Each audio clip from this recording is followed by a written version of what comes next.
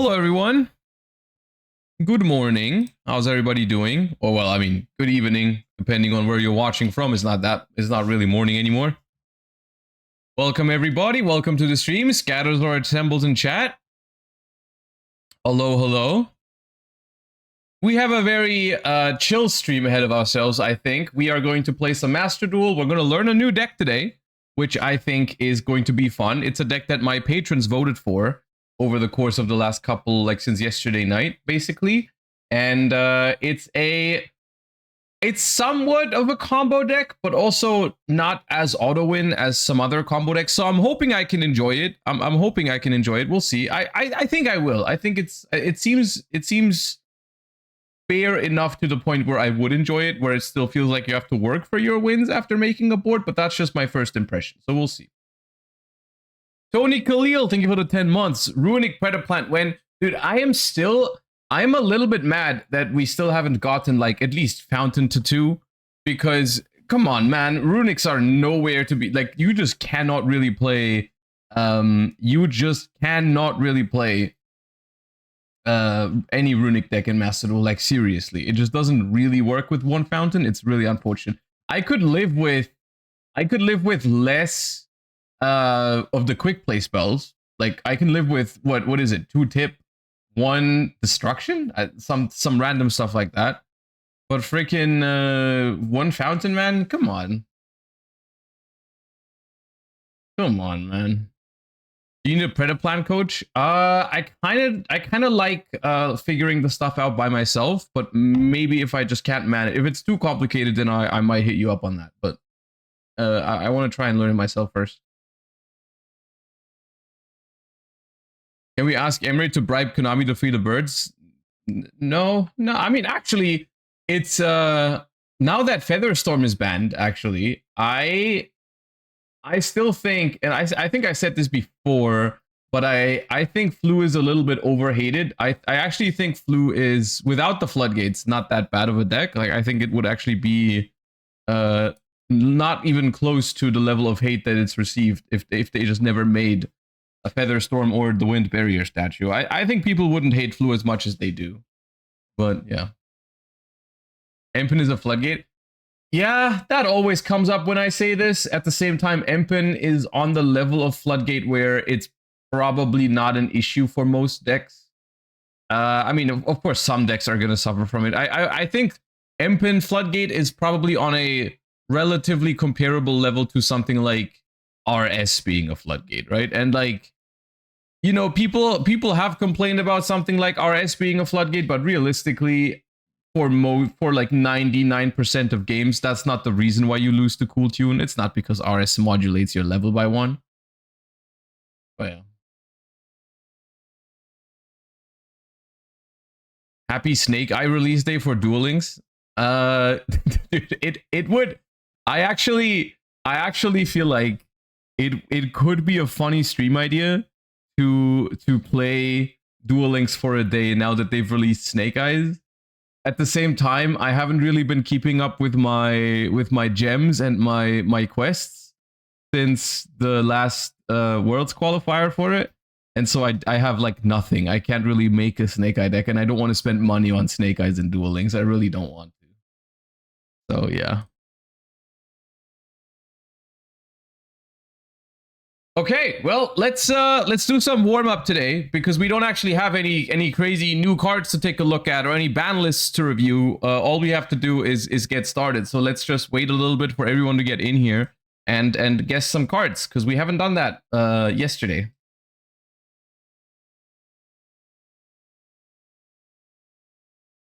It's like almost everything, but no Snake Idea Bellstar. The funny thing is that for Duel Links, like what matters more is how good is their skill. Because that is really that makes or breaks every Duel Links deck. Like sometimes they just release something into Duel Links where I'm like, yeah, that's gotta be broken for sure. But then it's just not, because they just didn't give it a crazy skill, and something else that was never a good deck in the TCG receives a completely custom skill, and then it's just a better deck. So yeah.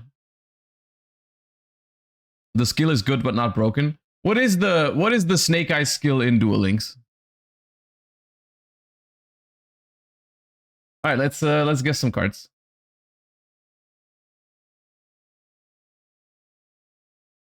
I have no idea what this is right off the bat.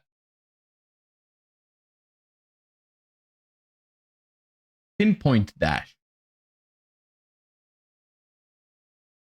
I could have guessed pinpoint landing.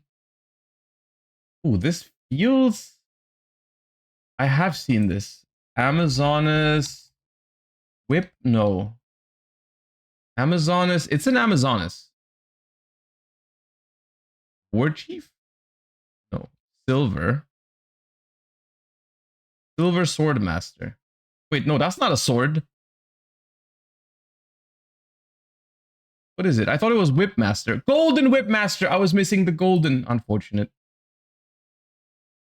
That is a rival at Ignister, isn't it? I know my cybers, don't worry. What is this? This is a left leg. Wait, no, it's a right leg. Yeah. Saved. This is Elegant Egotist.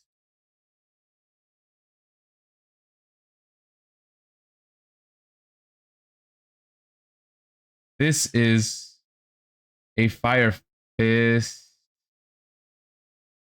But not one of the good ones. Hawk. Fire Fist Hawk. Okay.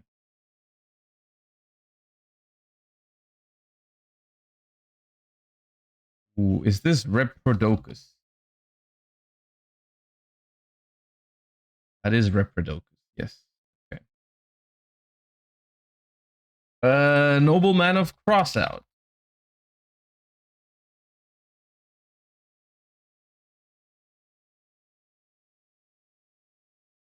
Ooh, wait. I almost have it. Yeah, that's Gorilla.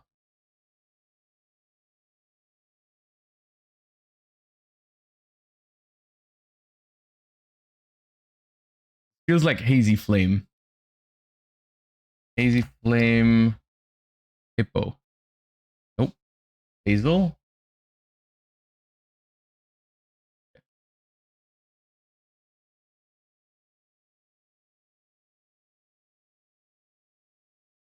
Ooh, I have seen this card. Something Styrene. Styrene Orca? Yeah.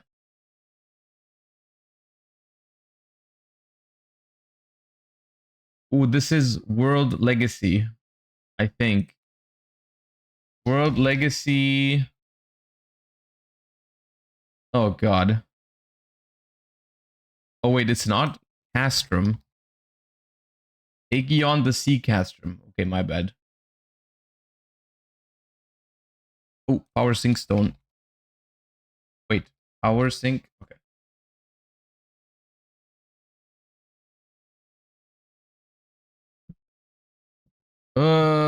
Abyss Actor, I think, but I'm not very good with those. It is something actor, yeah. Abyss Actor's Dress Rehearsal.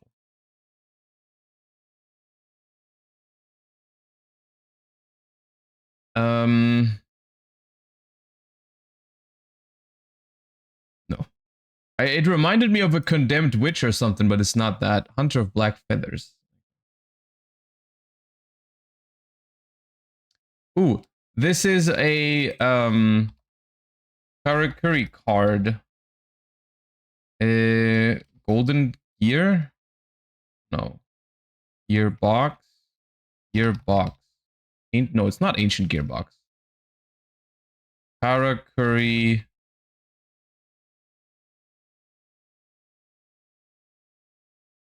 I should have skipped it. Lock? It's definitely a Karakuri card. Golden Gearbox. Does it really have nothing to do with Karakuris? Maybe I got bait. Maybe I baited us all. Oh, this is a Karakuri though. This is Burrito.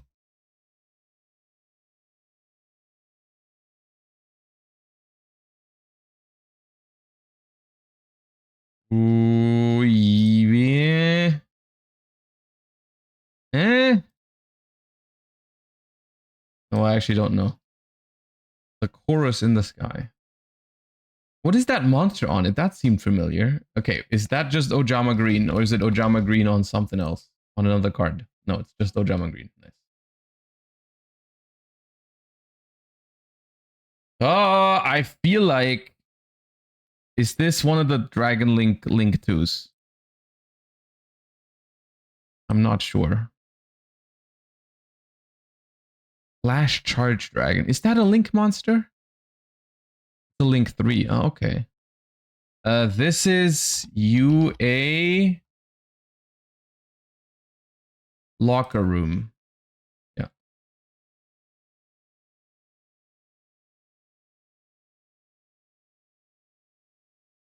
This is Secret Six Samurai.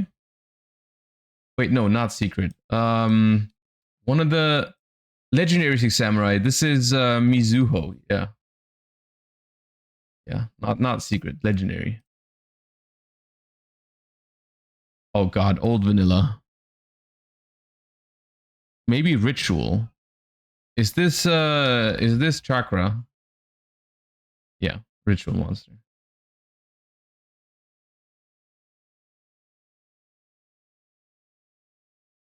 This is Super Heavy Samurai. Super Heavy Samurai. Soul Piercer. Yes. Yeah.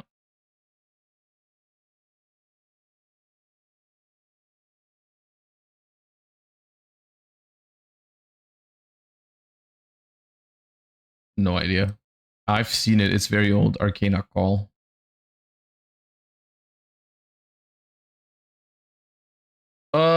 This is Satellar Knight. It's not Deneb. It's not Altair. House? Constellar House. Okay. Wasn't even a Satellar Knight.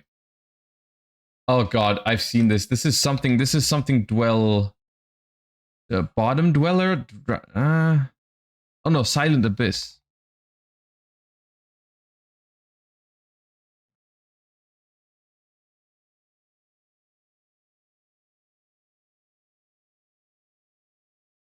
Hmm. Ah, what is this? Don't know. Oh, Zephyra. This is Naturia. Maybe not. Wait, no, this is Barkion. I think. Yeah.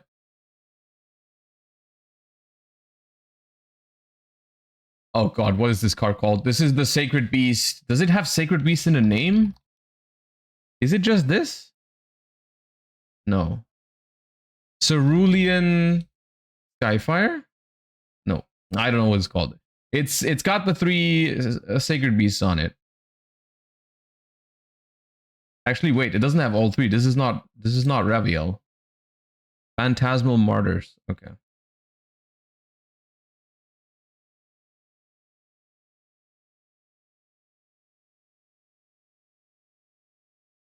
Don't know what this is. Never seen this in my life. Motor Frenzy.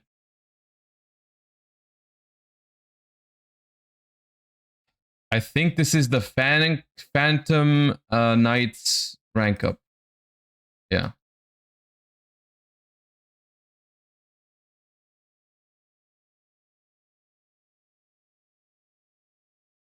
What is happening here? Oh, that is Sting Lancer, I think. B Trooper? That is a B Trooper though. I am confident that's a B Trooper. Oh, which one is that? Armor Horn? Okay.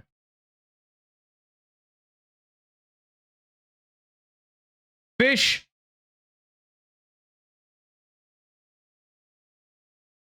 I have no idea. Jabbing Panda.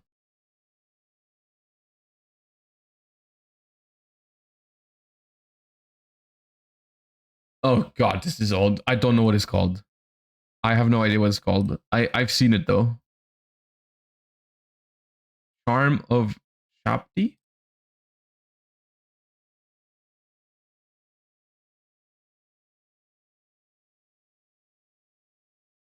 Who are you?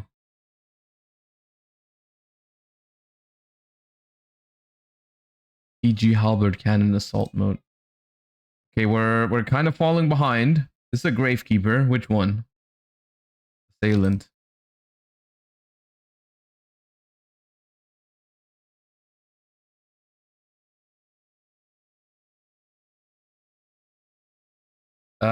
Something glass.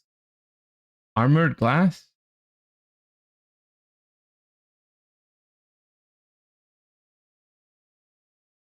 It's not Panther Warrior. It's Fusionist. I think.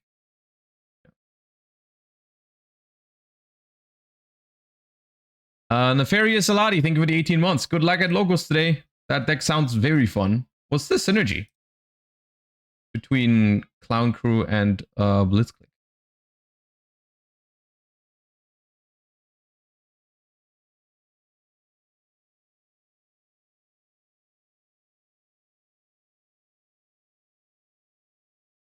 Is that Bikuri box? Yes.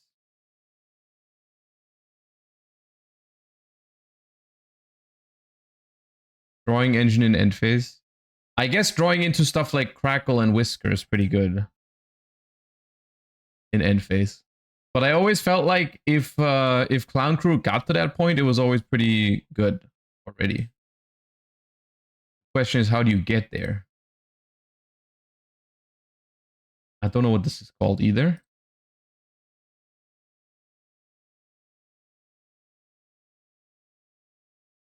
Okay, this is Sulfa Court. Definitely Sulfa Court.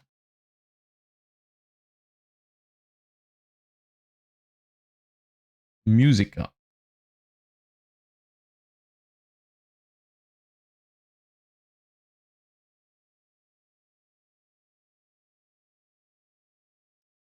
Okay, come on. We're being hit with a couple of really rough ones now. What the hell is a PM Captor?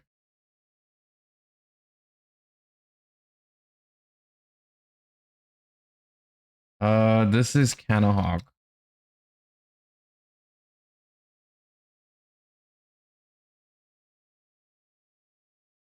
This is Beaver Warrior.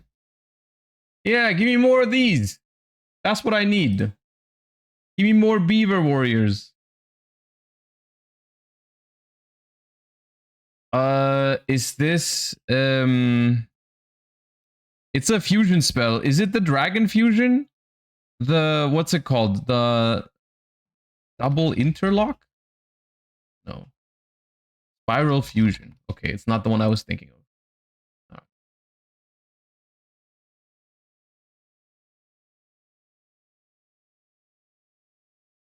of. I've seen this guy. I don't know what he's called though.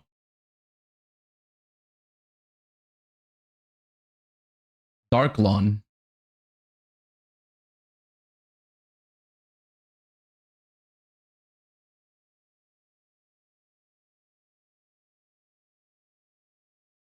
Man, what the hell is the Ally of Justice Thunder Armor?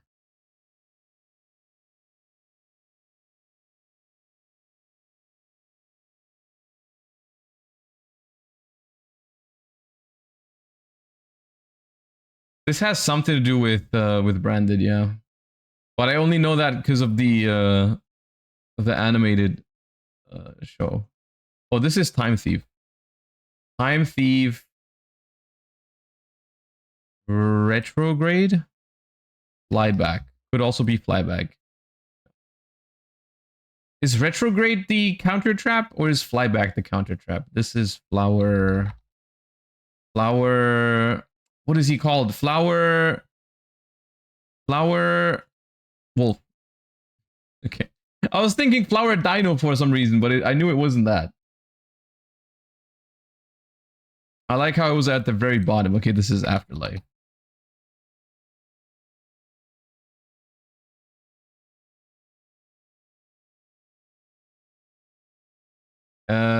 This feels familiar. This is the ninja, isn't it? What's the number on it? Crimson 12.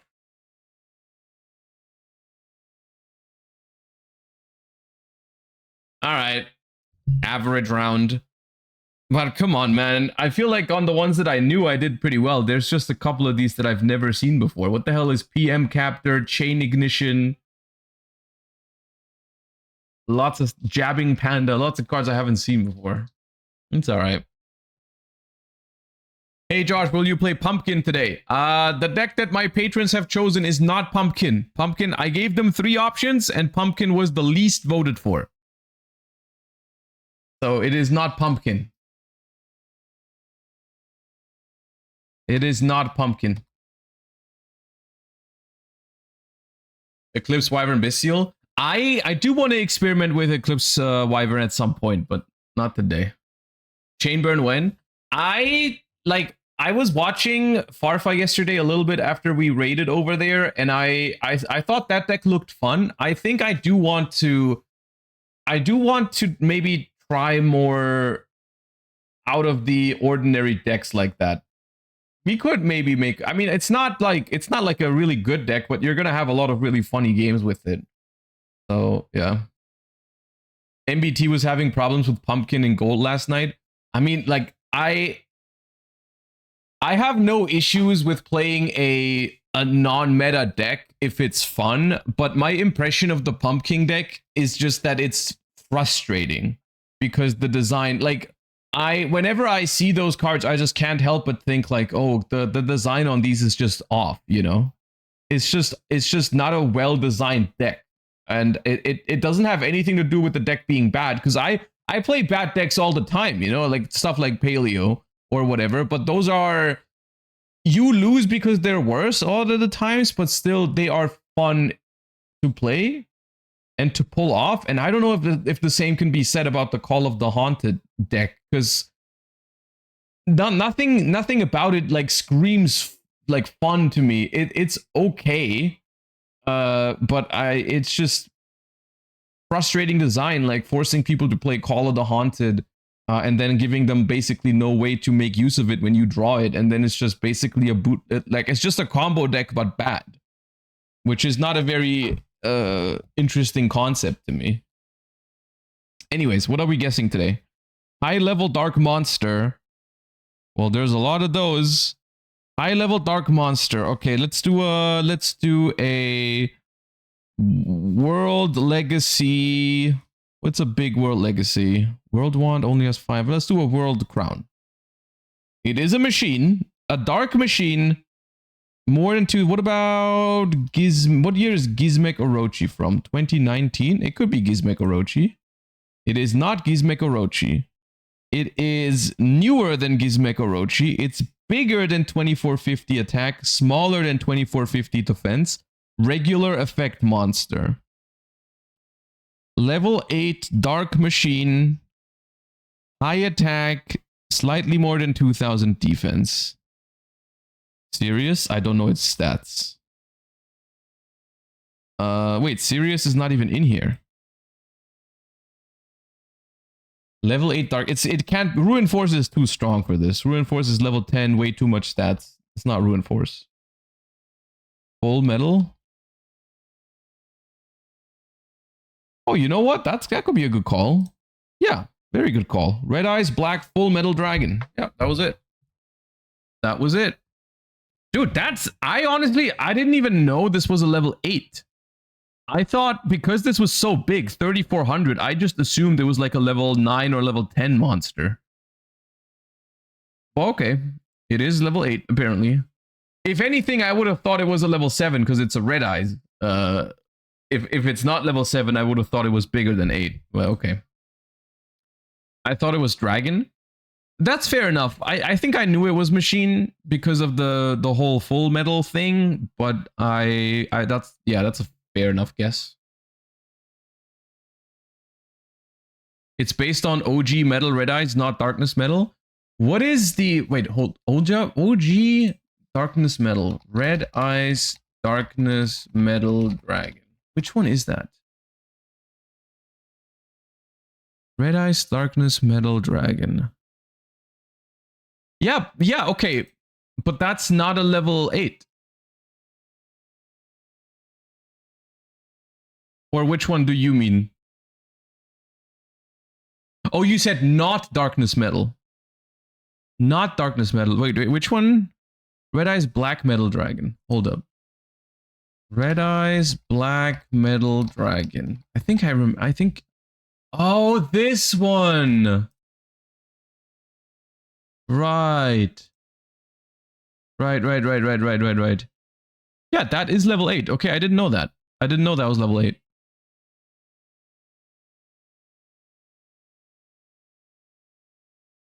Hold up, I'll show you. This one. Yeah. Yeah. I mean, that makes sense. This is one of the most illegal summoning mechanics, or it is one of the ones. I mean, it's not relevant, but must be special summoned from your deck by tributing Red Eyes Black Dragon with Metal Morph. This is one of those things that if you ever do it, it feels so illegal, because what happens is it doesn't start a chain or anything like that. In an open game state, you just pick up your deck, you search for this card, and you put it onto the field, which feels so illegal. Like, imagine in an open game state, your opponent just grabs their deck and goes through it. And you're just sitting there, you're like, what are you doing? What are you doing?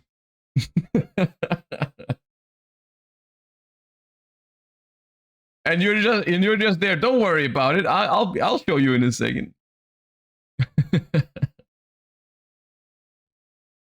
Okay. All right. Okay, warm up done. Let me tell you what we are going to do on today's stream, because I do think it is going to be a fun one, or I hope it's going to be a fun one. Actually, before we start, let me tell you about the schedule for this week, because it's going to be a little bit different. This week, there's not going to be a stream on Thursday because I have some appointments that I cannot move. So on Thursday, there's not going to be a stream. Instead, I'll just go live on Friday. You're getting a replacement stream. Don't worry, it's going to be on Friday instead of Thursday this week. The plan is this Wednesday, tomorrow, I'm going to go to locals, and it's going to be Genesis locals. So I'm going to record my locals tomorrow, and then we're going to take a look at it on Friday. And I also invited peeps on stream on Friday as well for a little bit of a discussion on the current state of Genesis format versus Advanced Constructed. So we're going to have a little bit of a talk on, like, has Genesis achieved its goals in terms of, you know, what it wants to be, and all that kind of stuff. And we're going to talk about the current state of Genesis with peeps. I haven't quite made up my mind yet what I want to play tomorrow, but I kind of do want to play like I don't want to play a meta deck. I feel like Genesis is one of those formats where one of the main, at least for me, one of the main what's the word? One of the things that I would want from Genesis format the most is to be able to play just decks that I like. Selling points, yes. One of the main selling points of Genesis is I would want it to be a format where I can play lower power decks or decks that I like, and I just want to be able to compete with that. Not necessarily always go undefeated. It doesn't need to be like you can beat any deck with anything, but just feel like the gap between the best decks in the format isn't as wide as with like your pet decks, right? And so I want to play a pet deck tomorrow, and then see my experience, and then discuss that experience with peeps on Friday. That was the plan in my head. So I'm gonna think about what I'm gonna play for that tomorrow. It could be something like we could whip up a paleo deck for Genesis format or something. Just anything that I like, basically. Like anything that I consider one of my pet decks, I want to bring to Genesis tomorrow and see how it goes. Right? Do I have a chance with a pet deck of mine? Right? And then I want to discuss the gameplay and quality of the gameplay with peeps on Friday. Did you register this time?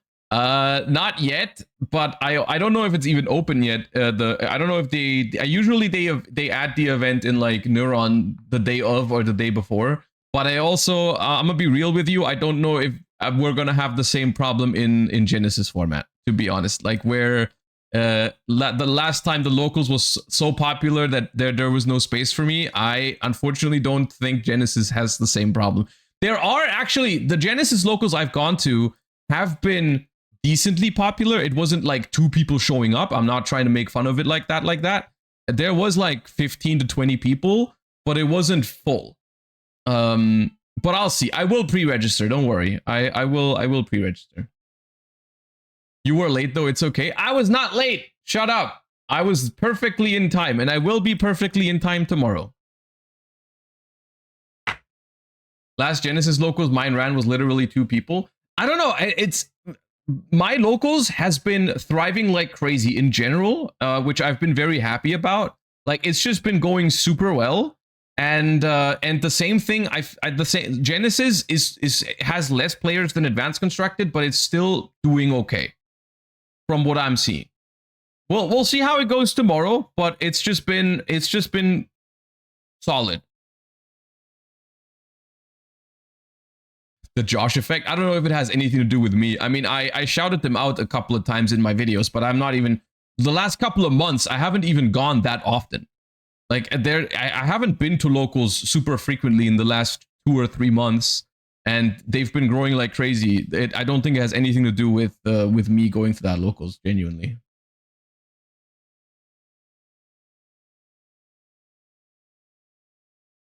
My locals is 15 people regularly and doesn't do Genesis. Yeah, I don't know. It's just that the people that are running my locals, they were very happy about Genesis format being announced. A couple of them play Genesis very actively. And so they made sure that we have a Genesis local. In the beginning, to be fair, in the beginning, they were alternating between Advanced Constructed and Genesis. So it was like 1 week was Advanced Constructed, the next week was Genesis on the Wednesdays. So it was roughly 2 Genesis and 2 Advanced Constructed per month, and then eventually they switched to only the last Wednesday of the month is Genesis. So you're gonna join Genesis regionals? I might, but it depends a little bit on how exactly it's gonna work, right? Like, is it gonna be on the same? Is it basically the same venue, same day as a Advanced Constructed regional? Then it's gonna depend on, do I want to go for points in Advanced Constructed, or do I want to just play Genesis? If I'm not going for, in Europe they are separate events as far as I can see, then I would go for Genesis regionals if I have time and if it's not too far away. Yeah, I could see myself going to Genesis regionals if they're in the closer area within like maybe an hour, maybe 2 hours maximum. I could see that. It depends on the state of the format, basically. I mean, but to be fair, I kind of do the same thing for Advanced Constructed as well. If I'm not doing Worlds points, if it's a format I enjoy, I'll drive or I'll go like maybe 2 hours for a regional. But if it's a format that I don't like, then I maybe won't go to that regional. That is something that I also do for Advanced Constructed. It depends. It depends on the format, pretty much.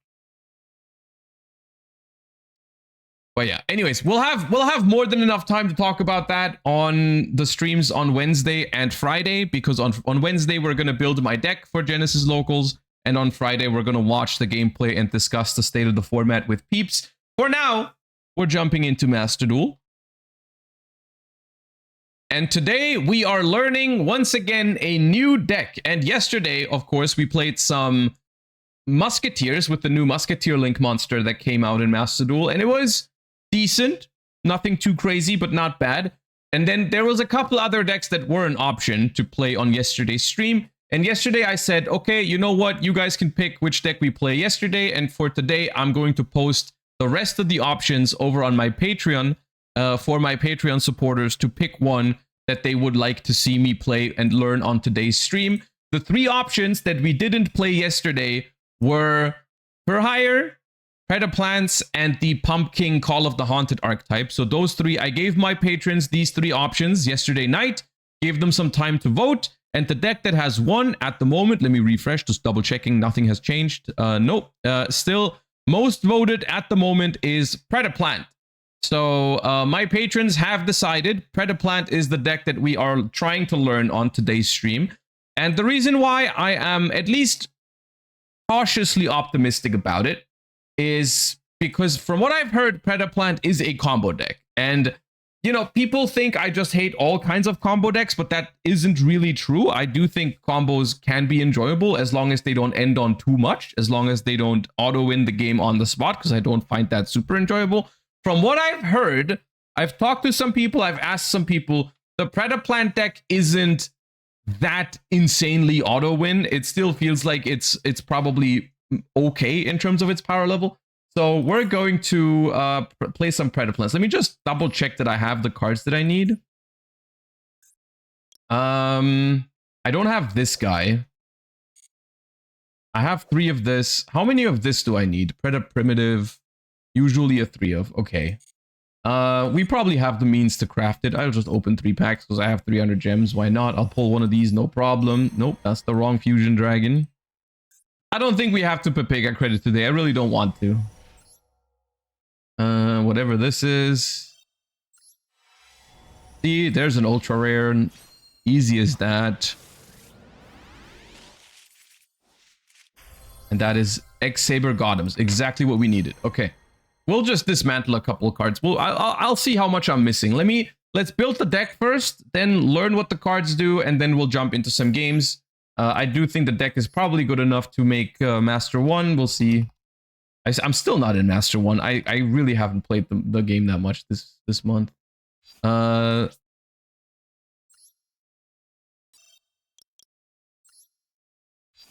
Dismantle selected cards. Okay, you can go, one of you can go, but those are mainly supers. Probably okay to have only one of this. Subspace Battle I'll keep for now. Eclipse Wyvern I'll keep for now. I'll get rid of 2 Delta of Invitation. Do the Pumpkin decks play multiple of this guy? If we ever try that. Why do you have 3 Rahu? Wait, I do? Yeah. It usually plays 2. Unfortunate. Can't dismantle that then. I can dismantle the Bahamut Shark. I have 2, and it's in a structure deck anyways. So wait, this is 1, 2, 3, 4, 5. Need more.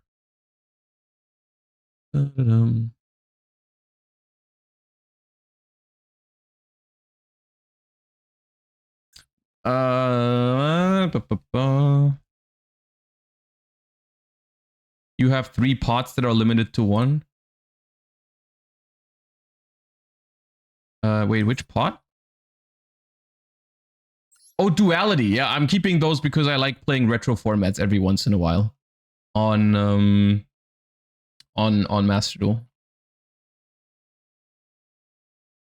What's your favorite combo deck in recent memory? Memento? Absolutely Memento, yeah. You have 2 Barons? Yeah, the second Baron was from some deck that played Pot of Extravagance, but I think I can probably get rid of it now. Big Jaws? I don't have Big Jaws. And I don't have 7th Ascension. I only have 7th Tachyon that I can dismantle. What if they ban Baron one day? Then I will be happy regardless of missing out on 20 UR crafting points. Don't worry about me. The day that they ban Baron in Master Duel, I will not worry about 20 crafting points. All right? That'll be no problem. Trust me.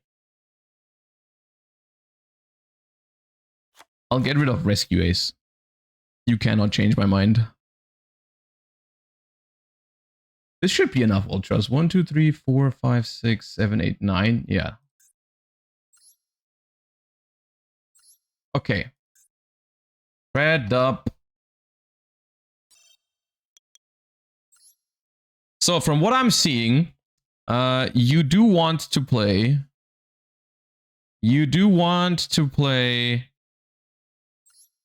Some amount of Scorpios, maybe not 3. A lot of the lists don't actually play 3. A lot of the lists play 2 Dragostapelia. And then we have 3 of this usually. Okay, I'm gonna have to craft some supers, but I should have enough. You play 1 of this guy. Some amount of Bib Lisp. 2 or 3. I've seen lists with 3.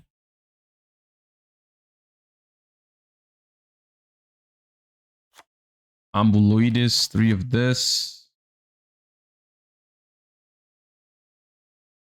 The lists usually have Predaplanning in it. It's funny to me that most of these lists don't even have Verte Anaconda in it.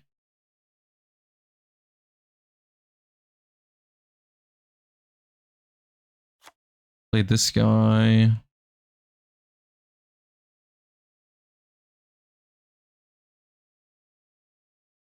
Wait, I still need Lil Lizard. Where's Lil Lizard? This is Lil Lizard.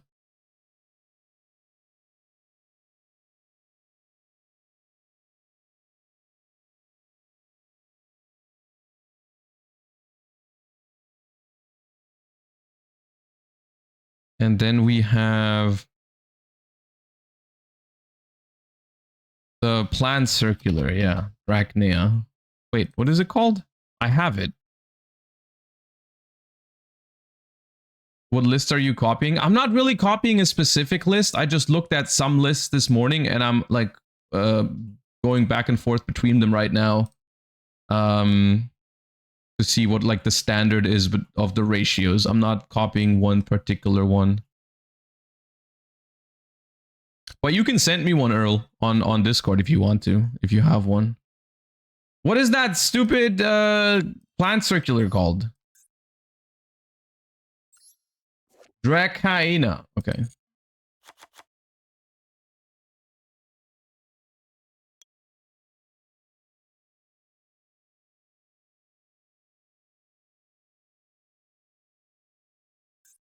Okay, wait, we're not done with the Predaplant cards. We still need a couple. So most of the lists I'm seeing play a Triantis. Play this, play this.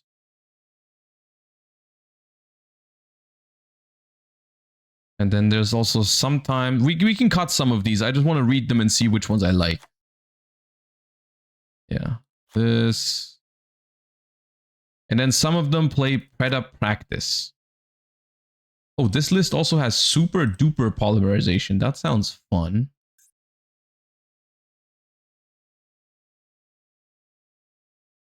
So, super duper poly.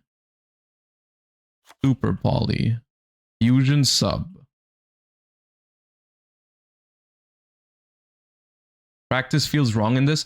I just want to read the cards to understand what the deck is trying to do, and then we can still take the card out. We're going to have to read the cards before we play anyways. I just want to like put in the cards that are options, and then we can still evaluate. Some people also play regular poly. Instant fusion is also really good in this deck. I don't have instant fusion. Okay. Called by Ash Blossom. Oops. Fua. Maxi. Cross out because I think we have a big problem with Maxi and such. Impulse. Tendril. Those are like the options for non-engine, I think. Yeah. From what I'm seeing. Can also play Fallen and the Virtuous in it. Can also play Fallen and the Virtuous. Some amount. Okay. And then extra deck. Some people are playing some Rose Dragons. What is the reason for this?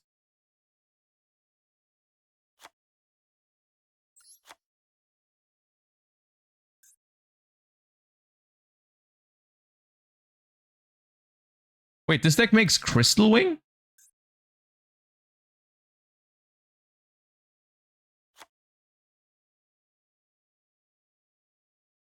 And then we also need this Predaplant Synchro. This.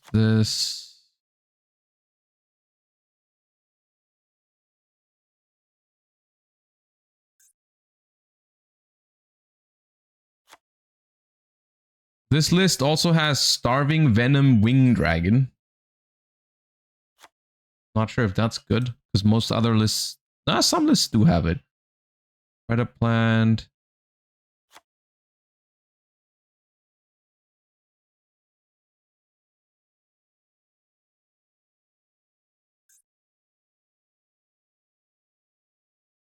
Heavenly Dragons. Mod Dragon Garura for the Super Poly.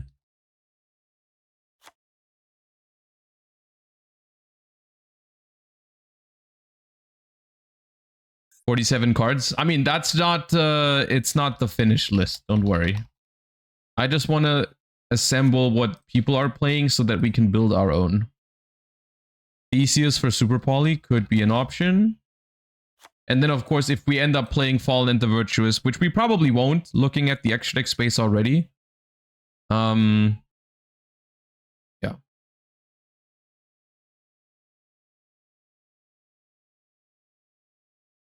Okay.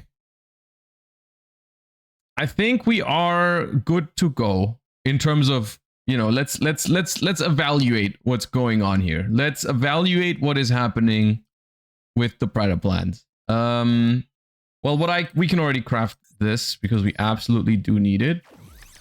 Got a glossy Preda primitive. Oh, free pack. Should have crafted one in case I pull one. Of course I didn't. Okay, we do need some amount of these. Here. Is it just me, or am I the only one who gets annoyed that when I craft, like, I'm happy if I get a royal, but if I get, like, if I have 2 regulars and a glossy, that kind of annoys me. And that just happened with every single card I crafted. I now have 1 glossy of this. I have 1 glossy of this and 1 glossy of this. This is like the worst outcome. This is literally the worst. Then we need a second Dragostapelia. And we do need a couple more ultras, maybe. But we definitely need the instant fusion. We do need to craft some more ultras, potentially. Okay. Alright, anyways. Well, I'm familiar with Orpheus Scorpio. I'm familiar with Darlington Cobra. I also know Biblis. This is really good. If this is Centigrave, add a Predaplant monster from your deck to the hand. This is why you can play Foolish as a starter if you want to. What is this? When an opponent's monster declares a direct attack, special summon this card from your hand. Oh, they played this in Duel Links. That's not a good sign. After damage calculation, if this card battled, you can destroy. If this card is destroyed by battle, if this card is destroyed by battle, or if this card on the field is sent to the grave by a card effect, you can add a Predap card from your deck to your hand, except Predaplant Saracenian. That doesn't seem great. You don't need this anymore? Okay, I'll cut this for now. Question. Can this deck self-droll effectively against Fuba or Maxi? Or is that something you cannot do? No? You die to droll? Oh, awesome. Okay. That I'm asking because that makes me want to play droll less. No, but you're fine against Fuba and Maxi? Okay. Because I don't really feel like droll is that crazy in Master Duel right now. I guess there is a decent amount of freaking annoying ass elf notes, but it's not even that crazy against elf notes. I don't know. Maybe I'll keep it, but okay. If this card is normal or special, you can add a Predap card from your deck to your hand, except another copy of itself. You can banish this card from your grave, then activate one of these effects. Place a Predator counter. Blah, blah, blah. Any of those monsters that are level 2 or higher, set a polymerization from your grave or banishment. I assume that in most cases you reset poly with this. Is that a correct assumption? I'm assuming the better effect is to reset a polymerization, or I mean fusion substitute is the same thing. Okay. This is circular. Banish a plant and discard from your grave, special a dragon from your hand or grave. How often is the second effect of this card part of the combos? Probably, right? Sometimes, yes. You do it a lot with Bramble Rose. Okay. Scorpio, Cobra, Lilizard. If you control a Predaplant or Starving Venom and this is in your hand, special summon this, then you can add a Poly from your deck to your hand. Okay, Premium Extender. Target one face-up monster on the field. It becomes dark until the end of this turn. If this card is special summoned from the grave, you can draw one card. Okay. You can only use each effect of Lilizard once per turn. How do we summon this from grave? Not a dragon. How do we... the Synchro 4. Synchro summon special Starving Venom from your face-up extra or grave. Okay. So we like the Synchro 4, you Synchro climb, quote unquote, right? You summon this as a level 4, bring this back as a level 3, and then you can go into a level 7. Is that what we're doing?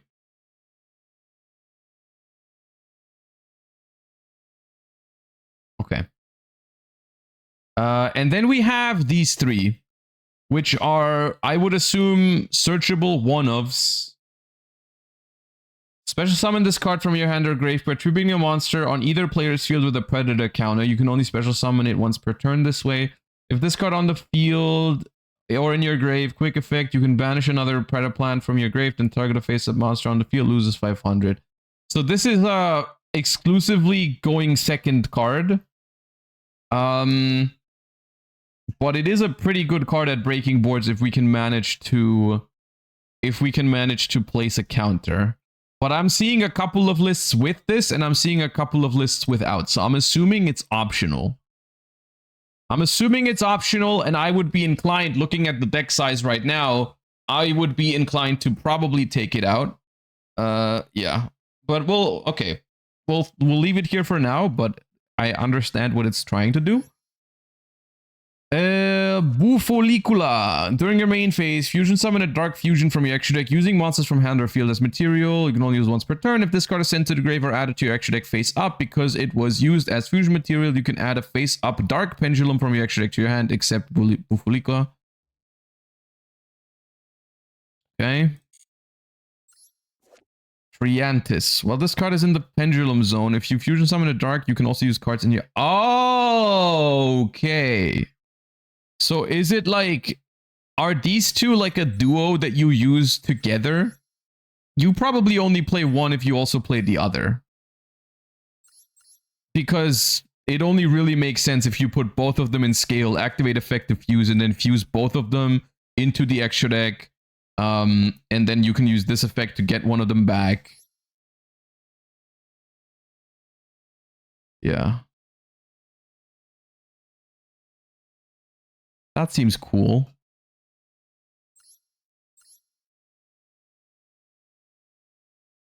For Predaplant standards, these are Ankh cards. Yeah, I know that not all of this is completely new, but I haven't played this deck before, so I still gotta read the cards, you know? I'm sorry. Yeah. You know what? These two, for now, let's leave them in. I think that's cool.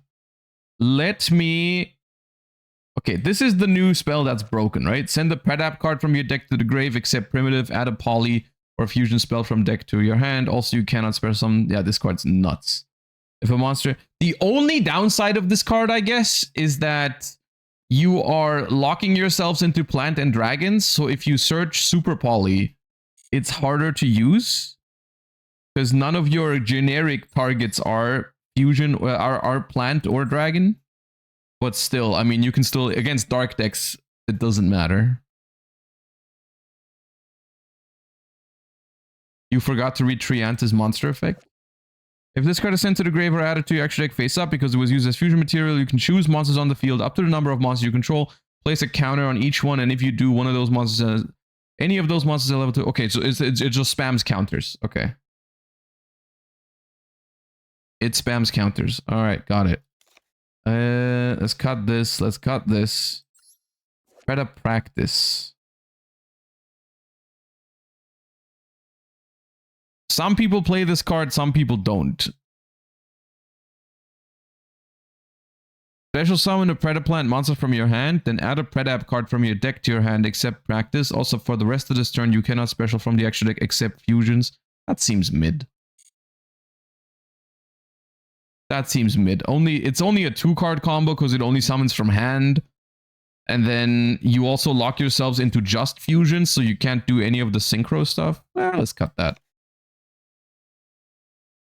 Okay, let's cut Fallen for the sake of extra deck space, and we are down to 41 cards. Not too shabby. A lot of lists only play 2 Biblisp. Because it's not a great starter on its own. You kind of want to send it from deck to grave. So maybe we do this and we have a clean 40 for now. Right? Now the trap. What is the trap? Send a Predaplant monster from your deck to the grave. Place a Predator counter on each face-up monster on the field. Any of those that are level 2 or higher become level 1. If you fusion summon a dark monster while this card is in your grave, you can banish this card from your grave, then target a card in the field, destroy it. The graveyard effect makes this good. Trap is the spell send. So we don't search this very often. Do we send it to the grave with this?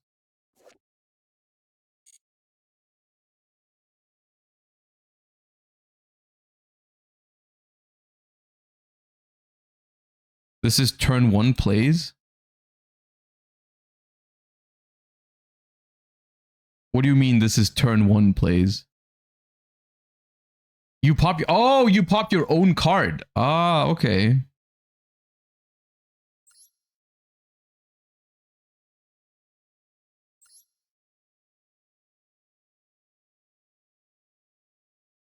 You set this turn 1. Okay.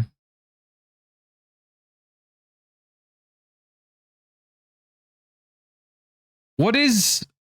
What in the extra deck here is absolutely mandatory? I mean, I'm assuming the super poly targets are flex. You do need this guy, right? This card is crazy. I'm assuming this guy is also a super poly target. We do need this one. What does this do? 2 darks on the field. This card is special summon. Target another monster. Change the attack to 0. Also becomes dark. Negate its effects. When your opponent activates a card or effect, quick effect, fusion summon a dark fusion from your extra deck, including this card. That seems very fun.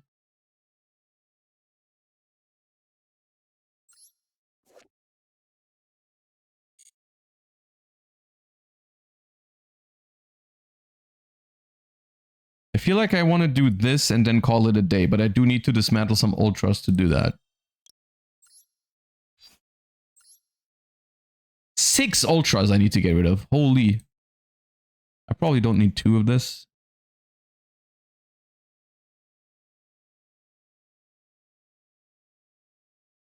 Six ultra rares, man.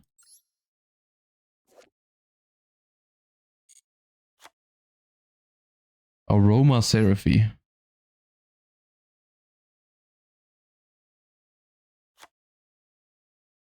We'll do the glossy Exorcist Betrayal, because that's good value.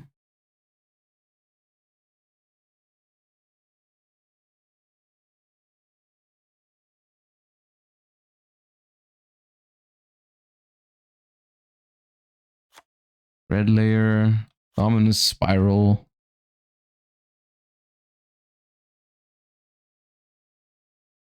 We're almost there. Wait, no, we are there. We have 6. This is 15. Yeah, no, that works. 61.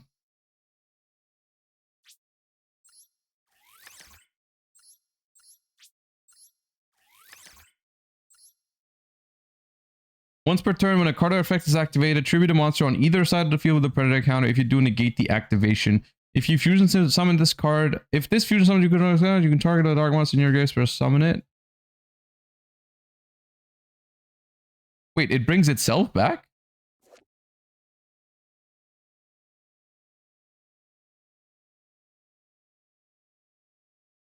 That's pretty good.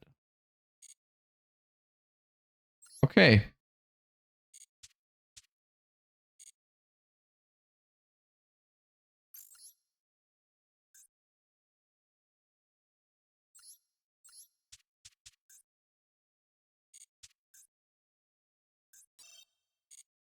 We are jumping in. Deck looks kind of based. We'll see. I'll probably mess it up a decent amount, but it's alright.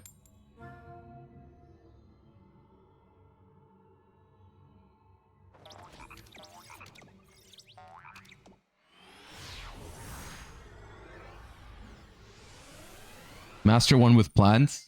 Yeah. Okay, we've opened no hand traps and we've drawn this guy, which I feel like is the one thing you don't want to do. It's up against branded, so we're not getting FTK'd at least. First hand Cobra Classic. I mean, yeah.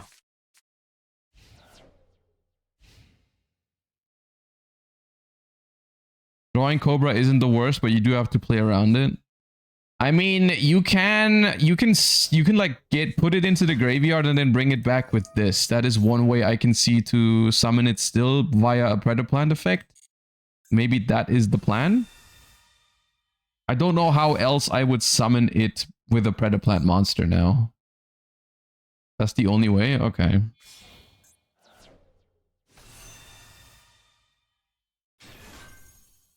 Yeah, searching Super Poly in this matchup seems really good because I can maybe instantly make this guy depending on what they end on, but they're probably not going to end on that many fusions.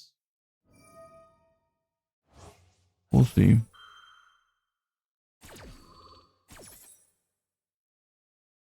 This matchup should be really good. Okay, now you're putting a lot of expectations on me. I don't like that because this is the first time I'm ever playing the deck and I don't know if my hand is the strongest, but oh, okay. I'll try my best.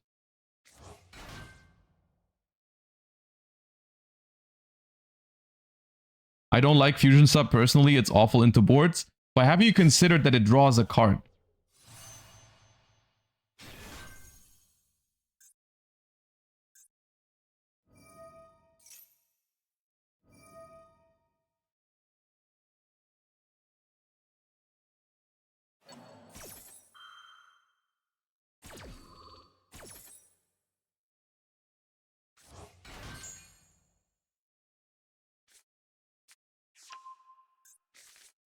A pretty good opener. Because they play Golden Sword Soul and Tri Brigade Spriggan's Kit. That makes the Fallen of the White Dragon opener completely insane.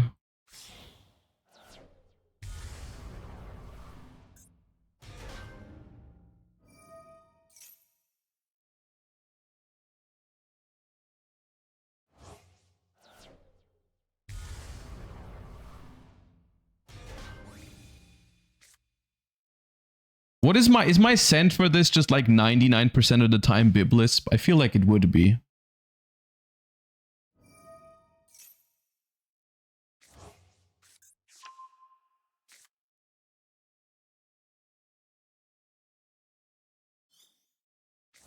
Now is the trap. Would it be maybe because I have this?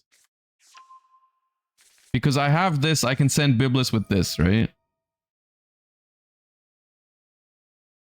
Send planning for going second. Okay.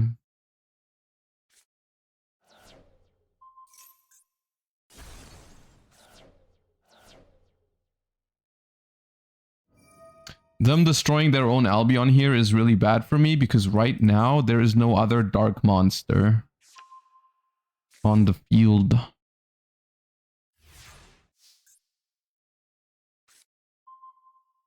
Okay, I've drawn Super Poly. I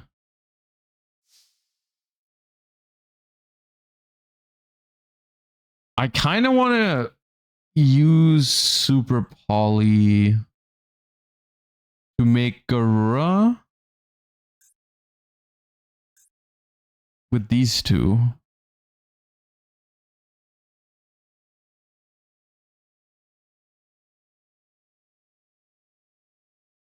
Can we bounce Mirror Jade so he doesn't activate the Grave effect? No, I think we have to like... I think this game we kind of have to go for game.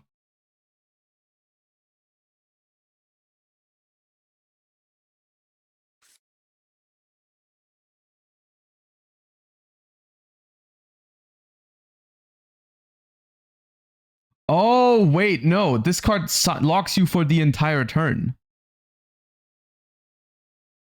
This locks you for the entire turn. I can't super poly into Garura. Yeah.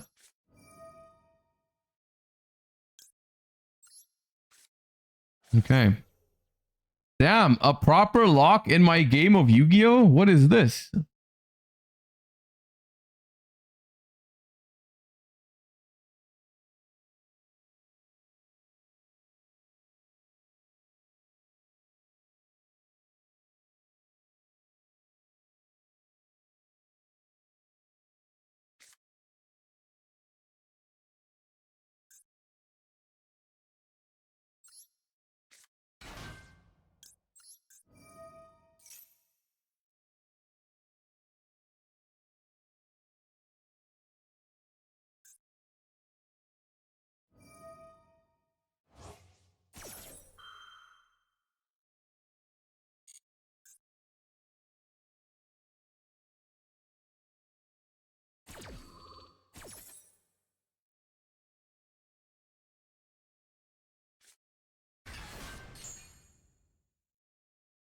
Okay, what is my ad here?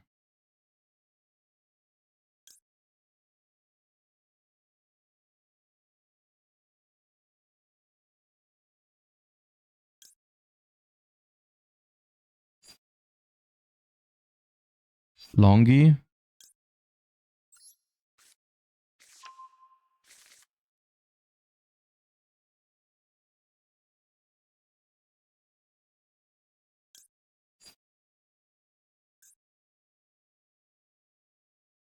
This is light. I feel like I got a super poly now into a Dragostapelia with these two.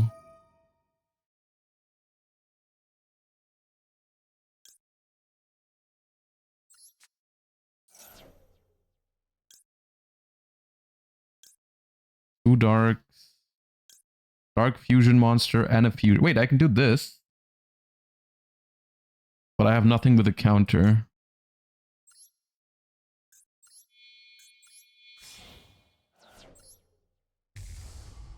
The only problem is that the Quem can bring back the Mirror Jade right now.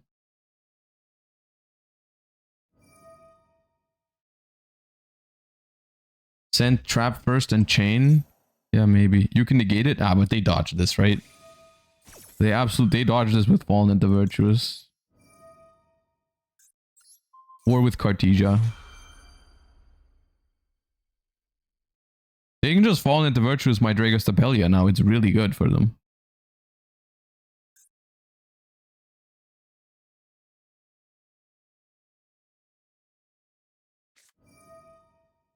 Or that. Even worse. Okay, this card Ash cannot be good for me. That cannot possibly be good for me.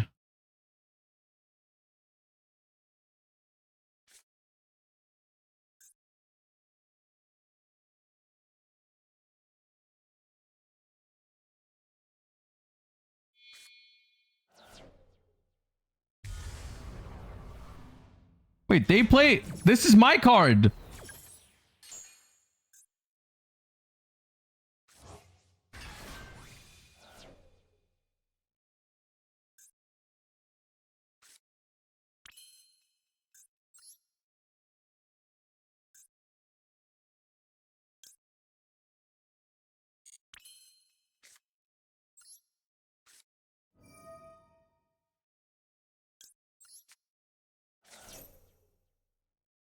They have to have... Yeah. Obviously. It wouldn't be a Josh stream if we didn't lose the first game to Ash going second. Because I do think if we super poly these two right now, it's actually really strong because they have a card with a counter on it.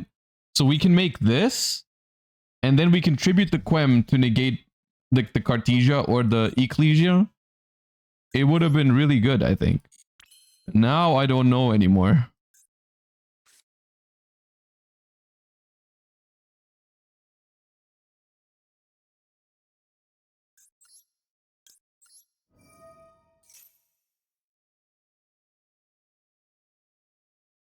Contact Fuse. I mean, yeah, we can Contact Fuse into the Daredevil.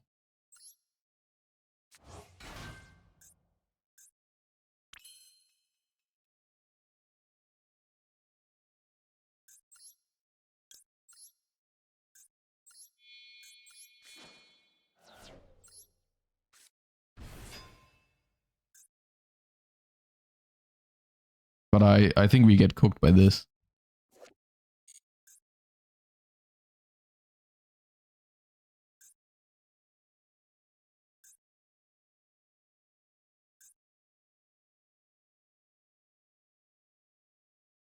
Also not a fusion monster, so we can't, yeah.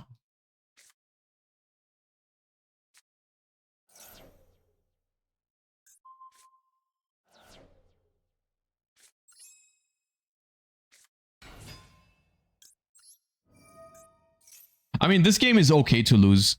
It's there's like almost no deck in the game that beats Branded going second when they open Fallen of the White Dragon, Ash, and Super Poly, and you have no hand traps or anything like that. That's all right. That's not on the deck, to be fair. We managed to do a decent bit of things, but this opener is just not beatable, I don't think.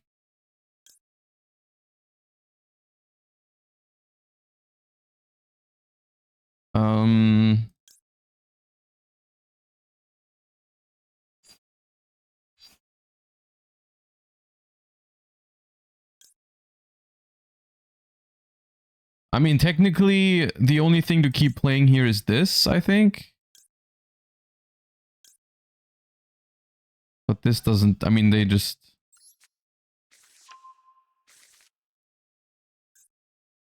We don't even have a search target for this, unfortunately, because we drew the thing. The set is Retribution, right? Or did they set Fallen into Virtues? I didn't pay attention in their end phase.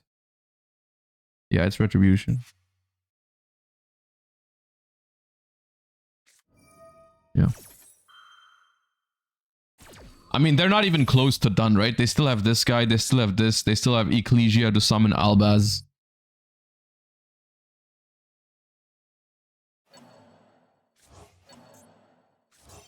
Not winnable.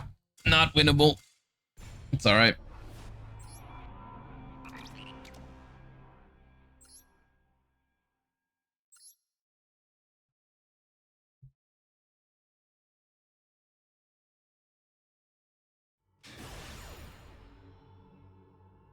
I think if that if the Preda thingy resolves to search the second Super Poly, I think we have a genuine chance, but not against the Ash.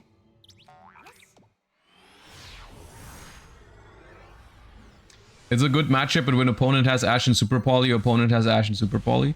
Yeah. Yeah. Okay. This has to discard a monster, which I don't know if I want to do that yet, so I'll start with this, is my thought process. And we'll send Biblis. Do not get Max Seed. All according to plan. And now the question is...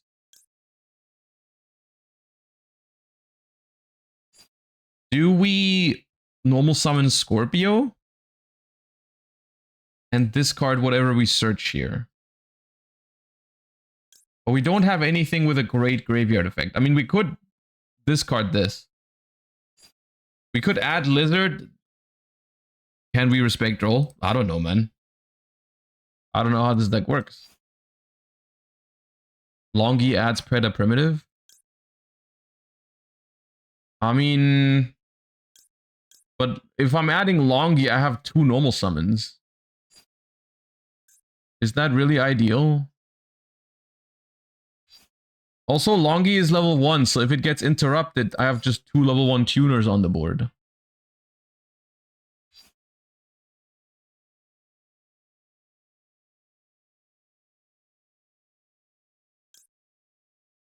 I like this.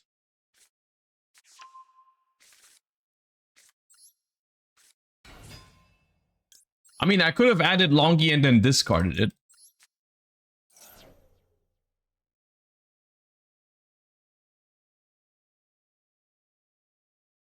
I could have done that too.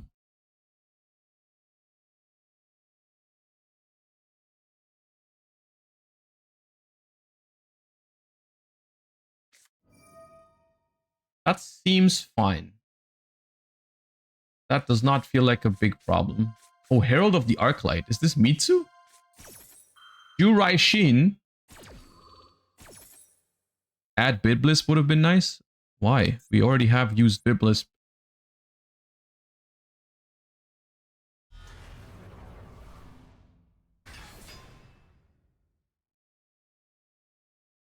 It's Synchrons. I mean, if they send Arclight, it's probably a Mitsu deck, isn't it? Okay, they send Malong. Pop this. We have two options. We can summon the Cobra. It's probably always the Cobra because Instant Fusion is freaking custom in this deck, right? Gotta be the Cobra.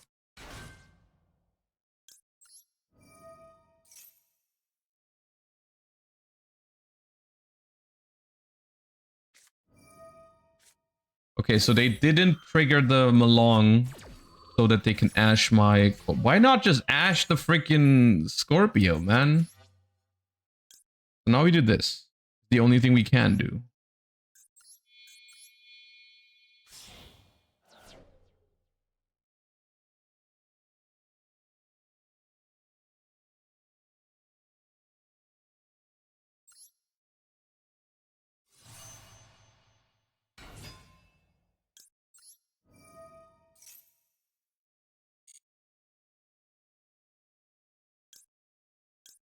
Once per turn.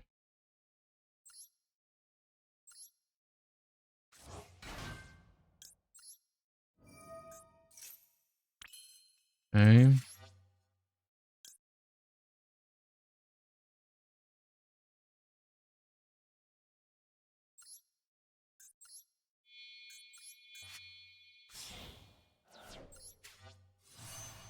This is where adding Longi was better because Synchro can reborn it to keep going.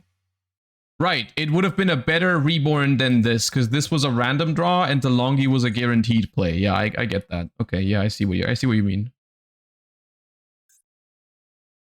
Cobra is once per duel. Oh, it's once per duel. So we said Predaplanting and pass. You use Bramble Rose here? Wait, why is Bramble Rose not a great interruption? Can't I just blow their board up on their turn?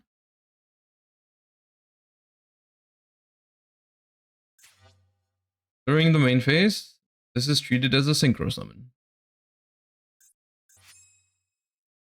Crystal Wing is probably better.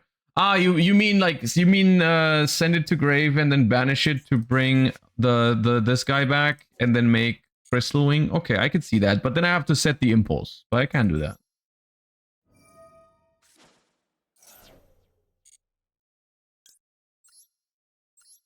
Yeah, Harmonia going battle phase would force out the Black Rose, that's true. So we don't use this.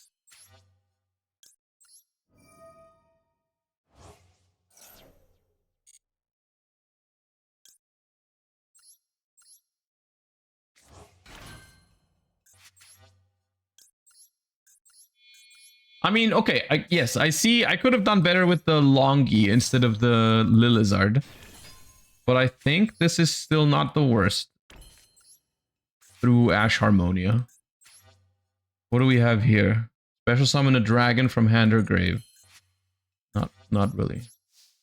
It's alright. I mean, Crystal Wing, I mean, we are heavily I'm thinking about using Predaplanting right away to make sure that I can search follow-up. Even when I have to draw in Lockbird. Also, I'm gonna put a trap in the grave for my impulse.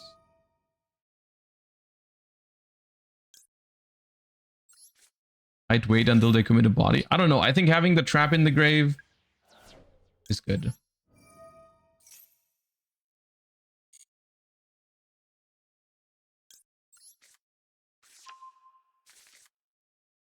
It can help against synchros, and it's funny because if this is Cool Tune, which I don't think it is Cool Tune, making this level 1, okay, it is Mitsu, like I said, it is Mitsu, it is Mitsu, it is Mitsu. Okay, let's Crystal Wing the Habakiri. Why not?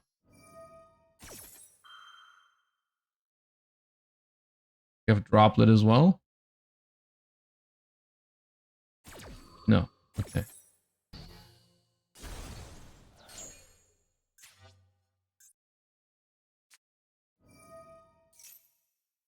Good hand, dude.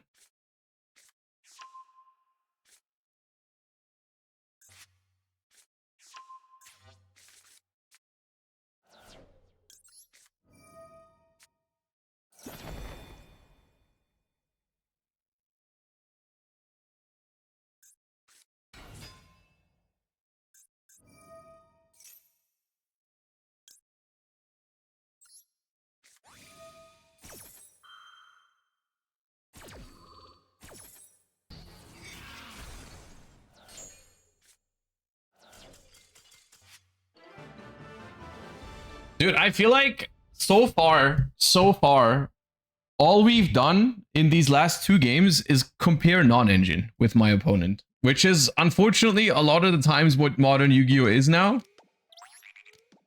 Because it's just like what my opponent played in the first game didn't really matter that much because they opened Ash Super Poly.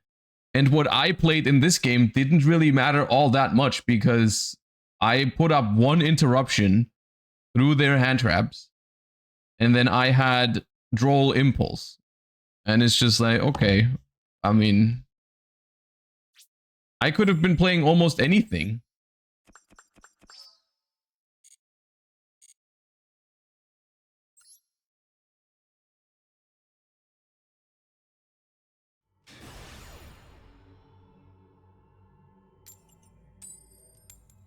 If comparing non-engine is the current way, then it's no wonder Cool Tune are gods of it. I mean, yeah.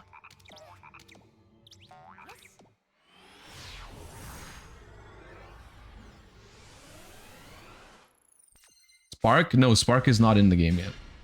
Oh, this hand, I think this hand is dead, right? I think I bricked.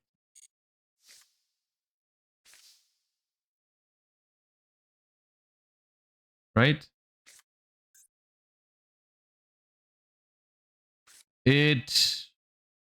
Would it play if we had a Link 1 for this? Not really, right? Normal summon this, link it off. You can't really search anything.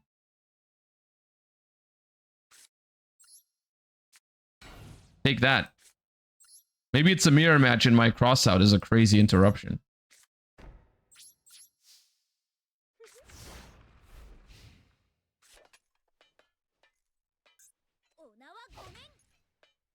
Oh yeah, because we have this, it would work because we could search the other skill. True.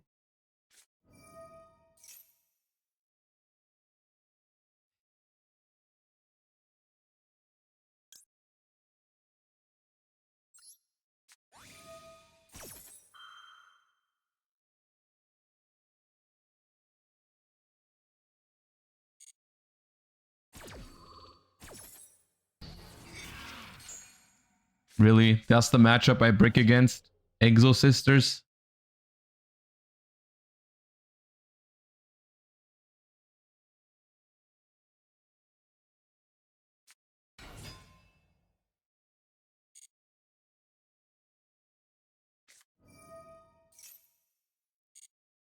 I guess I could have ashed this and then held Impulse for that. Yeah.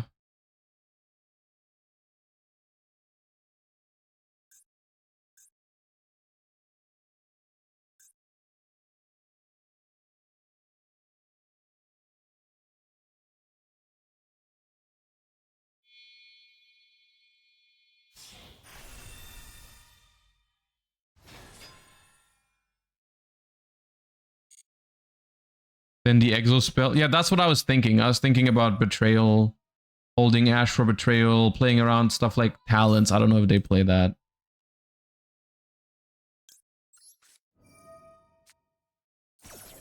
Oh no.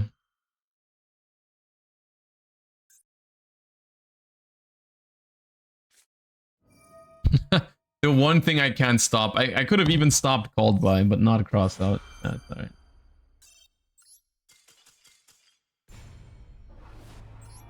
Against that, it doesn't matter, right? If I ash, then it doesn't.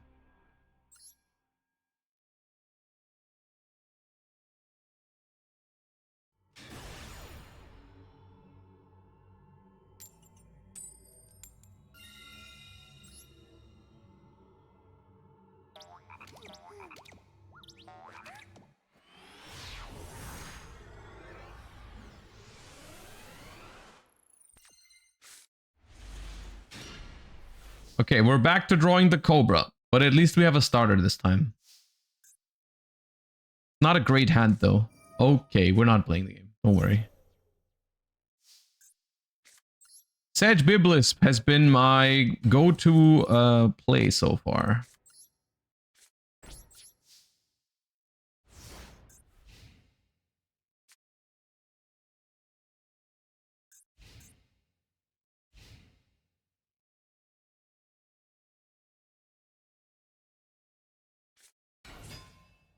What is happening?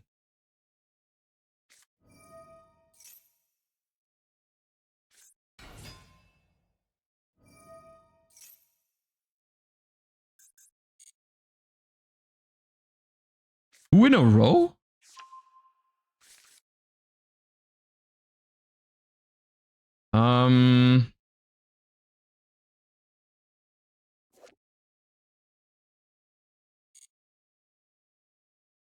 I cannot super poly. Oh, I guess it's a little bit of a gamble because if they make the what's it called? The dark one, that'd be really good for me to wait with super poly, but I think I'll just super poly now. And then Impulse Martha, hope they can't play.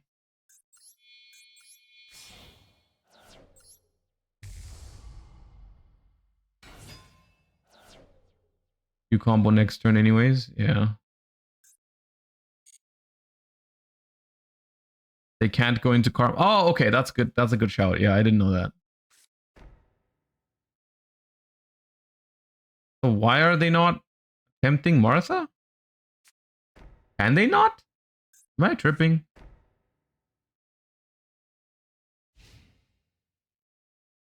Huh? Do they just like not play?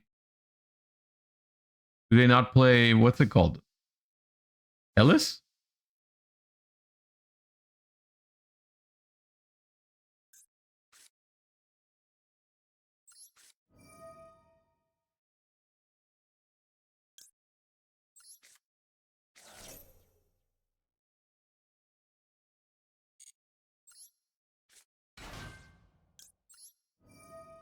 They have Martha in hand. Yeah, they just added it.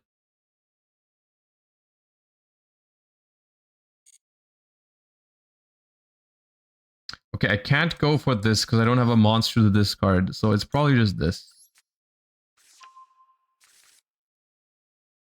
Verte would have been nice here. Yeah, I guess it would have been a good backup plan. I'll do Dark to play around Imperm.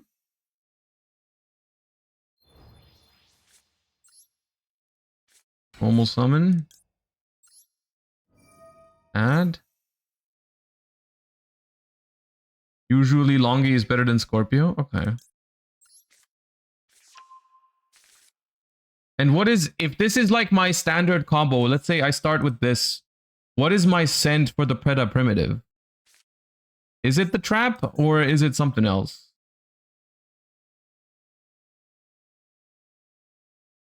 The trap.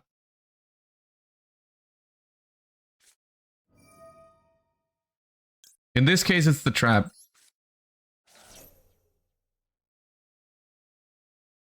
And is it always instant fusion? I assume it's always instant fusion in these cases.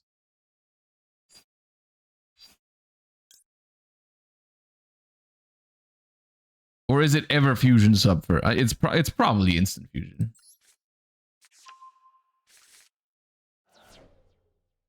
If I'm playing into a board, it could be super poly, yeah. Why is Impulse in a scale? Because I didn't think of it when I said it there.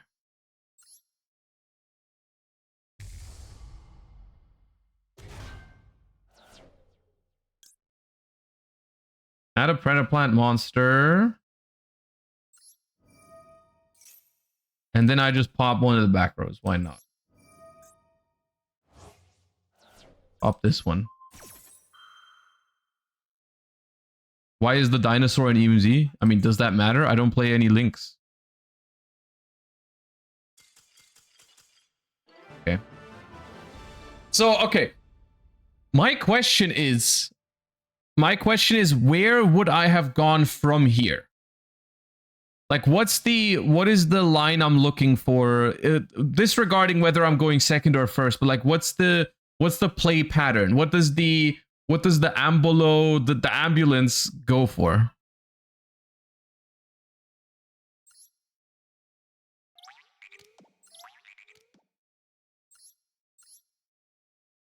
Ambulo summons Cobra from the deck. So this is like a Lone Fire Blossom, right? Tributed, special summon a Predaplant from your deck. Okay, so this tributes one, summons Cobra. Cobra adds fusion sub, and then you start fusioning. Then you start activate fusion sub, make. We have the synchro as well to like synchro climb, quote unquote. No, Cobra sends Super Paul. Add Super Paul, you get sub lizard. Oh, okay, but how do I get the lizard? How do I get the lizard?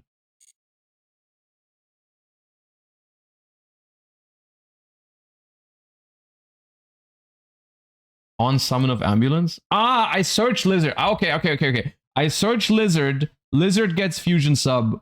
Then I tribute for the Lone Fire Blossom effect to get the Cobra. Then the Cobra gets me a Super Poly to set. Because that's part of my end board.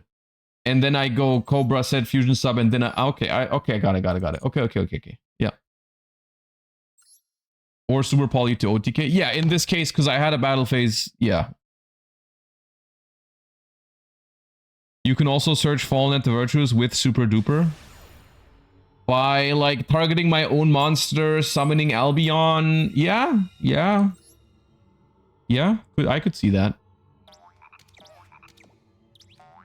Are you enjoying this deck? I think it's too early for me to say that, realistically.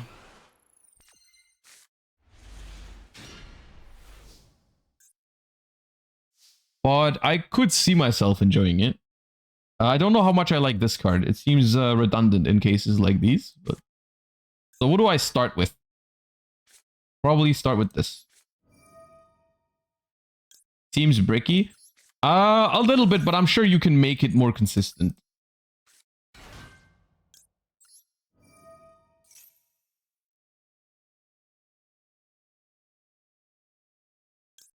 I feel like here it is O for Scorpio because I have Primitive in hand already.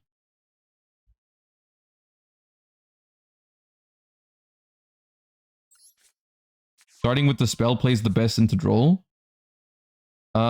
Because I can search a Super Poly right away? I guess, yeah, maybe.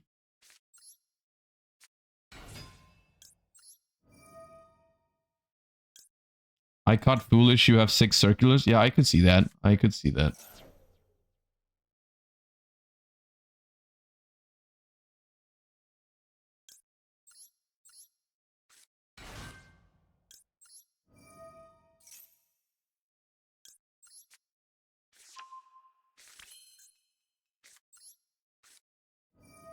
I'm just freestyling.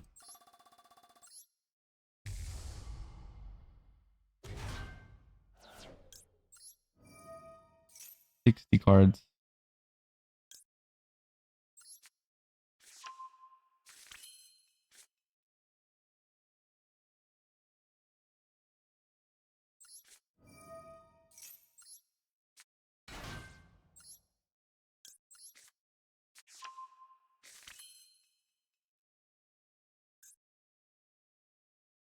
Not going through Longi Nephila. I mean, I will go through it now, right? This can summon it.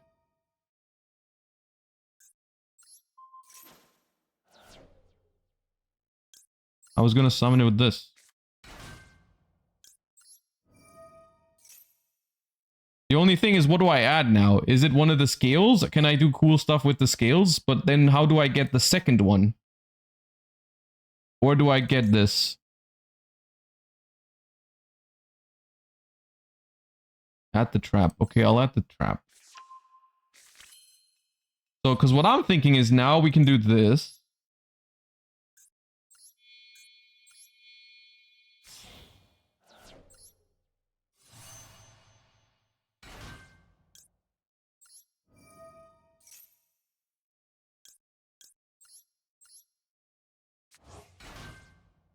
Try to draw non-engine. Good job, Josh.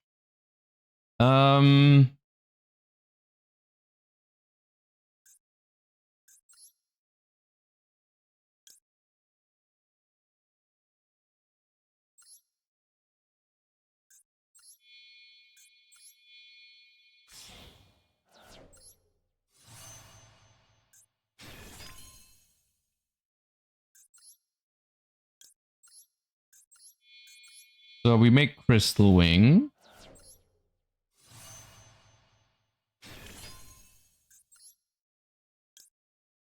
Set Poly from Graver Banishment. Activate Fusion Sub.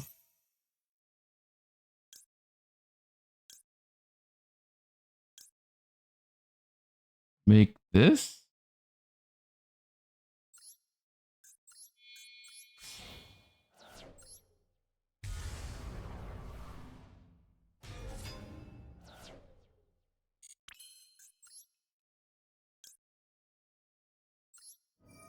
Draw a card with sub.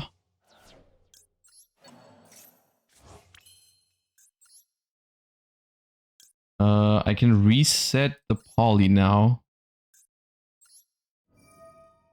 But where do I get the bodies from to do another fusion?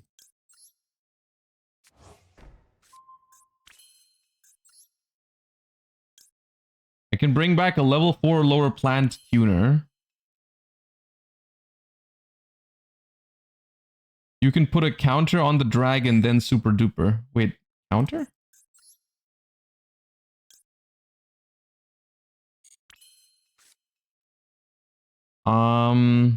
Where do I get a counter from?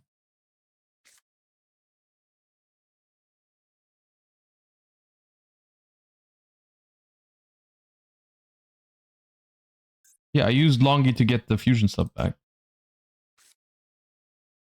Is there anything... I mean, I can still add a super poly to add to the end board.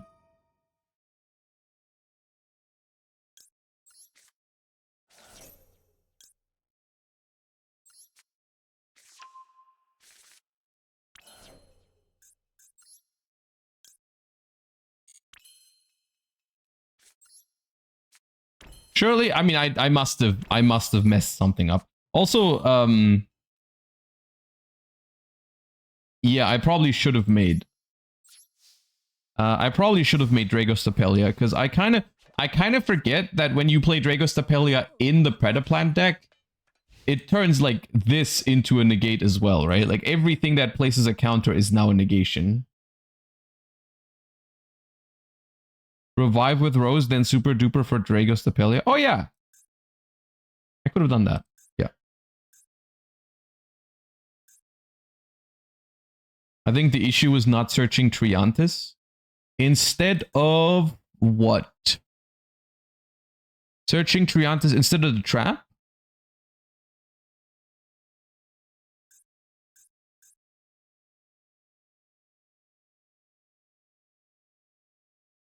You don't use Triantis turn 1?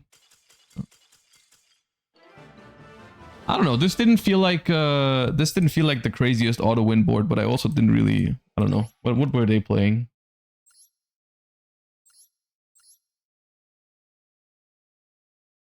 Okay. I feel like if there was a deck that could have broken this board, it was some engine pile like this. But maybe their hand was just bad.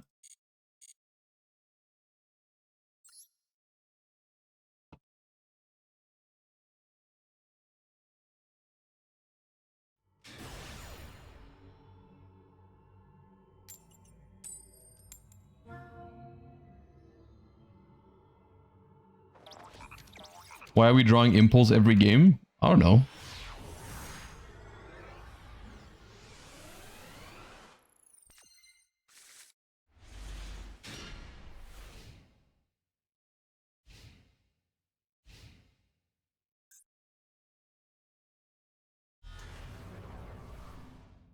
Oh god.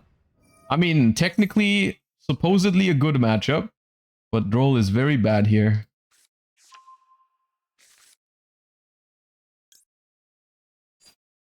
Honestly... Oh. It's my super poly discard. They just chain this to draw anyways. It doesn't do anything.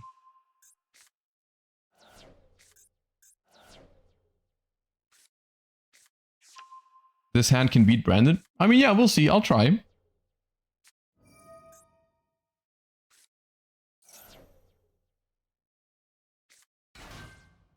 It is a good hand.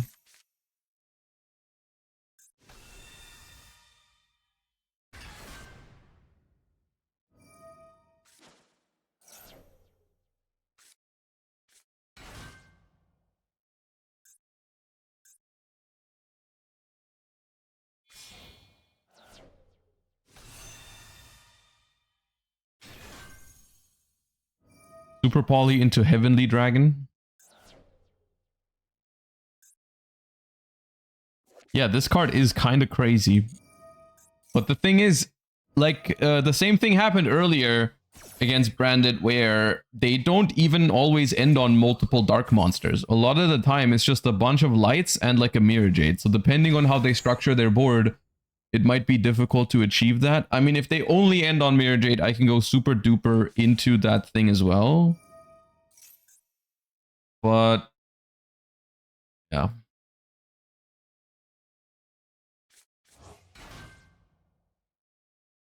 Same type and attribute. Wait, no, I can't. I don't have a worm. Yeah, it doesn't work on Mirror Jade.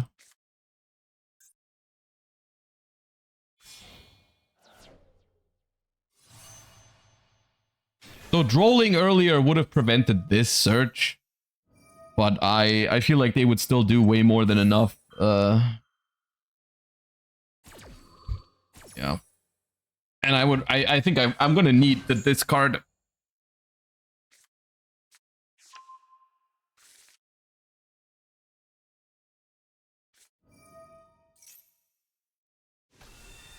Okay, the Merc being on the field, if they try to keep it there, is actually not bad for me, because that means there is a... That means there is a second Dark.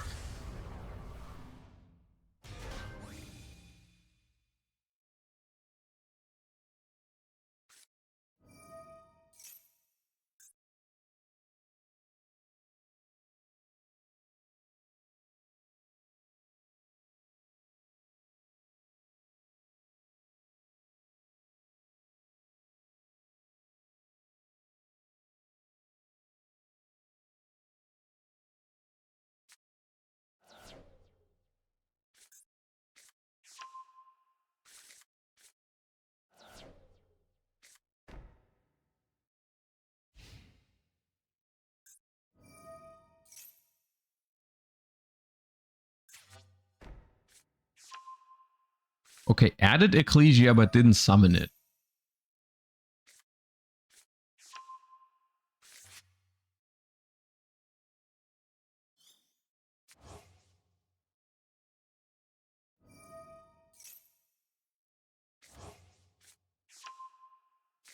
The issue with being able to super poly the Mirror Jade is that the Quem brings it right back, technically.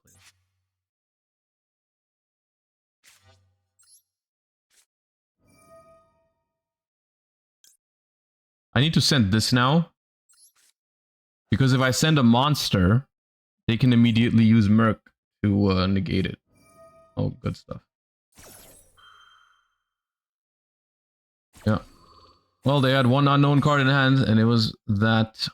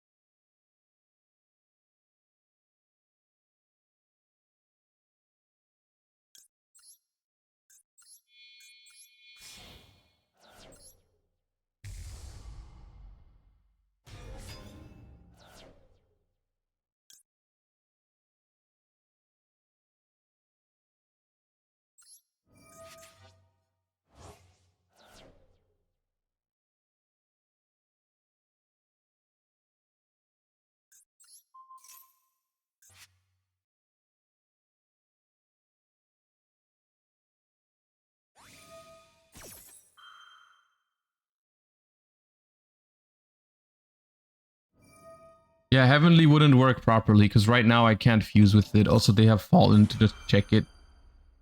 I mean, Fallen also checks this, but at least this forces it here, and it's still gonna leave the Quem with a counter.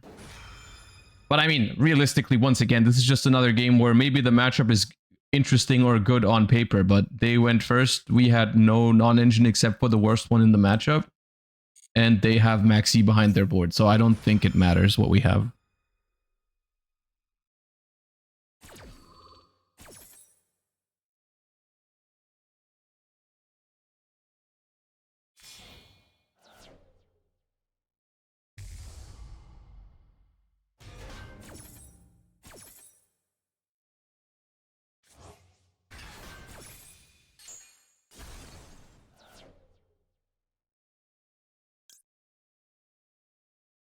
Target of fusion you control, destroy it. No, thank you.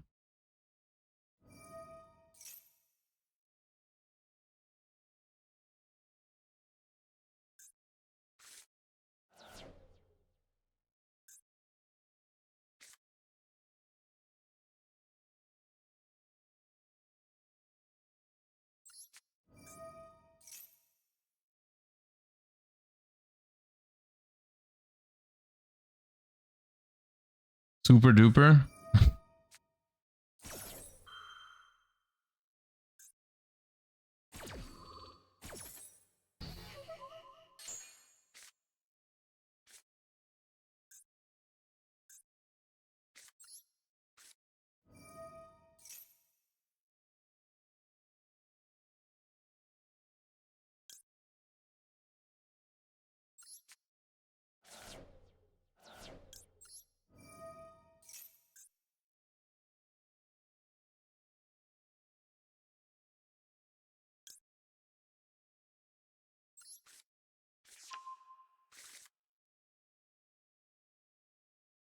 Make Preda Power Dragon with Super Duper. What is the point on this card? Like, what are you trying to do right now? I cannot target the Mirror Jade with this because I don't have a worm in my extra deck. So I would have to make it with my own Dragostapelia, and there's no card with a Predator counter on it. This card doesn't have an effect right now.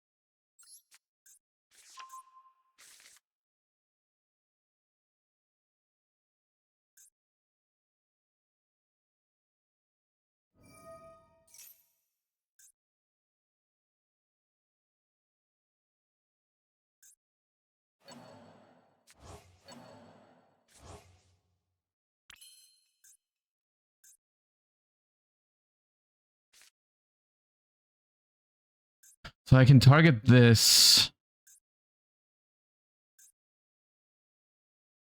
Special this.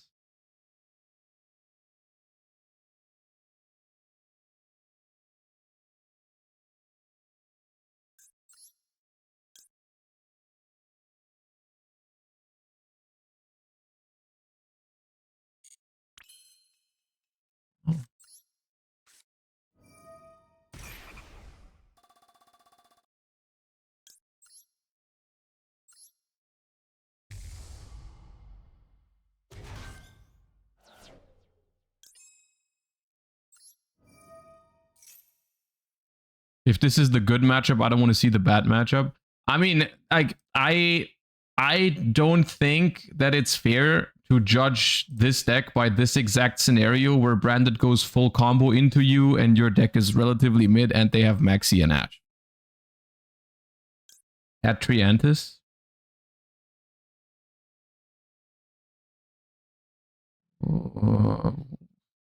Why? Has Mirror Jade been used? No, they can use it still.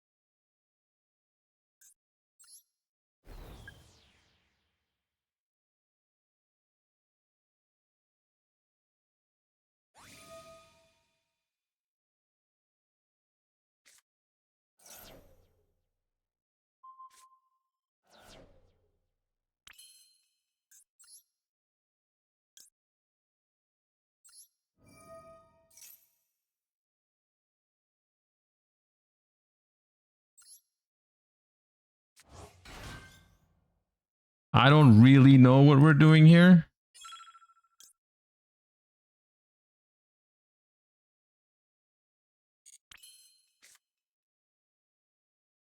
Like this card, we just added a vanilla monster to our hand, by the way.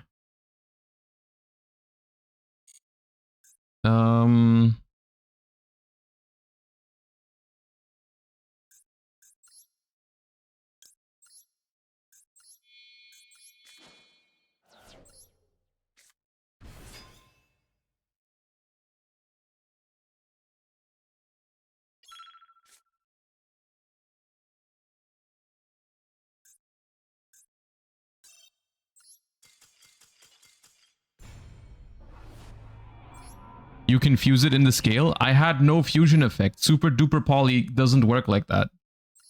Super duper poly, you only fuse with the two cards you like, the one you targeted and the one you summon. We win this if I was on VC? No, we don't.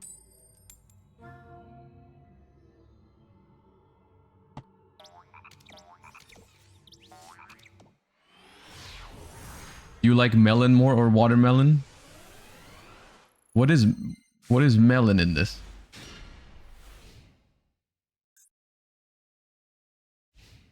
One way to find out? Yeah, think about it logically. I did that already. I did the work for you, Earl. Don't worry.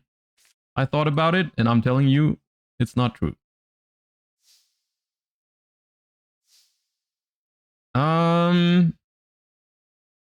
Okay, our opponent has bricked. I think I found a win con going second. Let me just try to... It's very confusing to me that the deck now has... They added another normal summon to the mix. But I do think normal summoning Scorpio here seems good.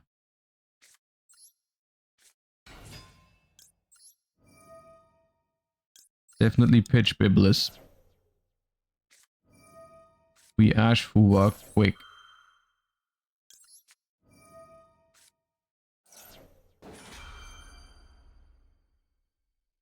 It can never be easy for... My life can just never be easy, man.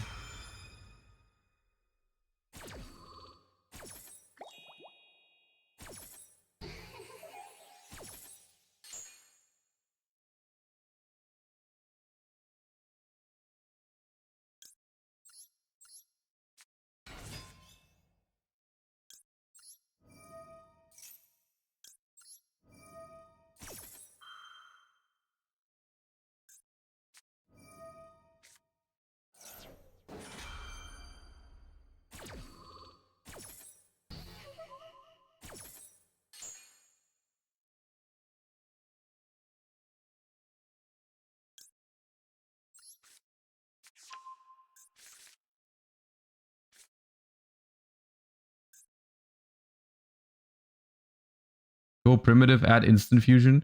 Don't I just kill them with double super poly?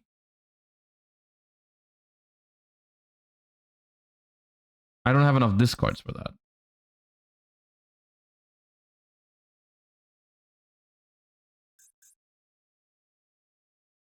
Go primitive, add instant fusion. That's a lot of draws, man.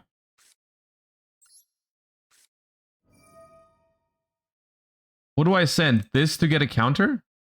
And then bring back the Biblis?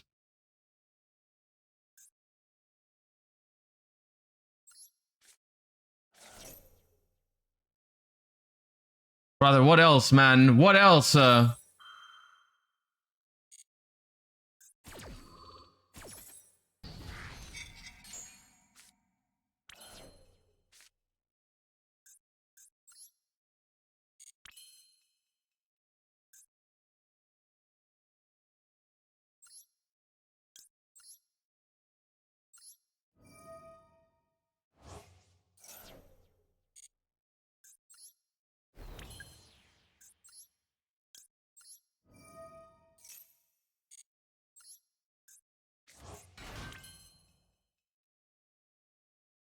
So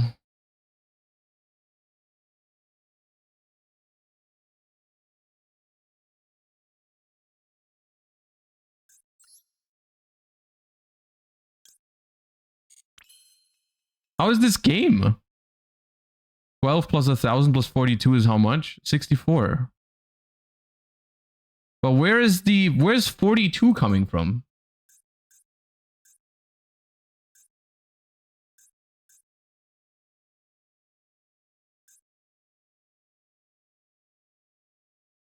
Gains attack equal to the total original attack.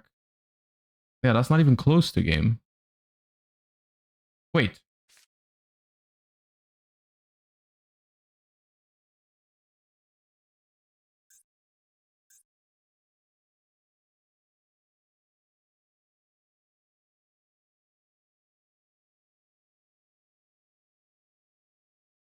Oh yeah, it doesn't count itself. It doesn't work.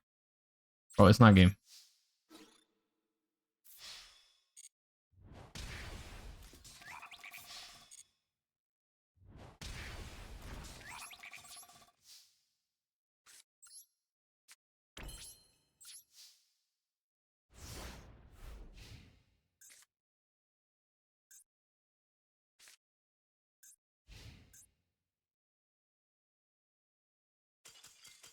Easy.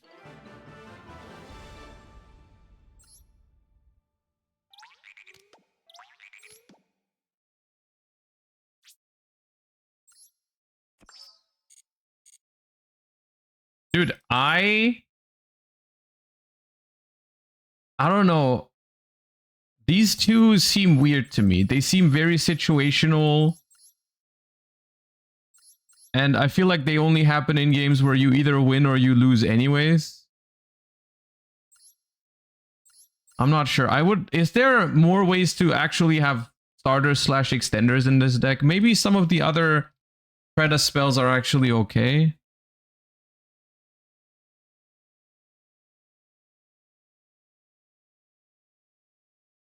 Transit Fusion.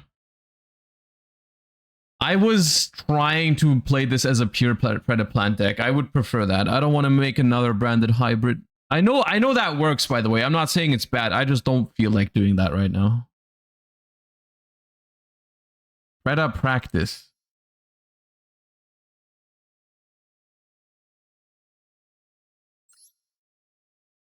Preda Pruning.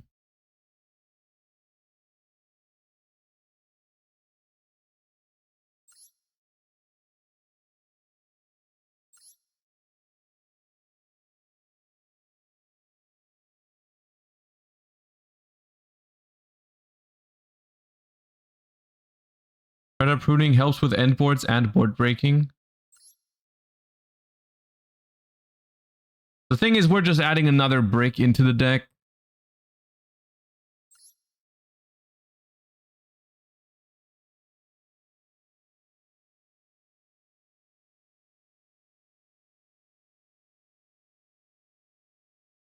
This is a good extender, at least. I could see playing more of this as like a pseudo Cult by the Grave.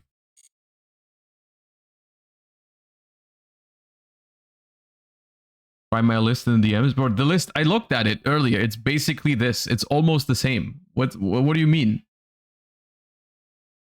You're just playing two Nibiru's instead of Crossout and like one other card. You're acting like it's a fundamental difference.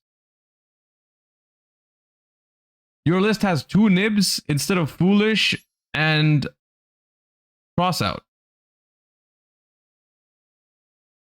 And Bro's like, trust me, it's gonna change your life if you cut Crossout and Foolish for two Nibiru's.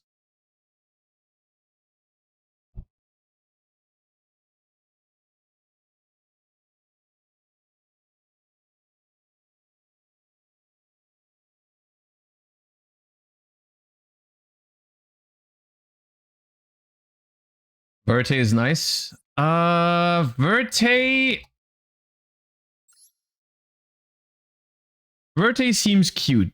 I can see playing Verte. I think I can cut the Theseus just for Verte, just to see.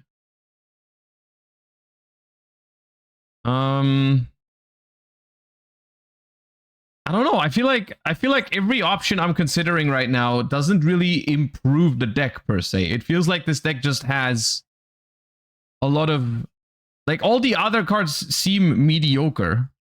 Like this, for example. I don't know. This I would like this if it didn't lock you into just fusions. Like this should also lock you into like plants and dragons or something. But I guess they made this card. What are you trying to give the deck? I don't know. It's maybe I'm trying to make it something it just cannot be, because it just feels like and I don't mean it in a bad way. Like, it doesn't feel like it's a bad deck. It just feels like a very, very standard tier 2 to tier 3 Yu-Gi-Oh combo deck, where like going first, you pray that you don't get hit with Droll or Fuba or whatever, or you draw a starter and you don't get hand trapped. And then going second, if your opponent makes even a normal board with one or two non-engine next to it, you basically have no chance. And that bothers me, but I also don't know if this deck can be anything else.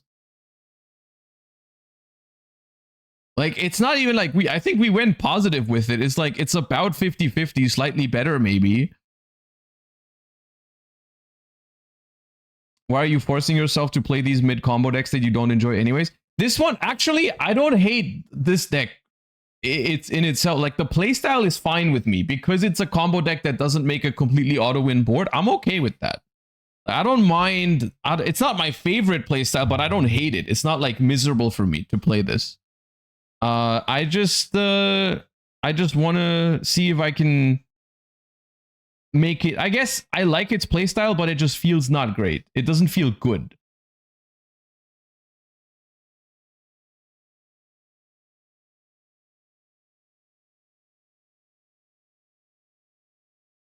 Maybe Nib would win you the branded matchups? No, Nib is not good against branded. I mean, it helps, but you still need a crazy hand next to it. I'm okay with cutting these two guys. And Foolish. We do have 3 slots. They could be more non-engine as well. We could add more non-engine. We could make like a Fallen and the Virtuous build. And then maybe do some super duper poly combos with the Albion or something. But then the extra deck becomes even more tight. Josh likes super meta decks only. Yeah, like Paleozoics. Exactly, you got me. The Crossout can probably also go. And the Droll. Droll doesn't feel good right now in Master Duel. We do have some slots available.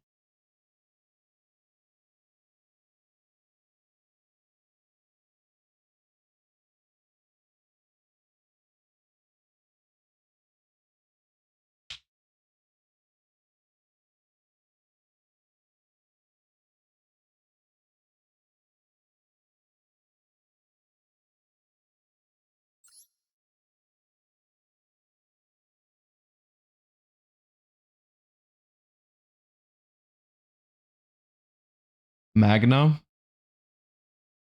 I mean, none of this is dragon, so if you want to play Magna, you'd have to play other targets for it.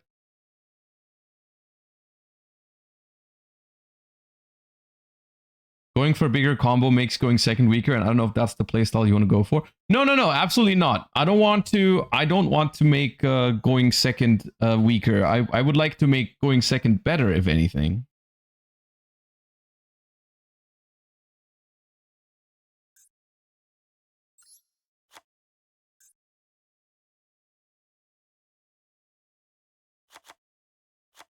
Not sure how good Perulia is in Master Duel right now, but maybe it could help. Because this deck feels like a deck that can be solid with Charmies. You can play into boards.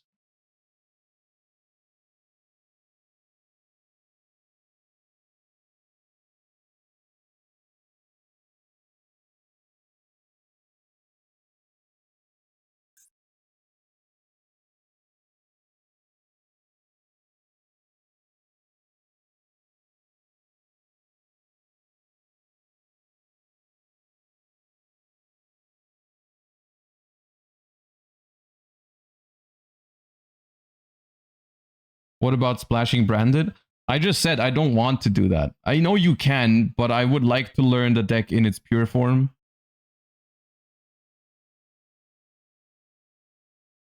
One for one. Going second feels so much worse without Triantis. Maybe I'm just not using this card right, but like we could use the last 2 slots to keep these 2 in the deck. They haven't felt good for me so far, but maybe it was just maybe I just needed more Charmies for going second. Yeah, let's try that.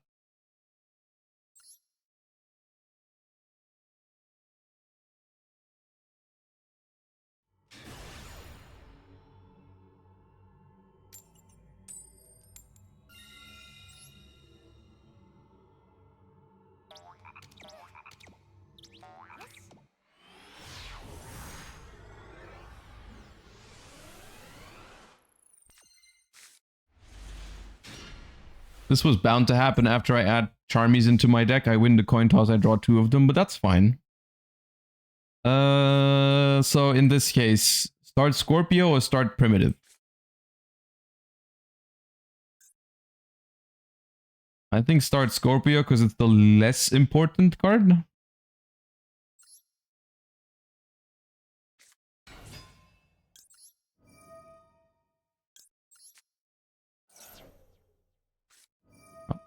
Yeah, I figured drawing Charmies going first is okay because we heavily rely on this cards anyways, right? We have Super Poly, we have Scorpio.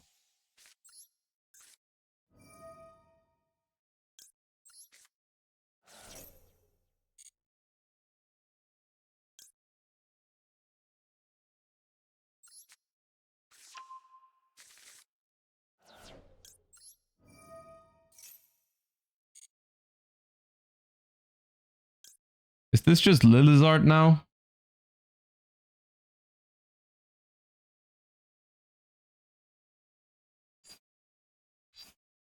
Probably.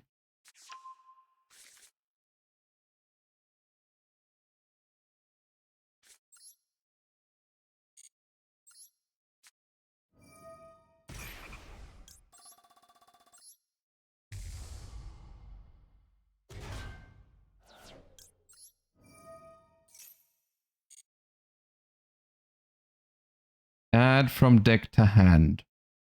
Now here,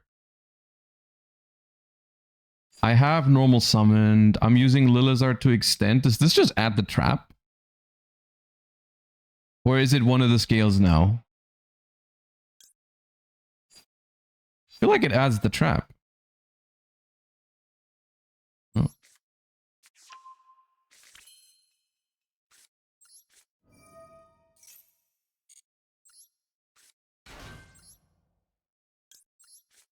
Add fusion sub.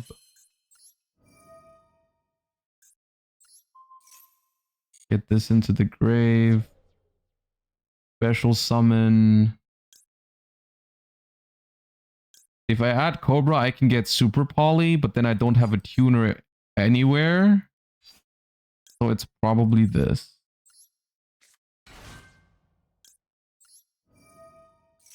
That's a Predap card.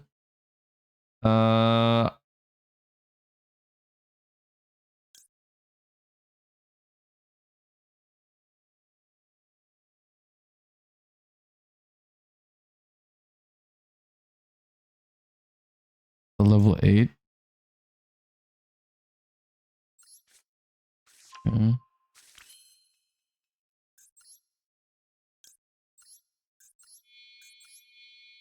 Can I still end on Super Poly here? No, right? I mean, I can draw some cards.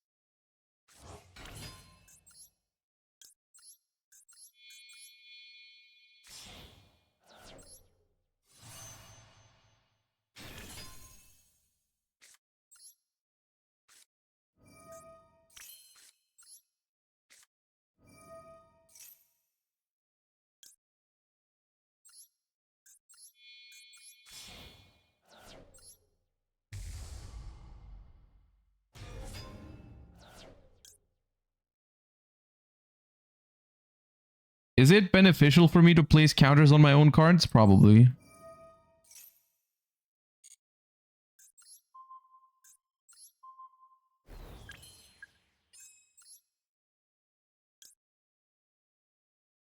Because Biblisp also comes back. Unless it's the mirror. I mean, yeah. Yeah.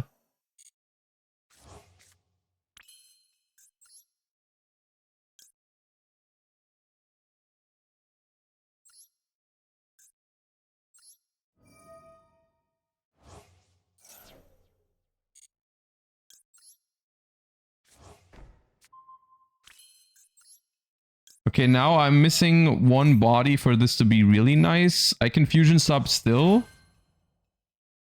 Just to draw a card. Yeah. I'm just fusing away a Dragostapelia for another Dragostapelia. Yeah. If I had one more body, that's okay. This is fine.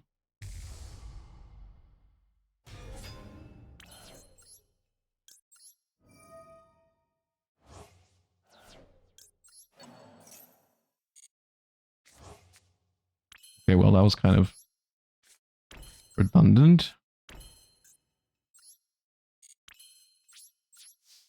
Okay. It's not a bad end board, I guess. I mean, we have Ash Impulse behind it. We did draw 3 cards, so it's likely you have good non-engine behind it. Ua is irrelevant here. Good thing they didn't have that last turn, I guess. We had Ash for it anyways. Rotary and Ash.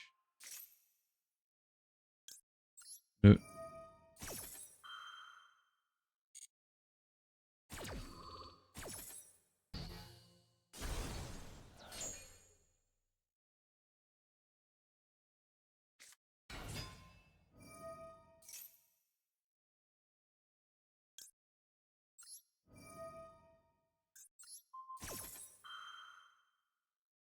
Wait!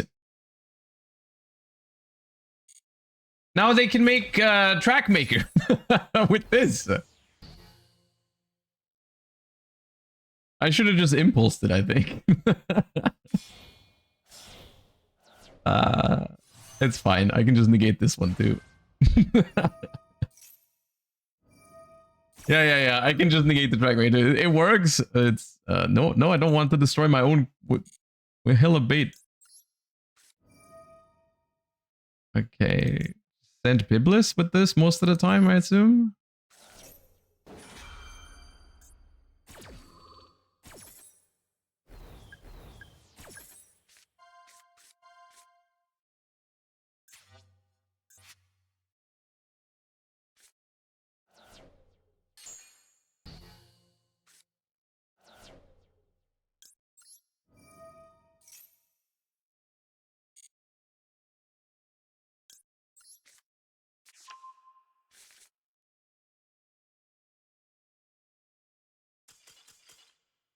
Okay.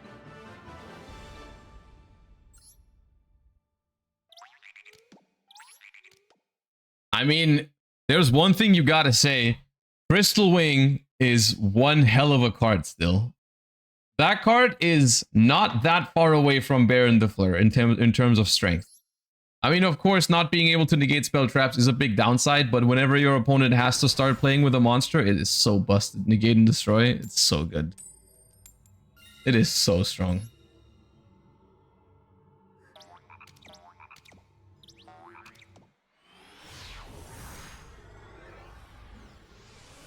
They should just not make cards that negate and destroy anymore.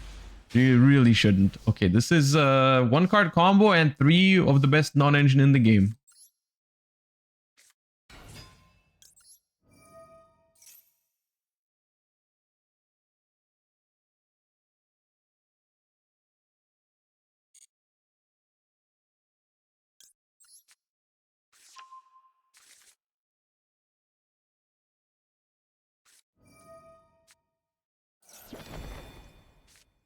Yeah. Yeah. Yeah.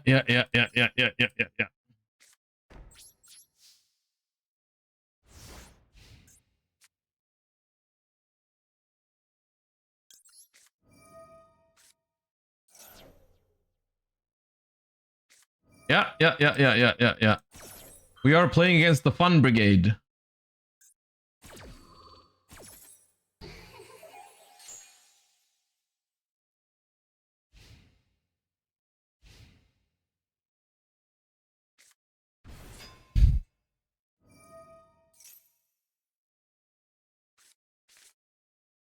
Yep.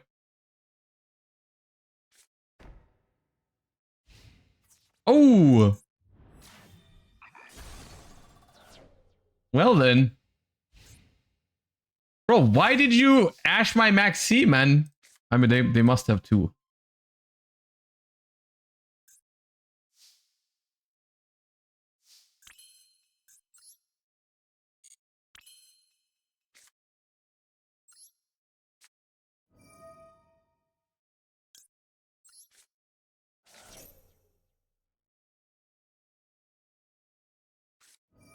Yep.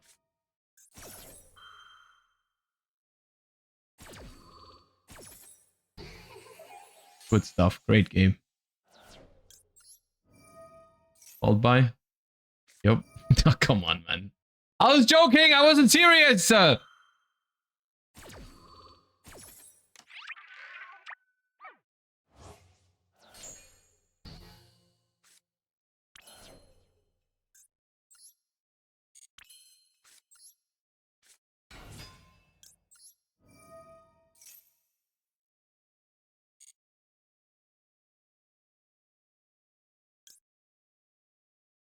Lilizard.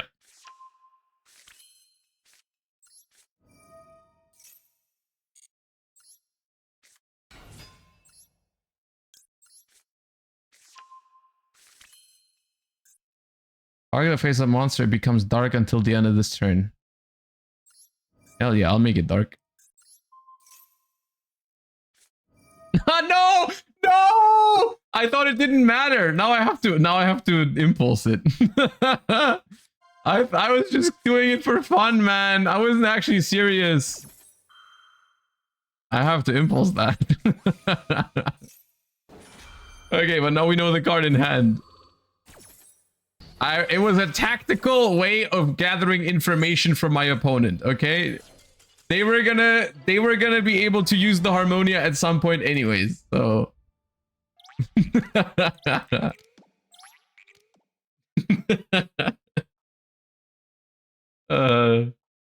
It was was a calculated risk, okay? It was a calculated risk because I knew I had impulse for Harmonia. Everything was under control.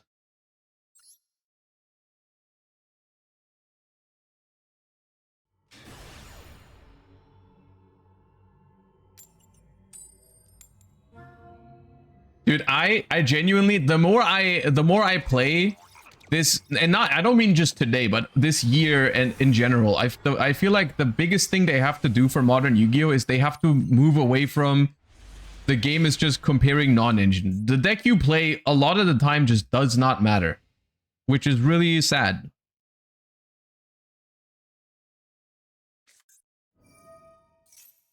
It's just everyone throws non-engine at each other, and then whoever resolves the cards first wins.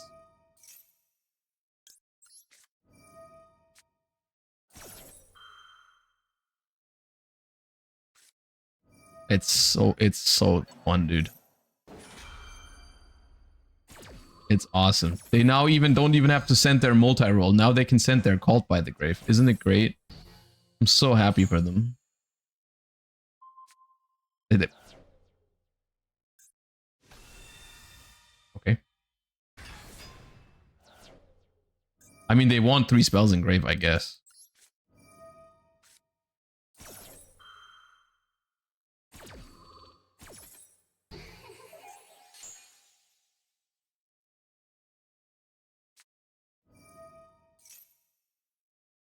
Don't be D-barrier.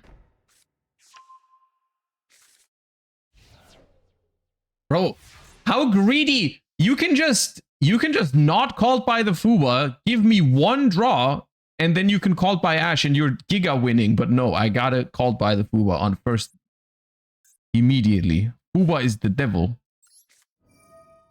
That is Upstart Goblin right there.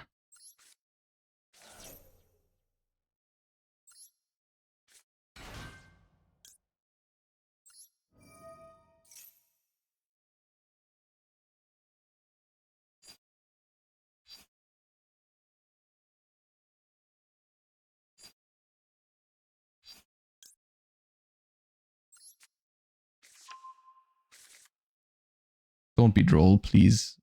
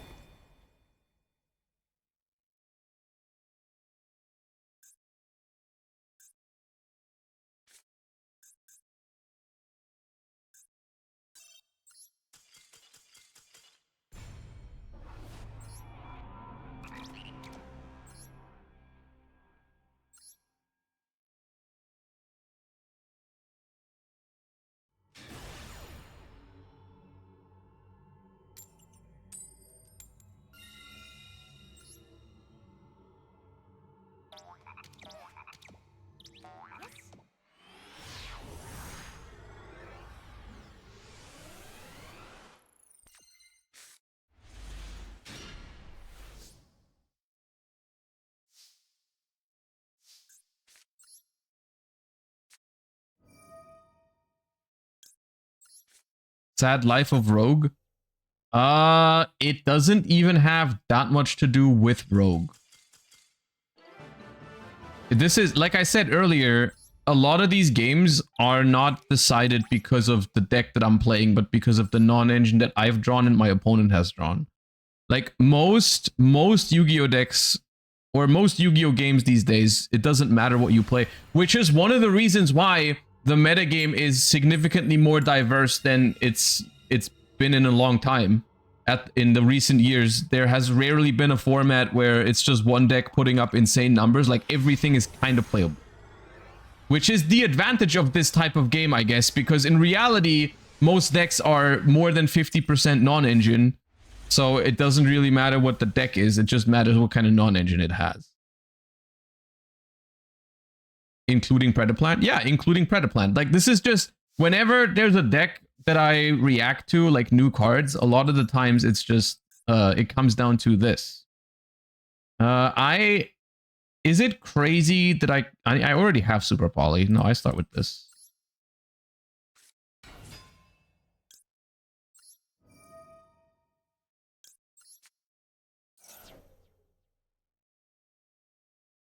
I mean, I play through every negation hand trap here like it's nothing. I just can't play through Droll, I think.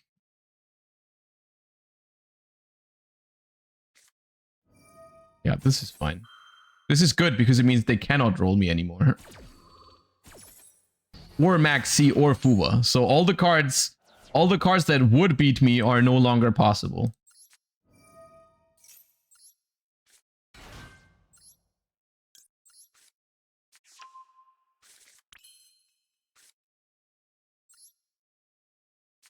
I mean, I don't even know what to start with. I got everything. Yeah. The impulse didn't stop me from playing.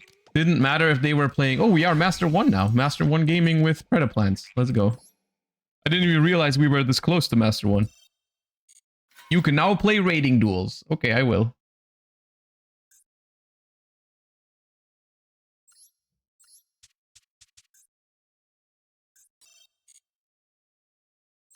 I mean, yeah, I feel like it's just...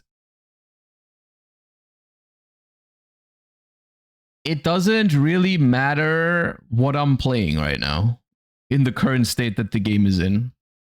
Like, this could be... The Predaplant cards in this deck, they could be any archetype that has one card combos. They could just be those cards, and the games would be going almost the same. Because how many times... We've played for like 2 hours now. How many times have we actually pulled off like an actual Predaplant combo? Most of the time, it was just... As soon as it was clear that I was able to play, my opponents left anyways. I still don't know what you end on. Yeah, exactly. Like, okay, we've done like the Crystal Wing plus 1 fusion monster board, I think twice. We've done Crystal Wing plus Dragostapelia or Crystal Wing plus this guy like twice.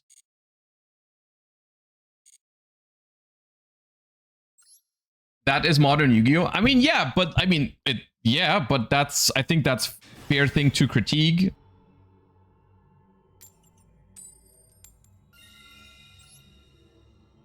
I just want to play more engine versus engine, basically, is what I'm saying. Is what I would find more enjoyable. And that the gameplay exists. There are a lot of decks that do this. It's just that the few decks that don't kind of like ruin it. Okay, do I start primitive or do I start Longi Nephila? Longi Nephila? It's a good hand, either way. This adding the level 3 is not great into Droll. This sending Biblisp, adding something and then getting Drolled on Biblis is also not great.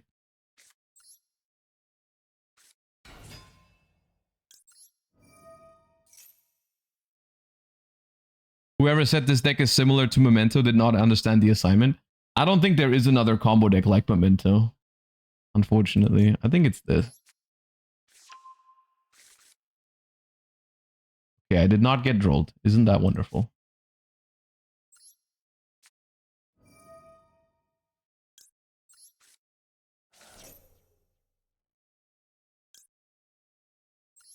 What do you like about Memento?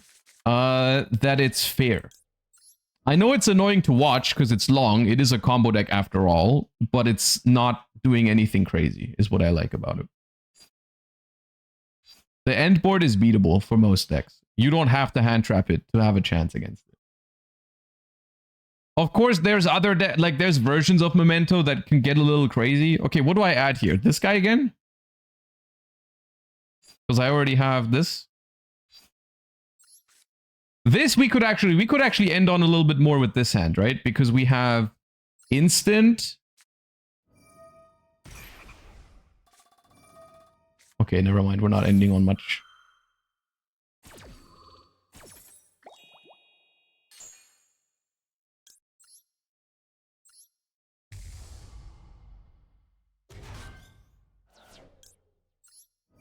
Should I have started with this? Should I have started with this and then activate Fusion Sub to check for that? Maybe.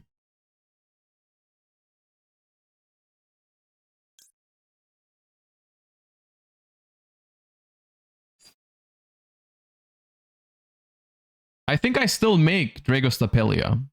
For one draw, I think it makes sense. I think I go Stapelia past. The question is, I think I just search follow-up here. So I'll search, I don't know, a Scorpio. And then this summons a Preda from the deck. I don't want to do that, but I do want to activate this.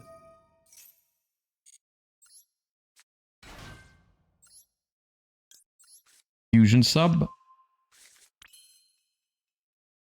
Then I activate Fusion sub.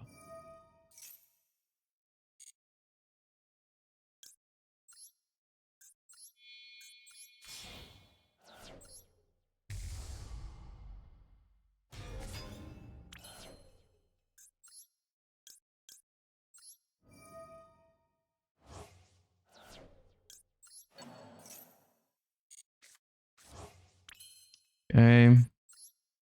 Is it worth resetting this fusion sub right away? I feel like it might be. Because then I can use the graveyard effect of it next turn again.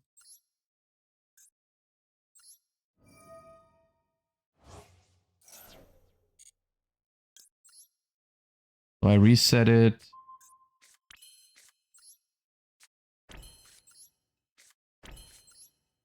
Do I put this in the scale? I mean, I guess I could include it in my super poly. If I... Yeah.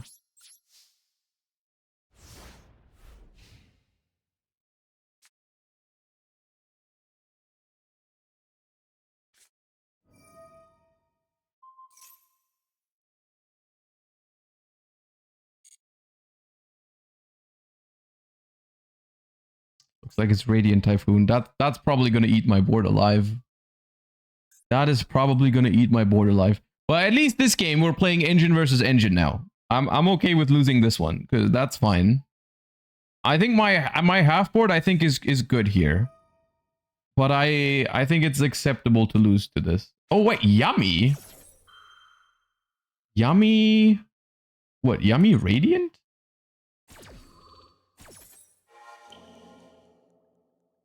Interesting.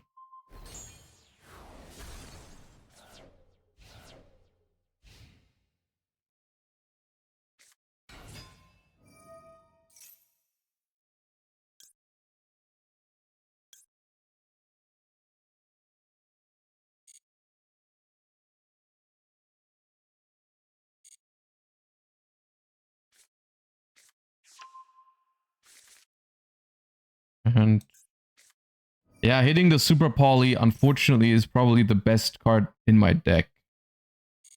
In my back row. I mean, they knew this was Fusion Sub, so they were never hitting this, but the other two were worse in this matchup, for sure. This deck probably just murders me.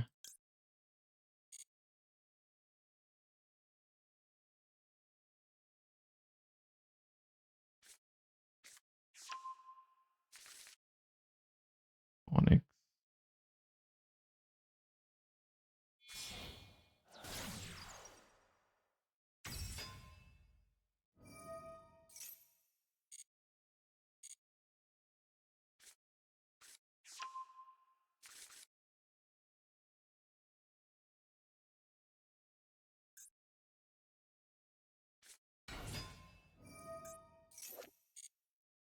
Yeah.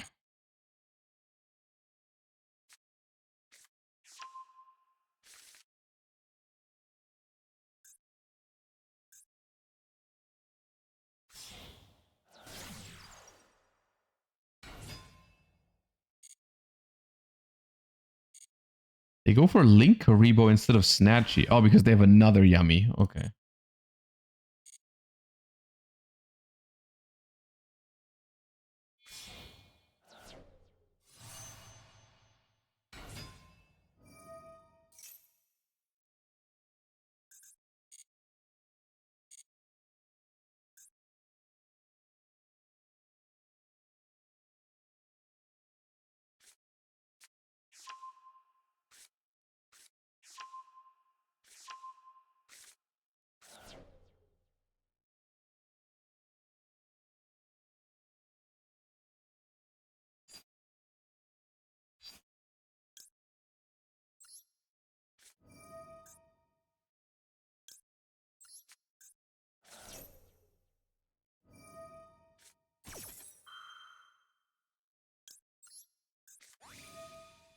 Not good enough because they have surprise to revive. They can still get into the yummy. I just die here.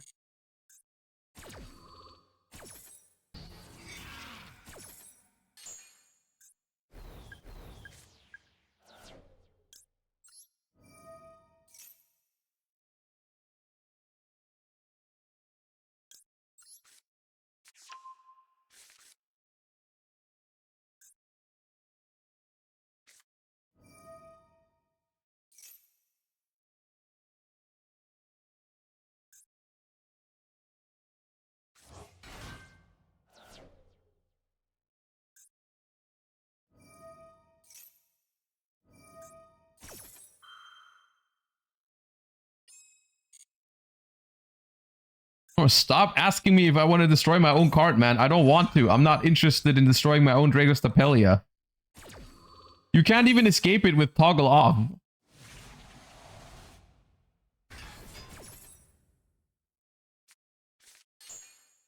They played the trap as well with Phonics. The big Radiant Typhoon package. No, I don't want to!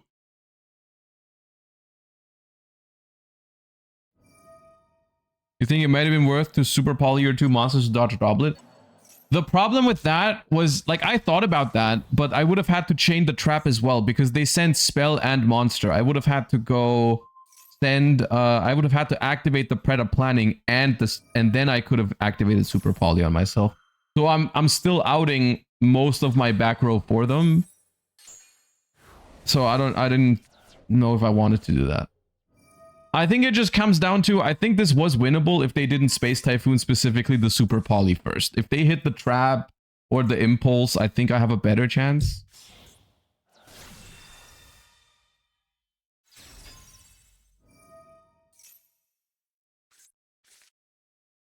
Wait, a Croaky?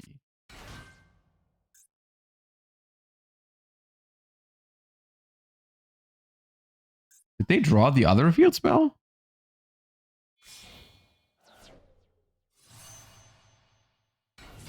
I mean, I probably still lose. I cannot beat this board. It's impossible.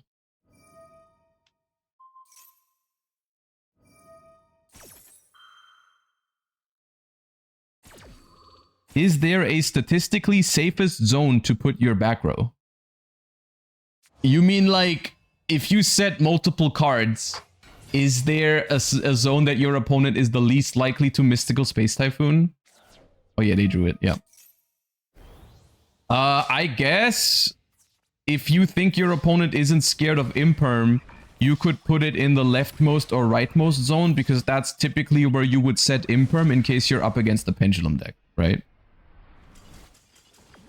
I feel like.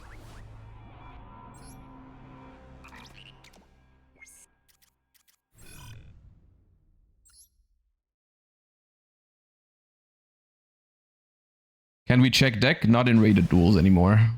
We can no longer check the deck.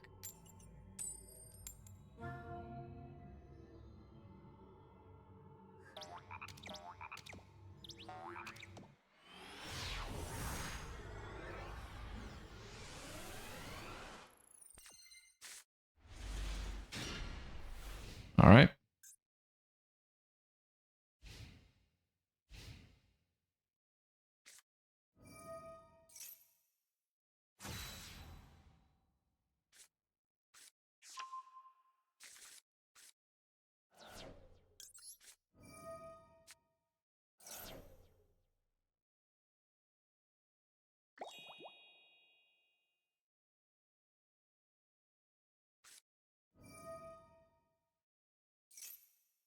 In main phase. After, okay.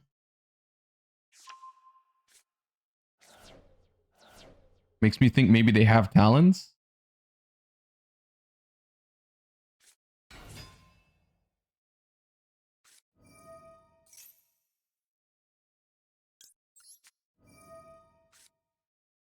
Ah, you drew Rose.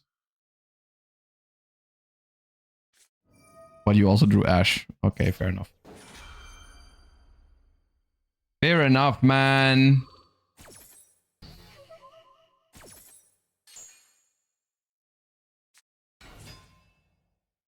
The The Fuba is still active, which is good, but we're probably just getting one out of it, and they have 3 spells in graveyard now, so they are going to get a juicy engage off of that. And we are going to be on 4 cards. So it's not looking too hot. Super Poly doesn't seem particularly good in this matchup. It's like every matchup where there's no darks. I mean, I guess Ray is a dark. We could potentially hit Ray at some point with the Super Poly. But, yeah.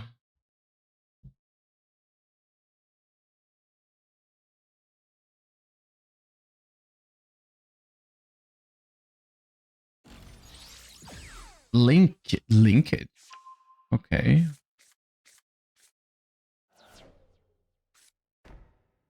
I didn't expect linkage. All right.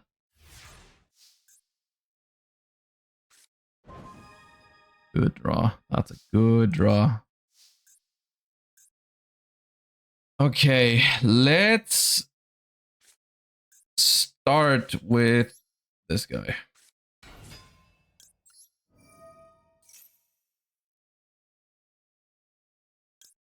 The speed at which they allowed me to do that makes me think they have Droll and Lockbird.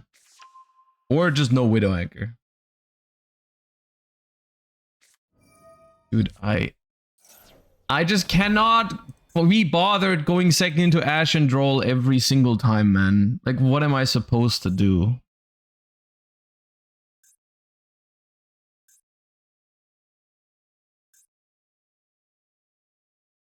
They just kill me next turn.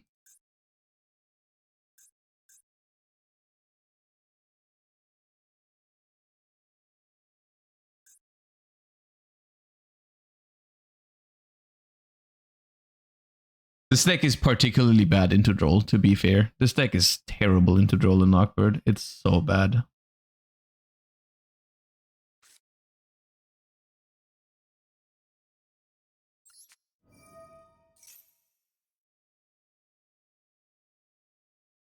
I do play Verte, but I don't really see what that does here.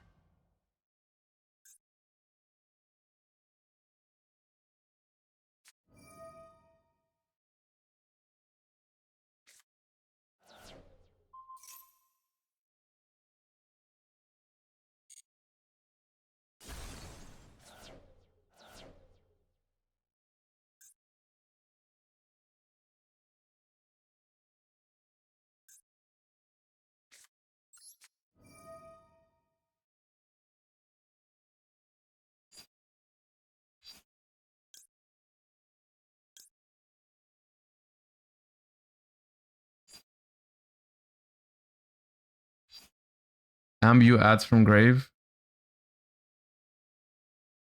Yeah.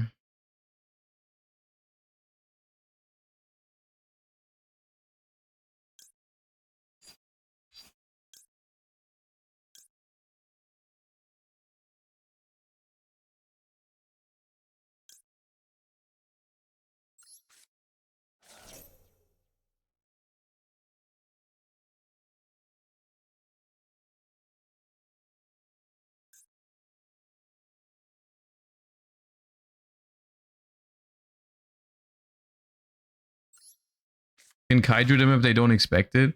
Dude, I feel like this deck should just be placing counters more aggressively. Is that just me? I feel like they should have put, as like a bonus effect for going second, they should have put like add 1 from your deck to your hand, and if you do, you can put a counter on one of your opponent's monsters on a lot of this stuff.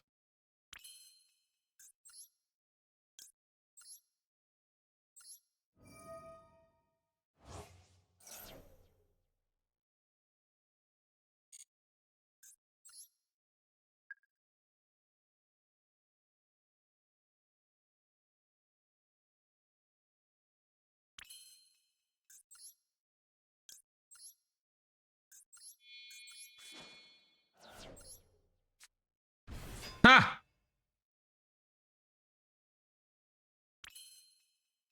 Take that!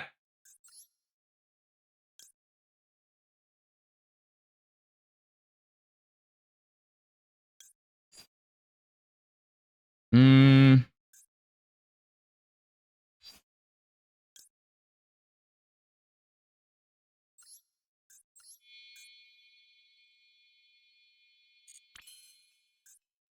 Can I get Predator counters somehow?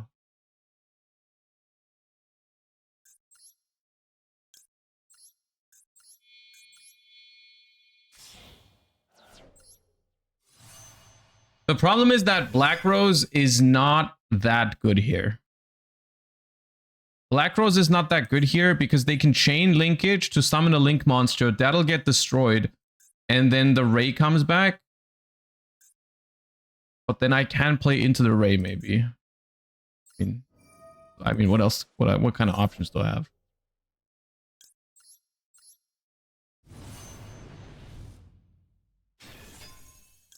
No, Ray revive is crazy. They can't revive Ray.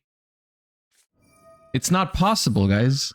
It was not sent to grave by a card effect or battle.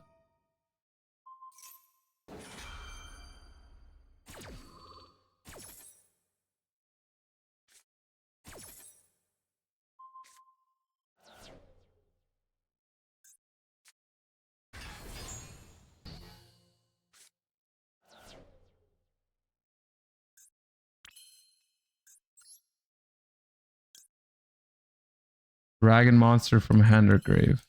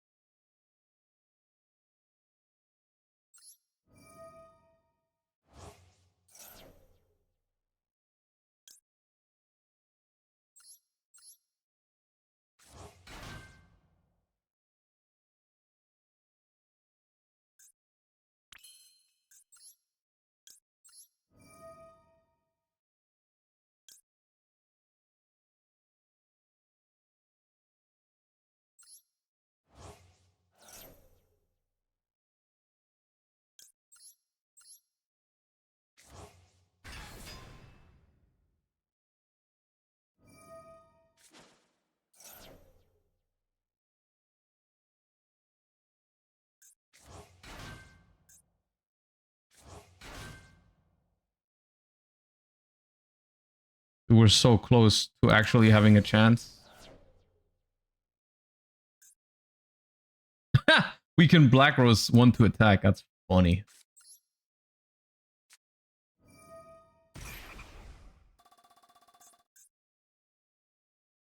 They can still use Ray, which is the concerning thing. Super Poly with Prio. I mean, right now I cannot Super Poly.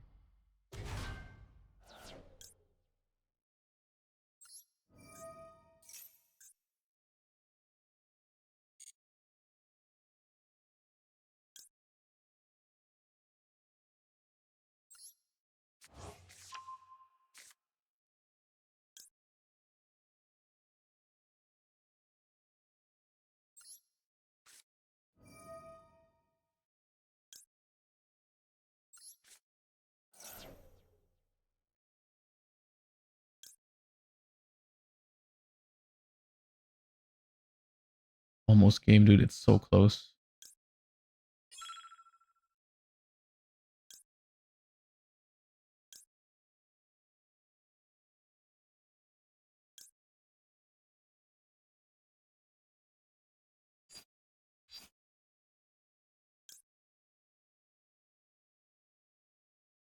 I mean, they get a Fallen and the Virtuous anyways.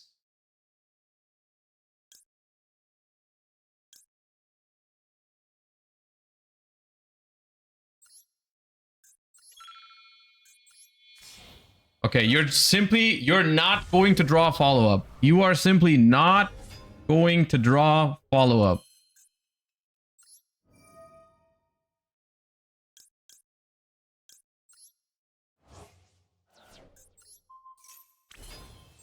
I don't know what I can do with Verte right now, but I don't have time for it. So I'm not making Verte. I don't have time to think about it. I don't think Verte does anything right now. I got follow-up with Primitive.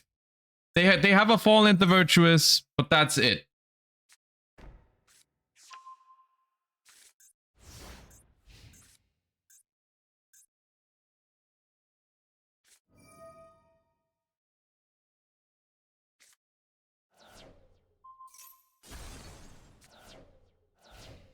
Come on, man. Yeah. Yeah, that's fine. Please. Oh, man. Why does it have to be Rose out of all things? Oh.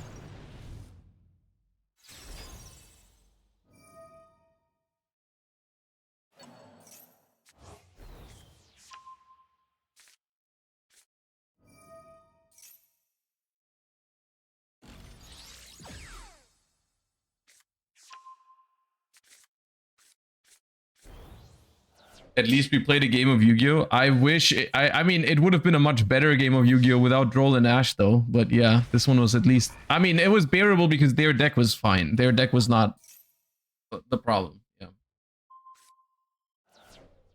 Oh, man. If they didn't have Droll, would we have won there? I think absolutely, yeah. We could have done so much more if they didn't have Droll.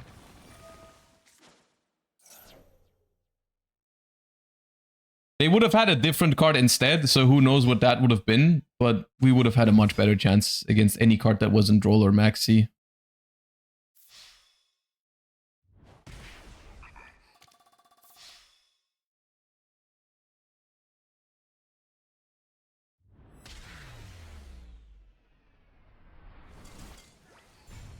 Striker was the problem, not Droll.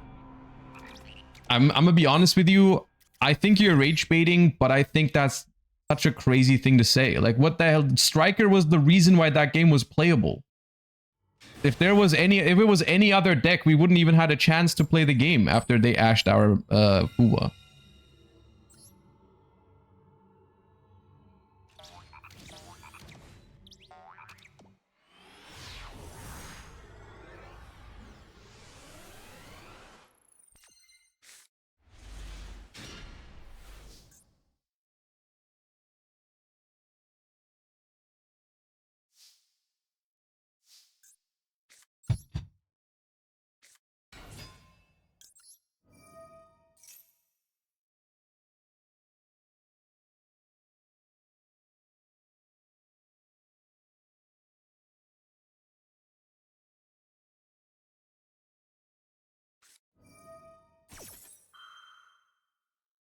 You know what? I'll take it. At least my Charmies are alive. I accept it. Driver from hand? No, okay. I was asking for too much.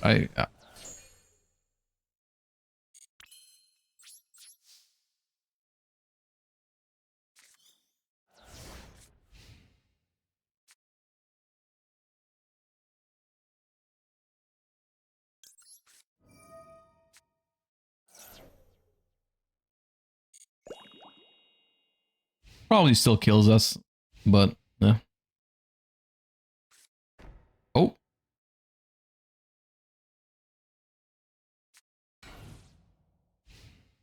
Okay.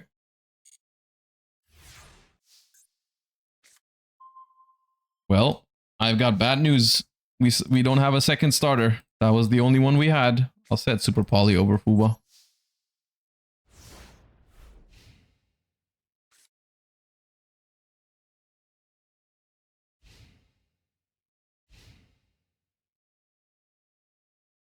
Purulia doesn't draw from set.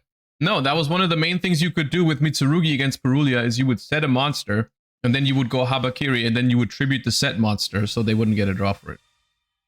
That was pretty cool.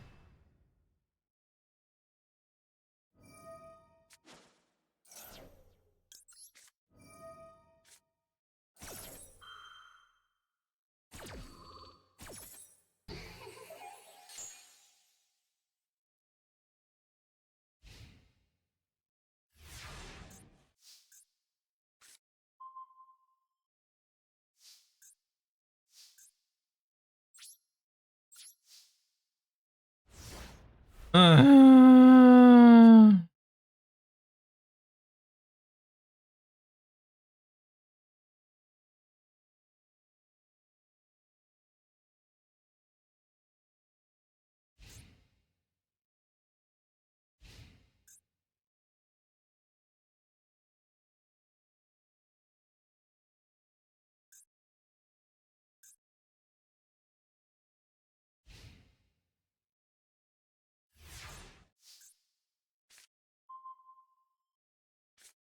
Nope, still not.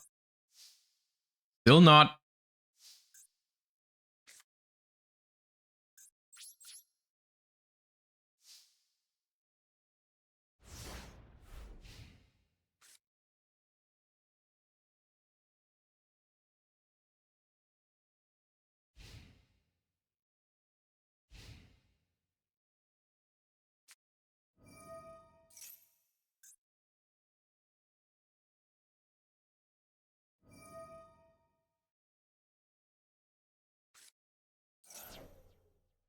I didn't know it was elf notes all this time.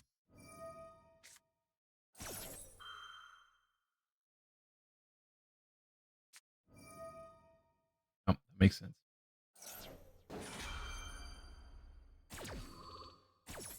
I don't think Super Poly helps against elf notes.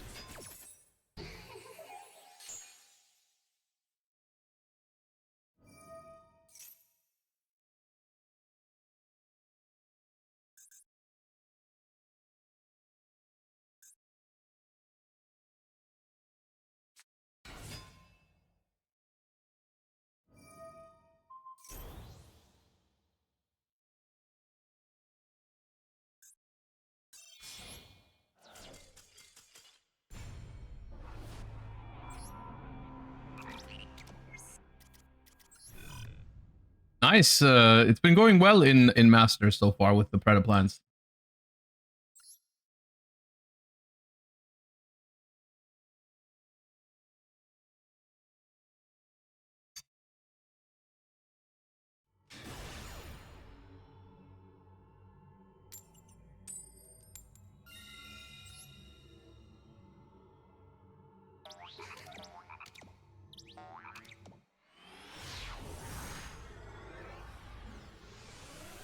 Are we on Predaplant the whole of today? I think I'm gonna stop playing it after this game, honestly. I can't take it anymore. It's another brick.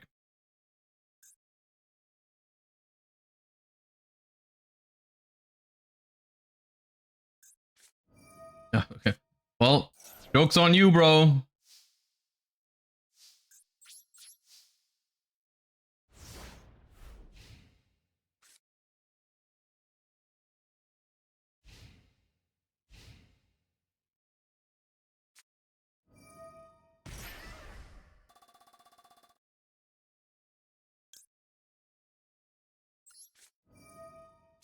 Another exosphere.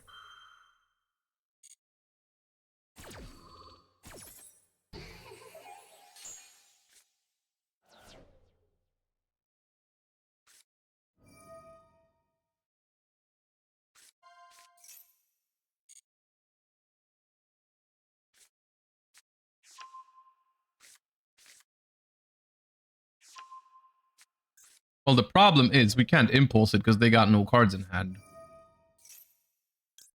Fuba, though.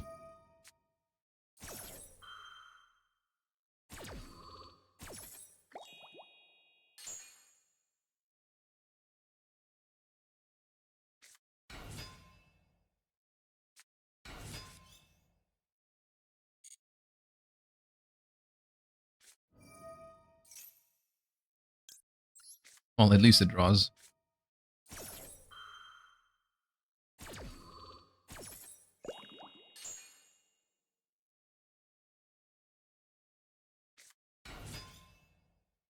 Oh, a play! That's crazy. Do I live? Probably, right?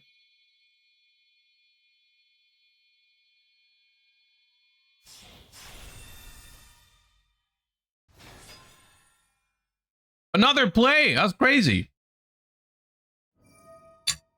I got 2 plays now.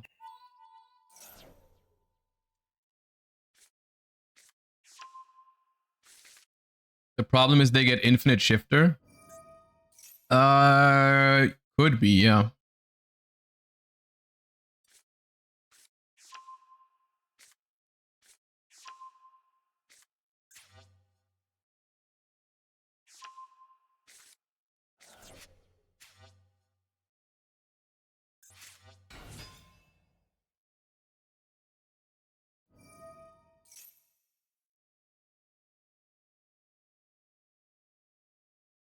Special and exo from your hand.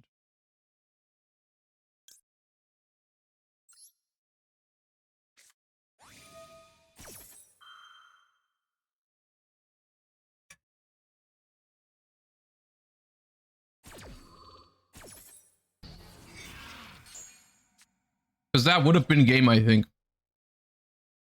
That would have been game. Because they could have overlaid and then made the one that attacks. They could make the one that boosts the attack and then the one that attacks twice. If they have another Martha on board, I think that's game.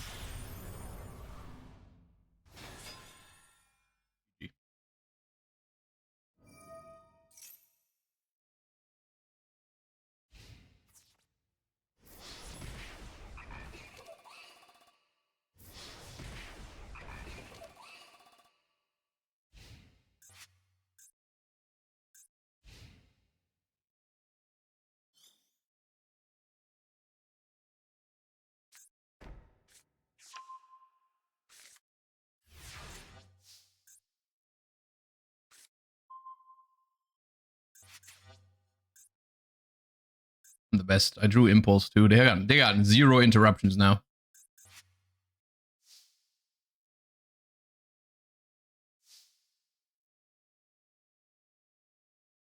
Wait, hold up. I still need to do this somewhat carefully.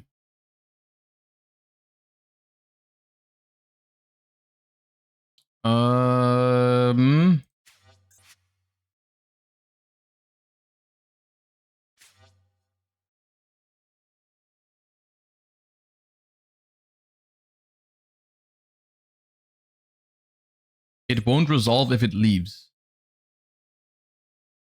Oh, that makes it so much easier. Yeah, okay. Yeah, that makes it so much easier. I didn't know that. That helps a lot.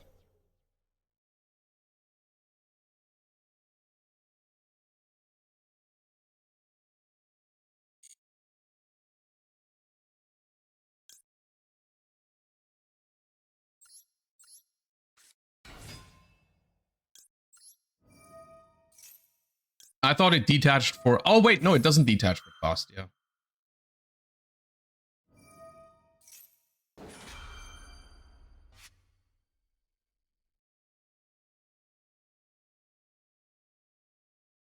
Wait, but then they never had infinite shifters. Because they detach... Yeah, I can just give them back one of the detached cards, right?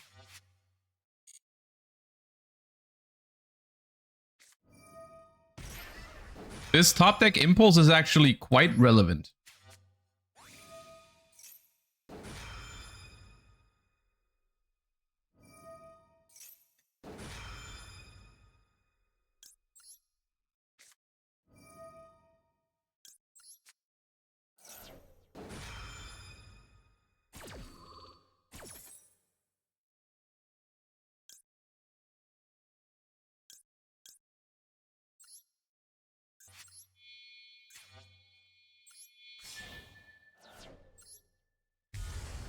Suck. Suck. Sure. Banish my Biblis.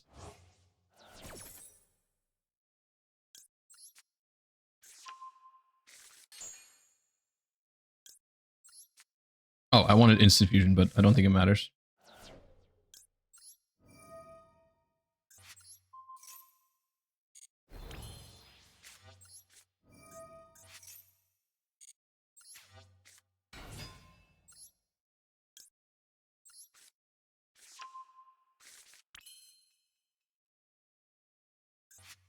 Ooh, we'll do the cool thing.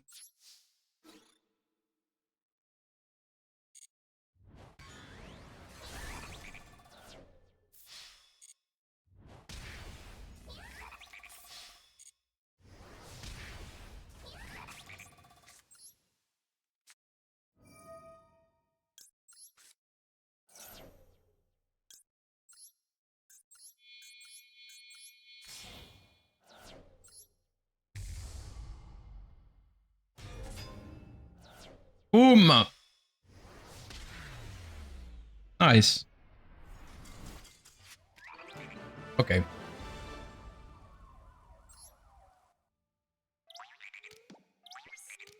I mean, I think it's time to call it a day on the Predaplant. The deck is fine. It doesn't. It's actually it is more enjoyable than you might think because it's not incredibly broken or anything like that. I genuinely do find that enjoyable about it. That like what you're making, the board you're making is not insanely strong or anything like that. It's a relatively mid-rangey board. The problem I have with it from a competitive perspective is if you're already making a mid-rangey board, it's not great if your deck is super weak into a lot of the hand traps in the format. Like the decks that should be weak to something like Droll Lockbird should be the heavy combo decks. Not if you're trying to summon Crystal Wing and Dragostapelia, it doesn't really make sense to play a deck that's so weak into something like Droll Lockbird.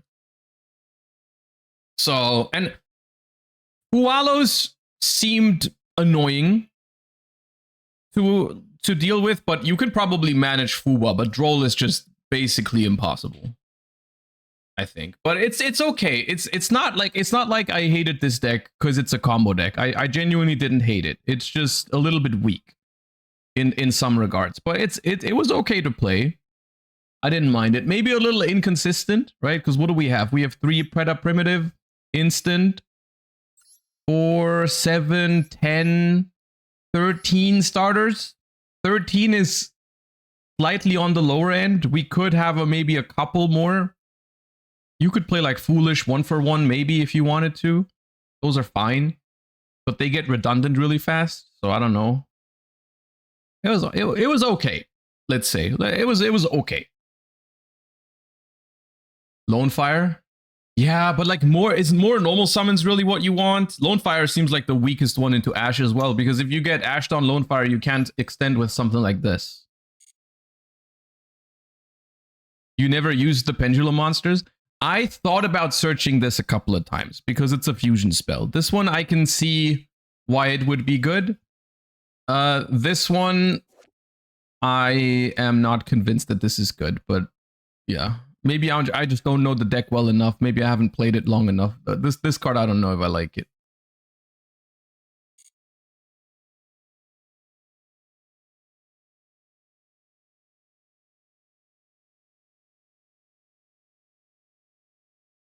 Triantis is very important for the kill. I mean, we've played for 3 hours and it hasn't happened once, so I don't know how important it really is, because most people surrender anyways, and in most cases, even if you can't OTK, you might be able to just break the board and set up for the next turn, with maybe the one exception of Branded.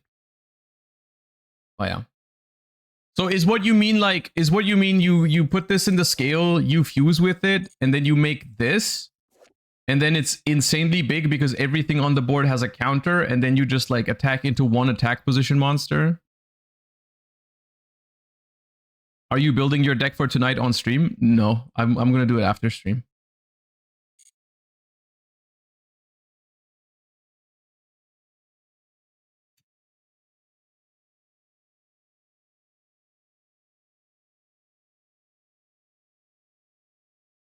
Do it on stream, it's fun. Chat can help you. I mean, we can.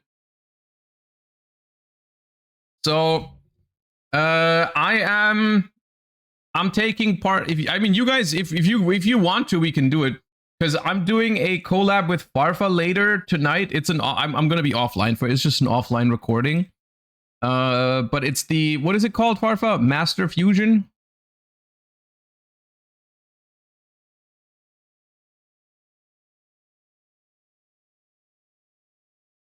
Master Fusion, yeah.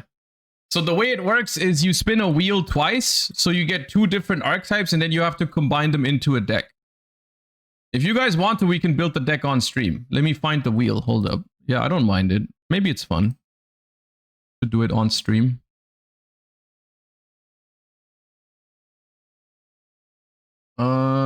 Okay. I do have some other stuff planned for today as well, so we gotta make sure to do that still. But we can do that. Okay, hold up.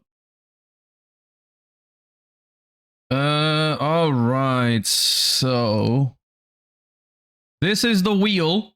in question that I'm supposed to spin twice, and I get two archetypes. Is this every single archetype, Farfa?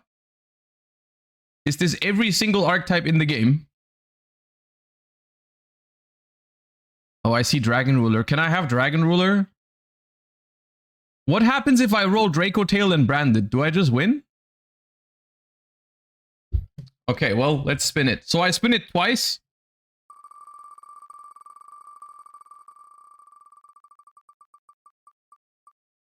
No, there's no way. There's no way, dude. Imagine. I mean, I hate that too. But that was so close. That was so close.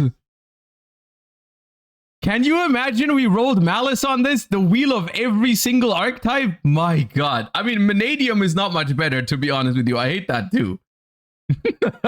Okay, what's the second one? Vanadium and what?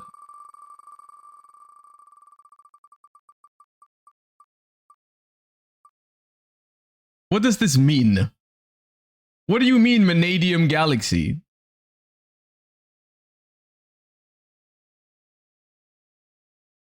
That's actually interesting. How is that actually interesting? Okay, first of all, I have none of these cards in Master Duel.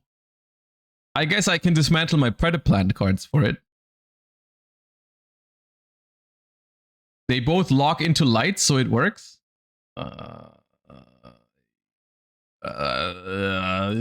Okay, hold up.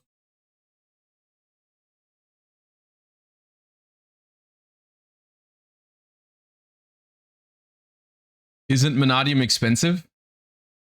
I hope not. Vanadium. I have 0 hollows with Vanadium in its name. I have 0 hollows. This is everything I have for Vanadium. I don't even have refresh. I have 1 ultra rare crafting point, Farfa.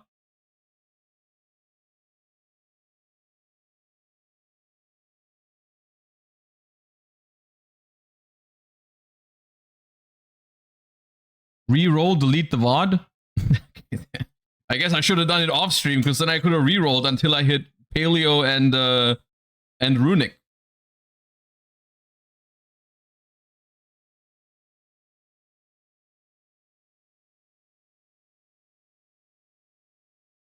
I think you are supposed to shuffle the wheel first. Wait, what? What do you mean shuffle the wheel?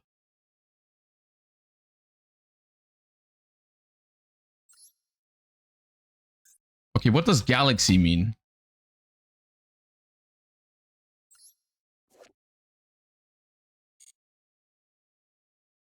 The wheel is in alphabetical order? Scrub is right. Okay, but how does that change your likelihood of hitting a deck?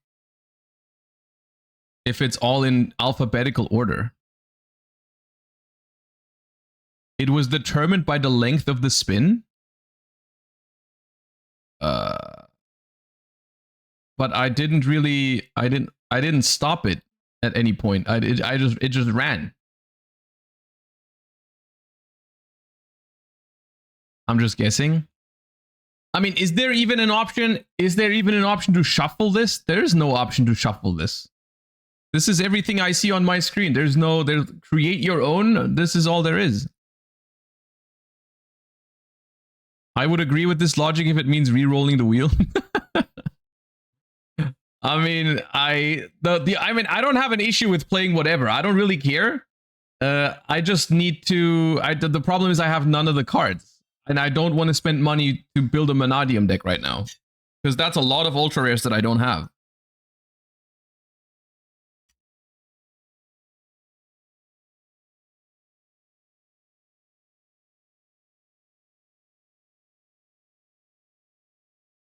If you want to be a little bitch about it, I can reimburse you. What does that have to do with anything? Dude, just take the Heart of the Cast money. Oh my god. Yeah, I do owe you money. Okay. Yeah, sure. I'll buy Vanadium packs. I'll buy Vanadium packs so we can play Master Fusion with Farfa. Okay, man. Okay, man.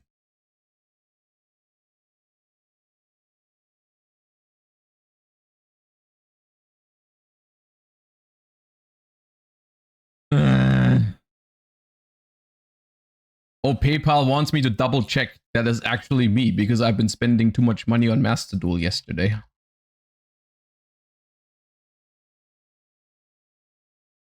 Love that for me. I love when it does that.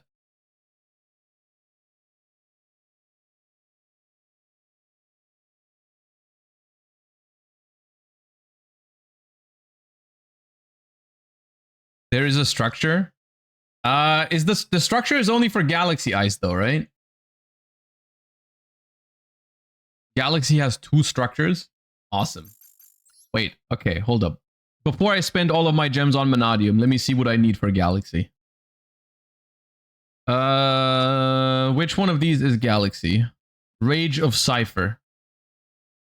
Origin of Galaxy. I already have this. Okay, that's good. I have all these cards. Galaxy was a good roll. Rage of Cypher. I have all these cards are also as well. I don't need any of this. I have all of this. Why do you have this? Dude, why are you asking me? I don't know. Maybe I desperately needed Shrink? I don't know, man. Okay, so we can burn all this on Vanadium, I guess.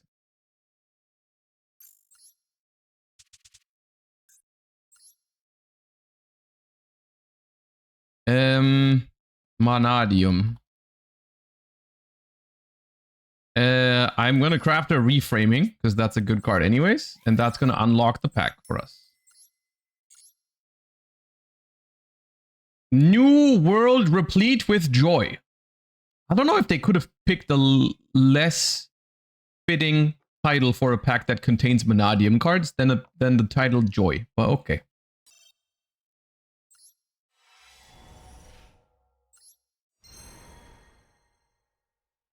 Hey, I got Cult by the Grave. Can I use that now? Can I play Cult by the Grave? I got 2 Realm Hearts.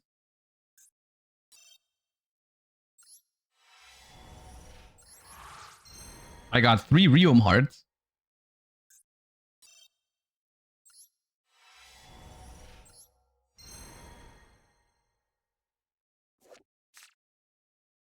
I got a Royal Tree Sukta.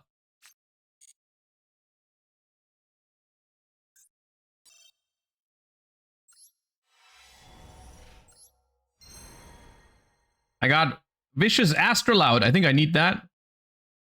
Okay.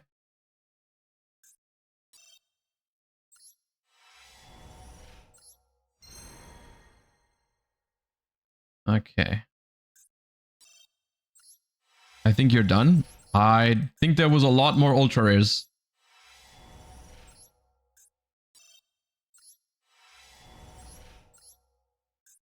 I think there was a lot more ultra rares that I would need. I don't have a single field spell for it.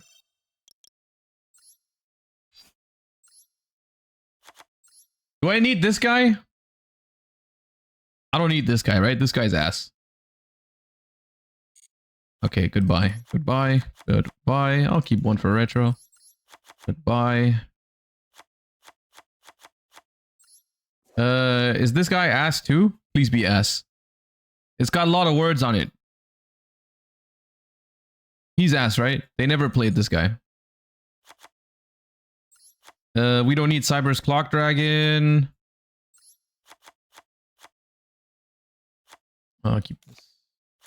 Keep this. We don't need 2 of this visas.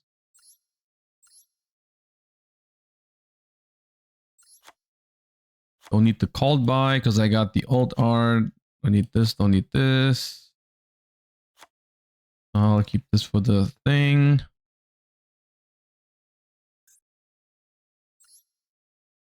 I only have 71 crafting points.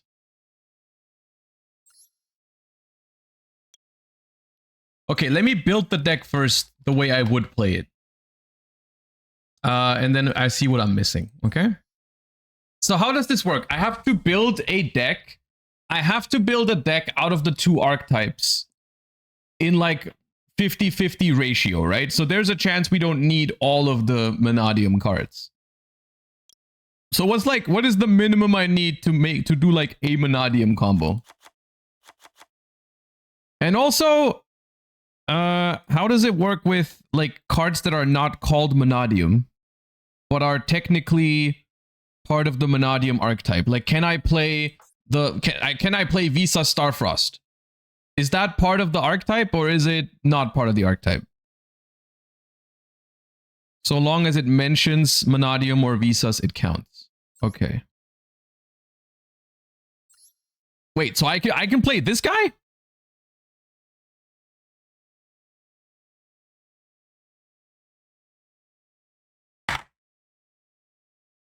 You're putting more thought into this than Farfa did? Maybe. That is a Scareclaw card. Yeah, fair enough. Do you play Visas in Vanadium?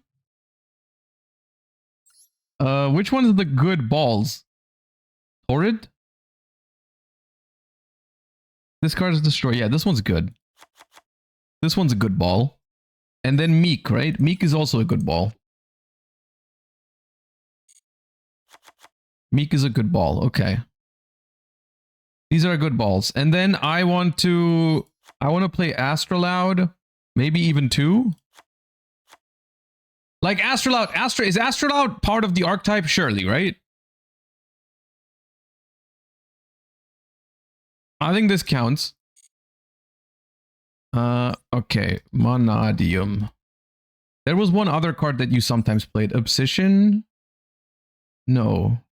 What's the one that draws? Imaginings. I'll play the card that draws 2, of course. You do need Risukta. What about the other Visas that I just pulled? This guy.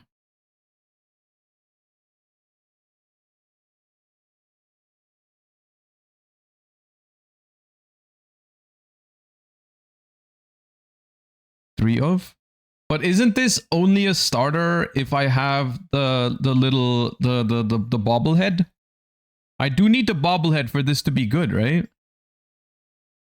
This was only good because they were playing Vanadium plus Scareclaw, right? And guys, I don't know if I want to go like I don't know if I want to go that route, because have you seen the archetypes that are on this wheel, dude? Someone if I'm doing a Vanadium combo, dude, someone rolls up and they rolled freaking Gearfried Flower Guardians, and I'm out here putting a Scareclaw Vanadium combo board up. I don't think I need to do that. I don't know if that's in the spirit of the format if I try to optimize it so hard. I think I just, you know, Obsession is needed at least 1 copy. Yeah, I feel comfortable with just putting all of the Vanadium cards in here. Like this. So this is about half of the deck is now Vanadium cards. I think I also, let me double check. Farfa said we can look at the video to go for the rules, like the last one they made. I think it was, hold up, let me see, what was it?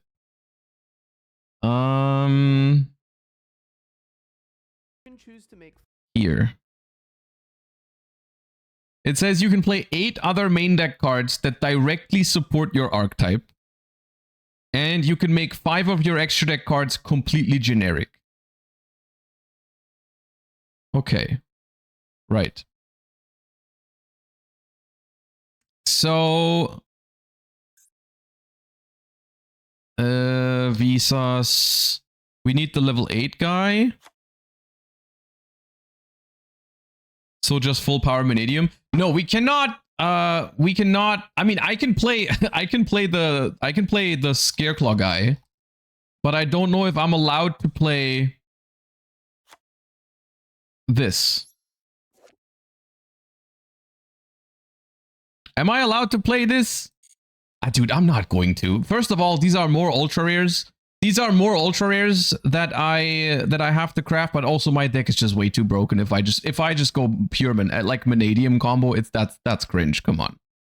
That's cringe. I'm doing all the Vanadium cards. I'll play Visa Starfrost, but that's it. That's fine. And now the rest is some sort of galaxy thing. Where do we lock ourselves here? Is anything here locking us? I mean, of course not. We're looking at Vanadium cards. Nothing here locked. Trisukta. This says you cannot summon except for Synchros for the rest of the turn. That's the only thing that locks you in this entire batch of cards. We gotta cut a Visas. Chill, we're not done. So this is Galaxy Eyes, right? Not just Galaxy. So what do these cards do? What's the starter? Can we start from the beginning? What's the starter?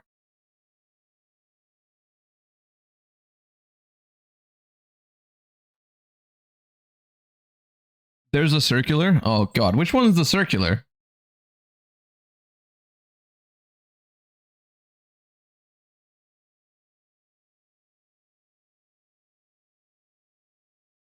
Schwarzschild Infinity Dragon? Wait, but that's not... This is not Galaxy Eyes. This is not a Galaxy Eyes card. This mentions nothing anywhere. This is not a Galaxy Eyes card. That doesn't work. Also, this locks into Dragon XYZs. I wouldn't want that. You could play it as one of your generics. Yeah, I could play it as one of the 8 cards that supports one of my decks, but I mean, I don't know. Galaxy, hold up. Galaxy.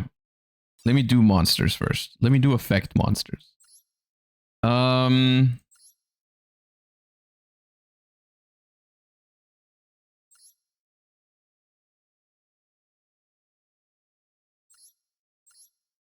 Which one is the circular?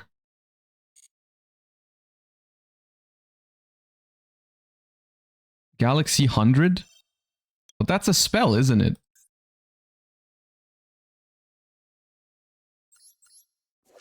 When this card is activated, send a Photon or Galaxy card from your deck to the grave. If a Galaxy Eyes Photon Dragon is special summoned to your field, you can look at your opponent's extra deck and you can apply one of these effects, banish a monster from it. Special now. Okay. So we're going Galaxy Eyes Photon Dragon. Galaxy Eyes Photon Dragon.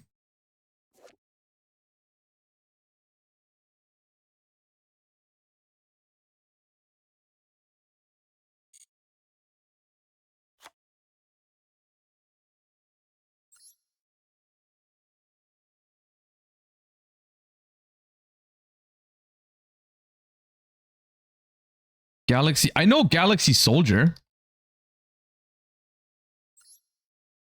This card's light monsters. A lot of these are light monsters.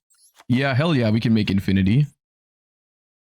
Dude, I'm gonna make this the most cringe episode in the history of Master Fusion, which I don't know if this is a very long history, but Cyber Dragon Nova.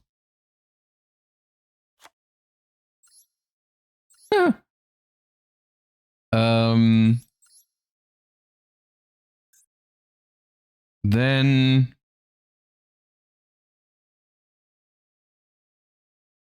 we need Baron as one of our generic cards, obviously. Because we can combine Galaxy Eyes Photon Dragon with a Vanadium Meek to make Baron the Fleur. That's going to be wholesome. That is my 3 generic extra deck cards so far. We're gonna end on Infinity Baron reframing. You need Photon Jumper. Photon Jumper. When an opponent's monster declares an attack, if this card's sent to the graveyard, okay, at least 1 Photon Jumper.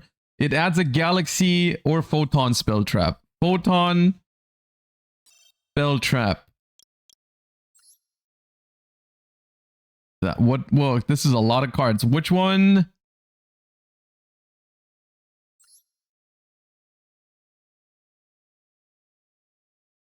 Galaxy Trance. Pay 2,000 life points, target a photon in your grave, special summon both it and a galaxy from your deck with the same level, both in defense. And if you do, each monster's beginner, you can only activate. You cannot normal or special summon monsters during the turn you activate this card except photon and galaxy. I don't know if that makes sense. We can only do that if we don't draw any Monadium cards. Galaxy Expedition. If you control a level 5 or higher photon or galaxy... Right, okay, this one we can use. This one works. I mean, it's kind of bricky, but it works.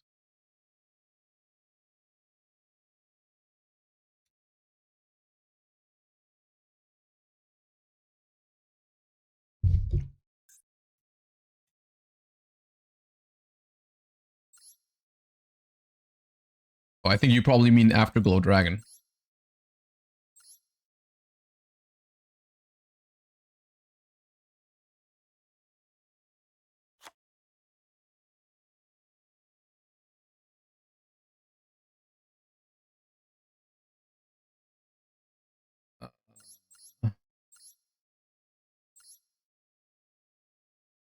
I don't know how I'm gonna make Galaxy Eyes work at the moment. I don't know how. Photon Lord. I mean, all of these guys are technically, I think, what does this guy do?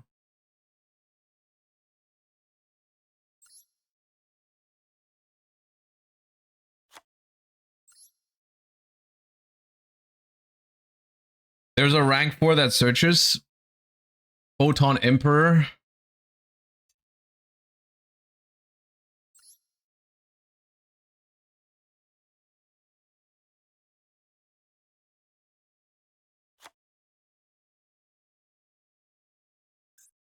Dracoluxion.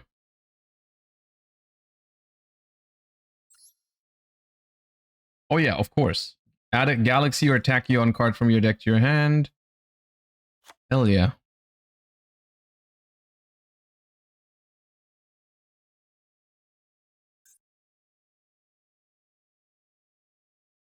Dude, I don't know where this is going. I need ways. They don't need to be good ways, but I need ways to start my Galaxy plays that don't lock myself into just Galaxies. What is the rank 4 cult that I need? Because I remember they have some rank 4 plays.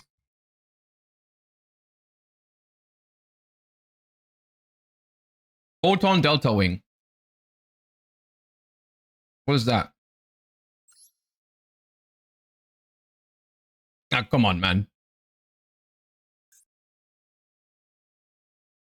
Galaxy Photon Dragon.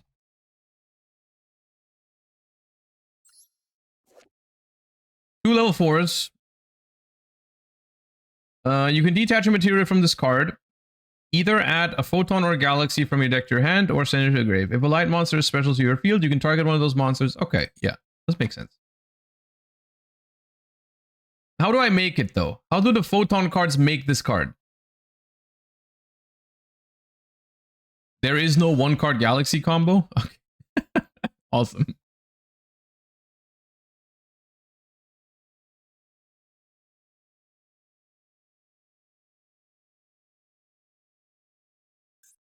Galaxy Wizard.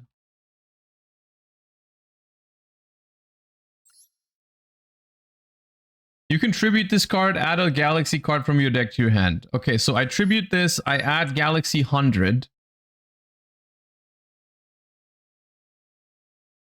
And then what? Send Jumper. Jumper adds another spell trap.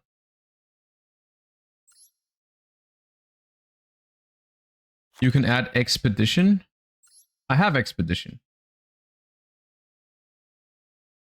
Then Trans. Yeah, but Trans, I don't know. Trans locks me into Photon and Galaxy. I kind of want to do my other stuff too. Galaxy 0. Target a Photon or Galaxy, special summon it. What? So I tribute this to bring it back and...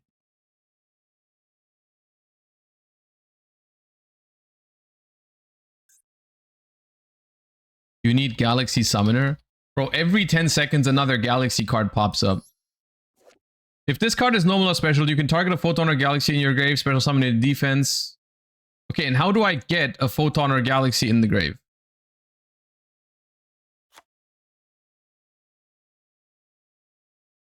Okay, I see. Is there a rota for Galaxy? Like, I go Galaxy 100, send Jumper. How do I get from Jumper to this? How do I get from Jumper to this, guys?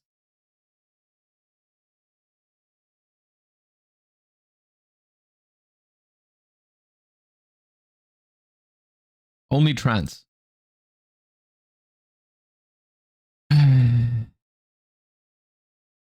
Okay. Forge generic cards will play a reinforcement of the army. Because that gives me my good cards. Can you search Galaxy Soldier somehow?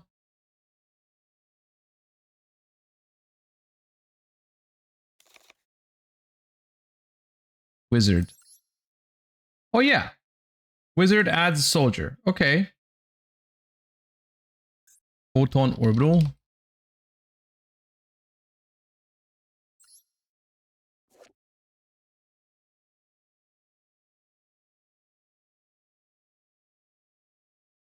Target a Photon or Galaxy monster you control. Equip this monster from your hand or field to that. I mean, here's the thing, right? One thing is also the Manadium cards technically can bridge into this card, right? Because it's 2 level 4 monsters.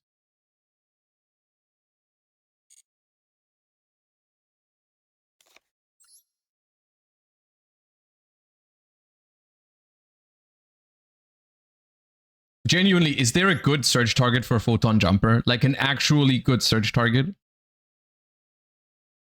Because so far, everything that I can search with this card is kind of ass.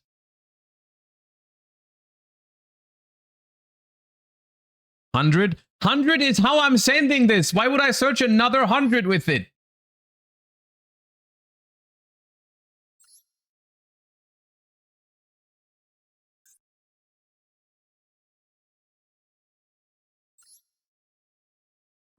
Tachyon Cloud Dragon. I don't want to make it a Tachyon deck. I rolled Galaxy. Galaxy Ice Cloud Dragon. Tribute this card, special a Galaxy from your hand or grave. These cards are all so bad. Everything is ass.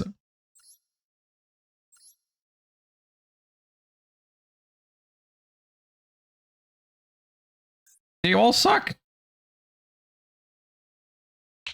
Don't overthink it. Last episode, Farfa had to play Cyber Angel Chemi Critter. You'll be fine. Probably. Yeah, probably. I'm probably okay. Galaxy Cyclone? Hell yeah, I can play Galaxy Cyclone. As a search target for this. That is in archetype. Let's go. Did you read Hyper Galaxy yet? I feel like I've read a card called Hyper Galaxy like 6 times already.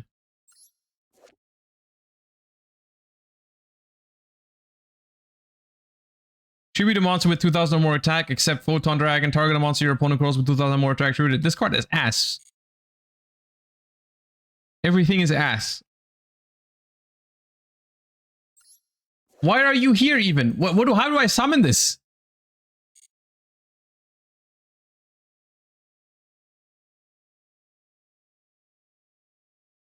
Afterglow.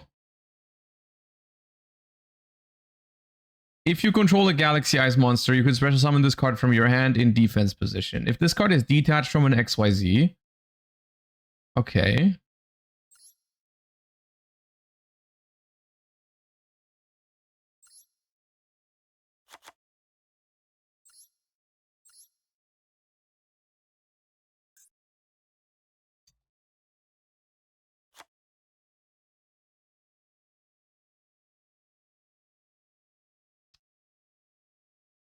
Okay, I still have some room. I can play some supportive cards. I can play some cards that support my archetypes. What would I play?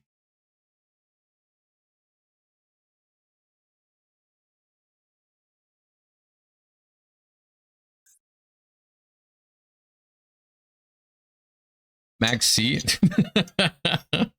Maxi doesn't support my archetype.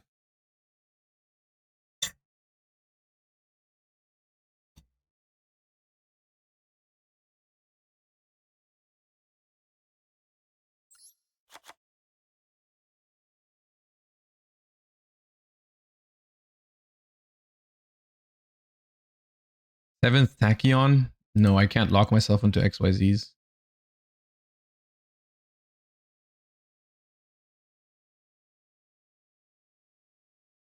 Orbital 7?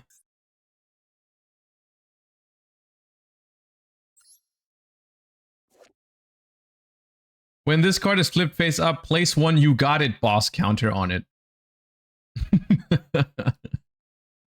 Okay, man. Wrong orbital? Okay. You mean photon orbital?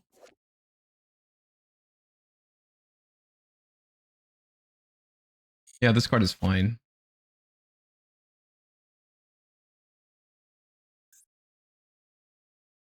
Okay, for this I need to craft 4 ultra rares. Can you play Magnamoot? I mean, it searches dragons, but I don't know if I want to even search these cards. Okay, I just need to like dismantle a couple ultras for this. I'm not buying another set of cards, packs. The glossy primitive puts me to 86.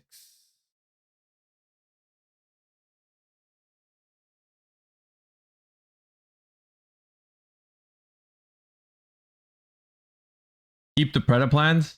I don't know. I didn't really enjoy it that much. It was fine.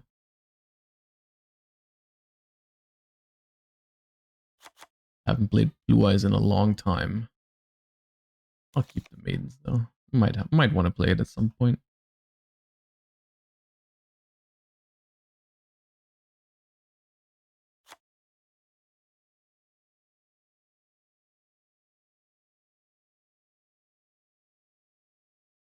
Type hero, you won't need them. I think I dismantled most of my heroes already. I just kept like the ones that are alt art, like the mass change. I could dismantle this guy. Sure. This guy. This guy. That's enough.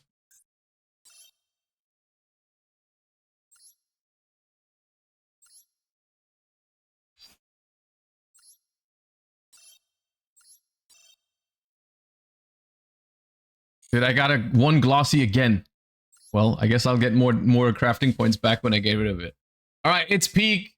Here you have it. I can't believe I just bought packs for this and even dismantled other cards to make this happen. But here's my Master Fusion Vanadium Galaxy deck. Yep. Here we go. Okay.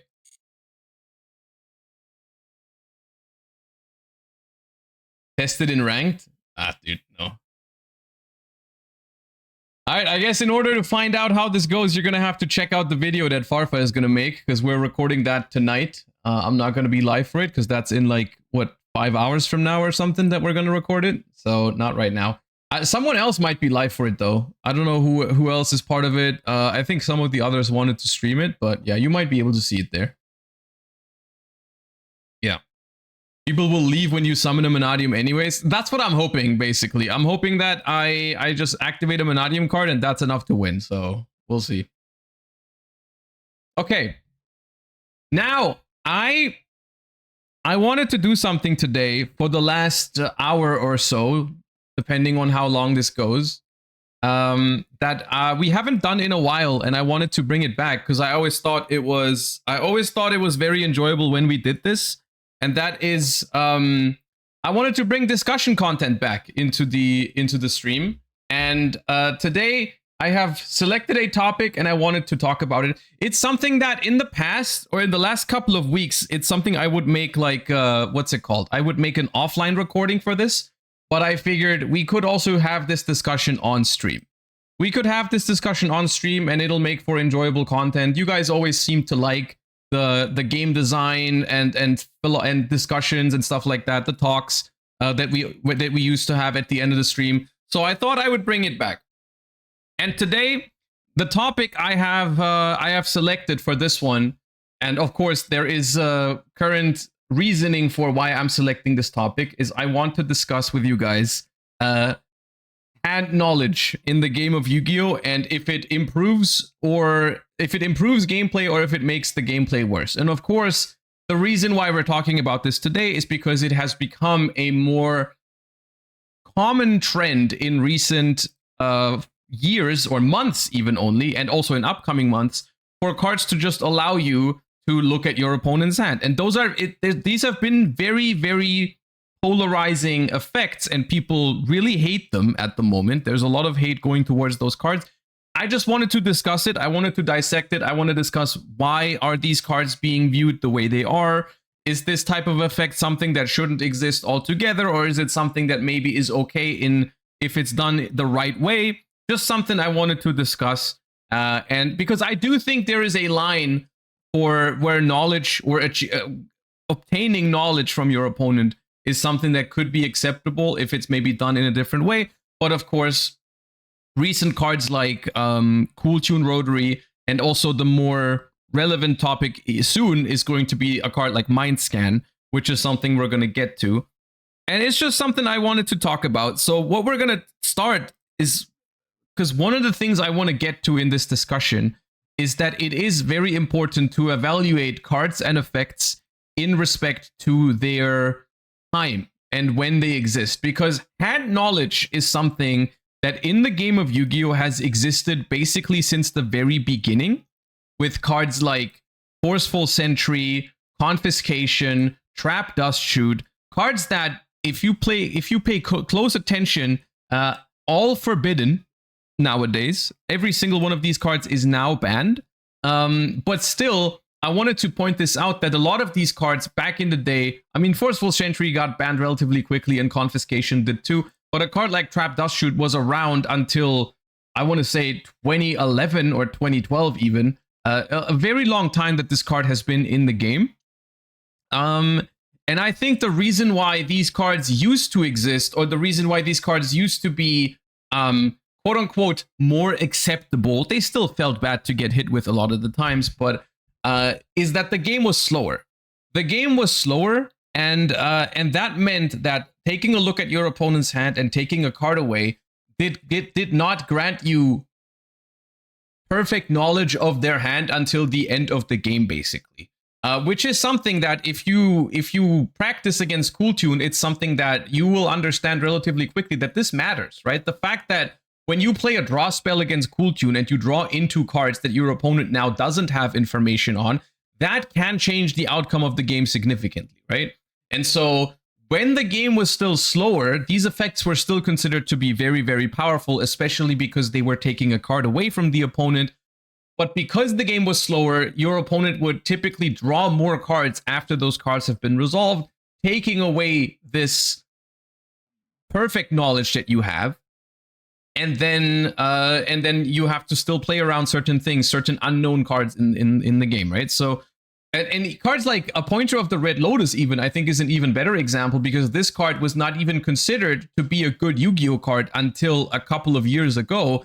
This card actually, it was printed in 2009, believe it or not. This card came out 17 years ago almost, and didn't really see competitive play until, I want to say, 2022, 2023, when the game started to shift more in a direction of, well, there's just, the game is faster, there's less turns, and now all of a sudden, a card that takes away a card for one turn and gives you perfect knowledge of your opponent's hand is now considered to be too good. Whereas back in the day, no one ever played this card. For the first 10 plus years of this card's existence, it has essentially never been touched, because banishing a card only until the end phase was not relevant enough in a game that was slower.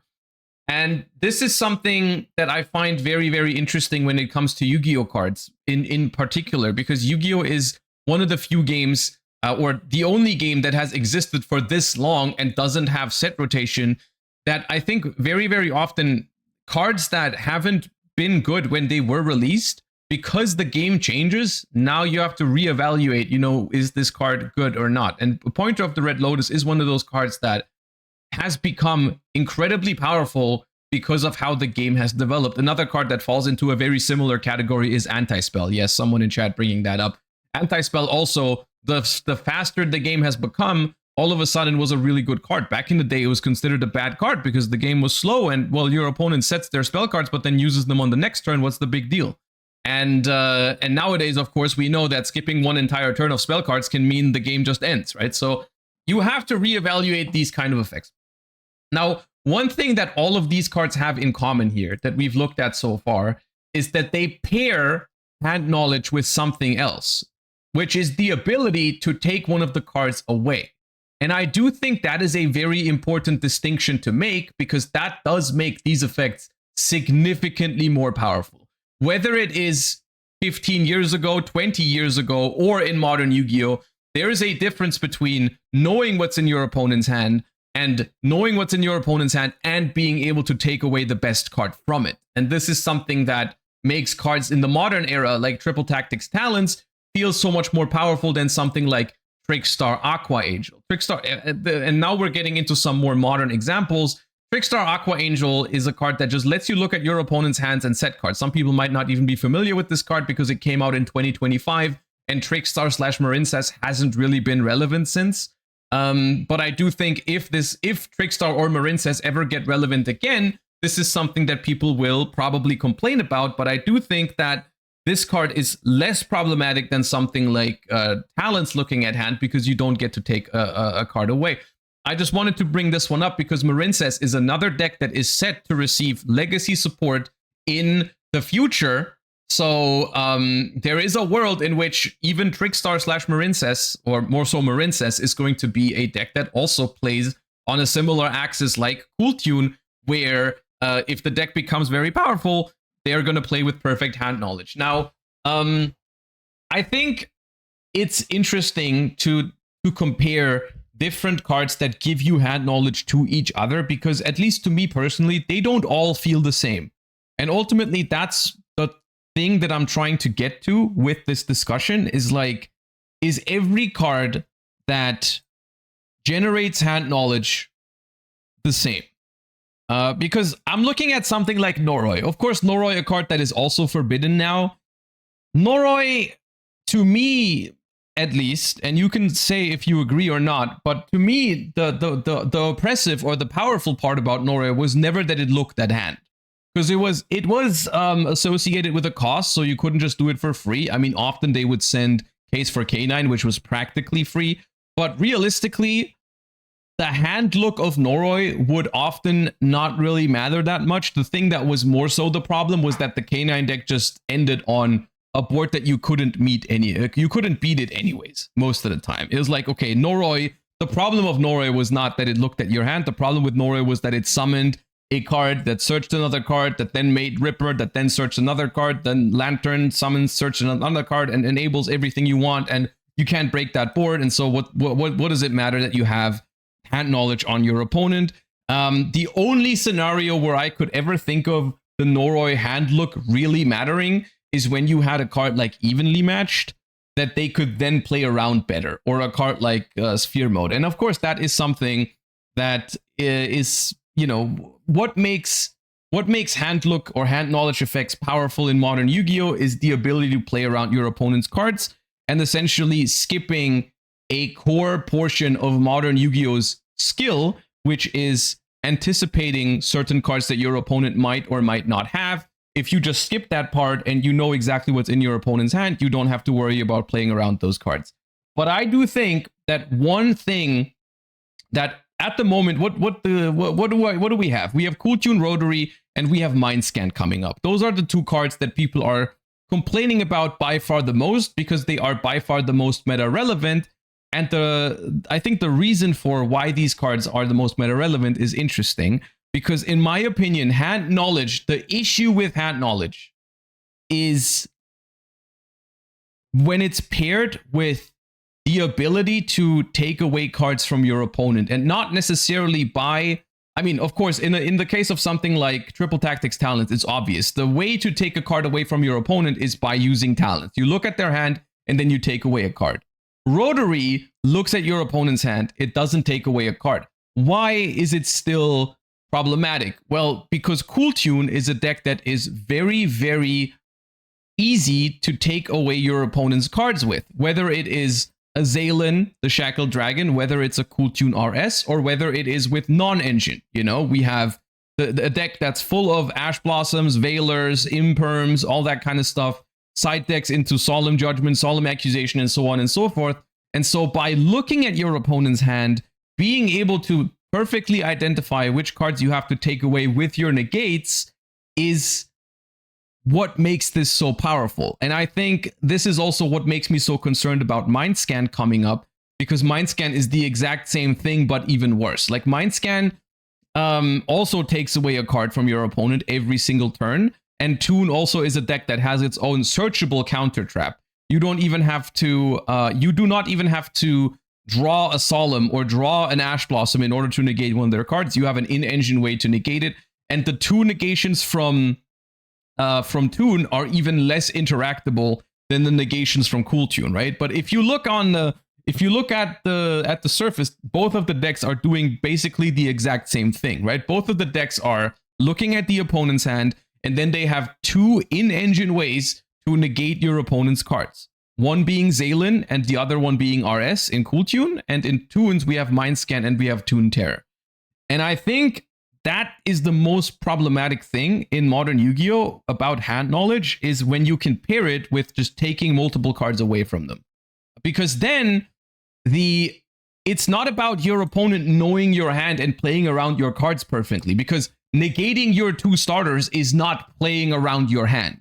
It's not like if my opponent sees an evenly matched in my hand and then figures out a good way to play around that card, in my opinion, that's more acceptable than if they just see, oh, my opponent has two starters, so I know exactly which two cards to negate, and then we're playing a non-game because they can't play the game, right? I think those two examples are different. I think when hand knowledge is not paired with the ability to negate one or multiple cards out of your opponent's hand, it's more acceptable. And I say more acceptable. I'm purposely not saying okay, because realistically, I think I don't know if it's ever okay to just get hand knowledge for free. I don't really think it's that interesting, because it takes away a lot of interesting like parts from the game, and I don't consider it interesting per se. But if it's something like Noroi, where the hand look is just the hand look and not inherently paired with a bunch of negations. I mean, K9 does have Ripper, but it doesn't negate all the cards. As much as I hate Ripper for negating hand traps, it doesn't really help you invalidating your opponent's hand completely if you just know what they have.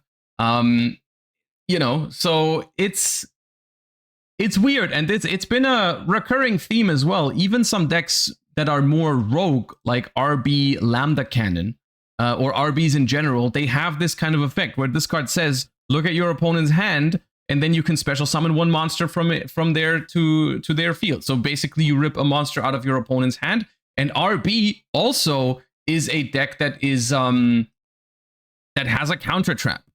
And so you have look at hand, rip one monster out of it, and then set a counter trap. And I've played RB. The deck is very, very fun when you play into boards going second, but when you go first, a lot of your games just come down to, you know what they have, you know what to negate, you rip one monster out of their hand. A lot of the time, they can't play the game, because every single deck, including RB, usually has cards like Ash Blossom, Imperm, whatever, droplets. And so that's another way to take a starter out of your opponent's hand. And so you'll just look at what they have and decide what to take away. And then they usually can't play the game, right? And this is, in my opinion, not particularly interesting. Mainly, and this is another thing, if your opponent has a strong start and wins the game, I think that's okay. But I don't think it's fun for the player going second when the opponent basically makes the decisions for them. And this is one of the main things that I feel like about Cool Tune. I don't even think Cool Tune is the most broken deck ever. A lot of the times when I play against Cool Tune, I actually like going second against Cool Tune more than against something like Elf Note, for example. But the games that are by far the worst against Cool Tune are the ones where your opponent looks at your hand and then it's on them to figure out how they beat it. And so essentially, a 2-player game kind of becomes a 1-player game, because the job of the Cool Tune player is to just figure out how the opponent cannot win. So essentially, what is supposed to be player going first sets up a board, and then player going second tries to play into that board and overcome it, and both players try to make meaningful decisions. When a Cool Tune is involved, essentially the Cool Tune player is making the decisions for you, because they decide what you draw, they very precisely decide what to negate, and you need to draw a very specific hand to even be able to take part in the game. And I think this issue becomes even more amplified once we're going to get Mind Scan and Toon Terror, because these two cards are much harder to interact with than Zaylin and RS. Zaylin, you can chain block Zaylin, you can do all kinds of things to prevent Zaylin from negating a specific card. And the same thing goes for Cool Tune RS. You can dodge the negation, it's main phase only, so you can do quick plays in the draw phase or in the battle phase, or you can go, like in the example of if you're playing a branded deck, you can send Titanic Lad to the graveyard and then summon Albaz in the end phase. They can't do anything about that with the RS. And so the Cool Tune negations are much easier to outplay. They actually do leave the player going second with some amount of agency over what's happening, versus a card that literally just calls a name and the card is negated for the rest of the turn, and a counter trap, right? And so it's basically becoming even more powerful, right? Like if the concept of obtaining hand knowledge and negating your opponent's cards already seemed powerful in Cool Tune, it's getting even more powerful with the Toon deck, which is concerning. And I don't know how I feel about this, because I think taking away the agency of the player going second and putting it in the hands of the player going first is like a perfect way of eliminating the fun for player number 2. There's not that much difference between that and like making an unbeatable board, because that's essentially what it is, right? Like if your Cool Tune opponent sees your hand of 2 starters and makes a board of RS Zaylin and you can't really dodge any of their negations, then the game is over. The game ends right there. It's just a matter of them using their stuff correctly, and then you cannot win at all, which is definitely a feels bad moment.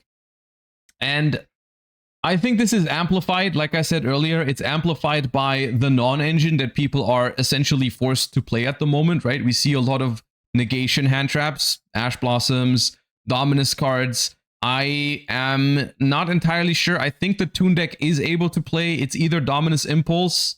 I think it's Dominus Impulse. I think they're mostly darks. So a deck like, imagine if, Cool Tune even plays Dominus Purge, or I've seen people in Cool Tune with Dominus Purge and or Impulse, because negating cards is so powerful in that strategy that you accept the fact that some of your engine isn't working if you play those Dominus cards sometimes.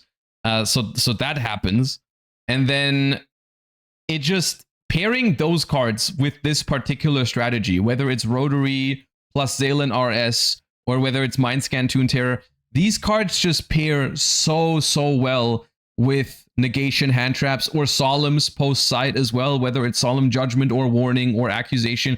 We've seen plenty of this in Cool Tune format. Cool Tune loves to play these cards. They play searchable counter traps in Monadium reframing as well. And so like they look at you in an ideal world post side for Cool Tune, they look at your hand and they have Zaylin, RS, and Monadium reframing a lot of the times. So you have to draw 3 starters. And even if you draw 3 starters, it's not a guaranteed win yet, because I mean you haven't actually done anything yet. Even if the 4th card in your hand resolves, you still have to deal with Baylor, Imperm Ash, whatever, Remix, and what like the mix, making a track maker, and so on and so forth, right? So I don't know. I think, and the question to me, essentially, when we're looking at all of this, is like, is the problem in these equations, is the problem the hand knowledge, or is the problem the fact that these decks have very realistic access to 2 to 3 or more negations? And that's what I want to hear your guys' opinion of, right? Like, is it, because sure, like a deck like Marincess at the moment, if that deck looks at your hand, most of the time, that's probably going to be okay, right? It's not going to feel great to just show your opponent your hand because you're going to be scared that they're going to make good use of that knowledge. It's not a feels good moment, but it's not necessarily an issue as long as the board that's being made doesn't negate half of your hand. And this is something that I've been asking myself, like, would it, because if you look really closely, Toon is just the deck that goes first that has a couple of disruptions, a couple of non-engines, and straight up 2 Omni negates, right? Would that be a fun deck to play against if they didn't know your hand? Like, let's just assume that Mind Scan would work differently and not require them to know your hand. They can just negate a card. Would it be fun if Cool Tune was a deck, if Toon was a deck that didn't look at your hand, but consistently ended on 2 negates, has a bunch of 1-card combos, and plays a bunch of negation hat traps? It would be slightly less oppressive because, I mean, sometimes you destroy enough starters and they don't know. Sometimes they would negate the wrong card. But realistically, I would argue that is still something that we've been trying to get away from this over the last couple of years. There's not that many decks that end on that many negates anymore, right? We banned Baron the Fleur and Savage Dragon in the TCG for good reason. And now it's just, the unfortunate truth is that a lot of the decks that came out this year just happened to have, or even at the end of last year, they just happen to have more access to negation again, right? They got rid of some of the more generic extra deck negations, but then like Cool Tune got Zalen and RS, Toon gets Mind Scan and Toon Terror. It's just a lot of decks now, if they want them to be good, they just give them a couple of Omnis. They just give them a couple of Omnis. And that's, I think, one of the main takeaways for me when I think about this. Like, when I think about the problem with hand knowledge, I think in modern Yu-Gi-Oh! It's mainly a problem because it's often paired with negation. I think it's still, even if it wasn't paired with a negate, I don't know if I would call it interesting. I really wouldn't. But I think it gets especially obnoxious when it's paired with Omnis. Is essentially the point that I'm trying to make. And so I think the game of Yu-Gi-Oh! Would be better off if they just did that less. If they just focused more on other forms of interaction that aren't hand rips and negate, right? Is how I feel about it. And it's funny because that's something, I mean, I've been repeating this sort of discussion over the last couple of months, or years even. I've said this a lot. But I think this is the main. I feel like the hand knowledge is more like a scapegoat right now for people to let out their frustration about the amount of negation that's happening in modern Yu-Gi-Oh! Again, right? Like, I don't think, for example, I don't think that Cool Tune is that much more oppressive than other comparable decks that played 20 hand traps in the past, right? Because what happens most of the time when you play against Cool Tune and you go second is actually, I think, very similar to what happened when you went second against Pure Yummy a lot of the time. I think Pure Yummy was a deck that was very similar to Cool Tune in the sense that it was like 17 really high quality 1-card starters, maybe 2 to 3 engine requirements, and the rest was just hand traps, right? Like Ash, Veiler, Imperm, Dominus Purge, and so on and so forth. And they would go first. They would summon Herald of the Arclight in the early days of Yummy, of Pure Yummy. they would make Herald of the Arclight, they would make their Yummy board, and they would usually have, on average, because they played so many, they would have 2 to 3 negation hand traps in hand, like Purge, Ash, Imperm, whatever. And most of the time, when you went second into a Yummy board, you would look at their board and you would think to yourself, I can beat this.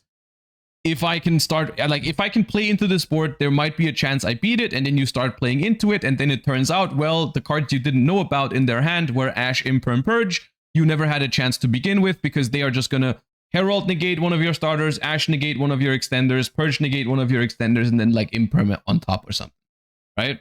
And those were the games that felt the worst against Yummy. And I think it's very, very similar against Cool Tune. The only difference is that the Cool Tune player knows before you know that the game is over because they can look at your hand, right? It helps them in a lot of cases. And I'm not saying the decks are the exact same power level. Cool Tune is better than Yummy. I'm not saying they are the same level of good. But because Yummy is also an older deck, I think like Cool Tune is a natural like power crept version. It portrays the same strategy, the same feeling when you're going second against it.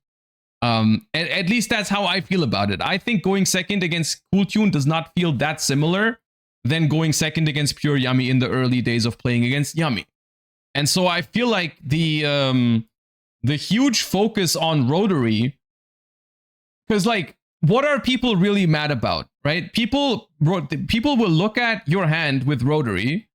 They will see that you have 2 starters, and then they will use their 2 negates on your 2 starters, and you lose the game. And then people are mad at Rotary for looking at their hand, when I would argue most of the time, if your opponent has 2 negates and you have 2 starters in modern Yu-Gi-Oh, you lose.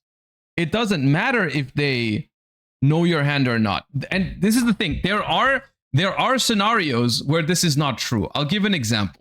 One of my favorite examples of one of my favorite design decks out of recent years is this card. Here. An example is Dracotail Lucius, and this is where hand knowledge can matter.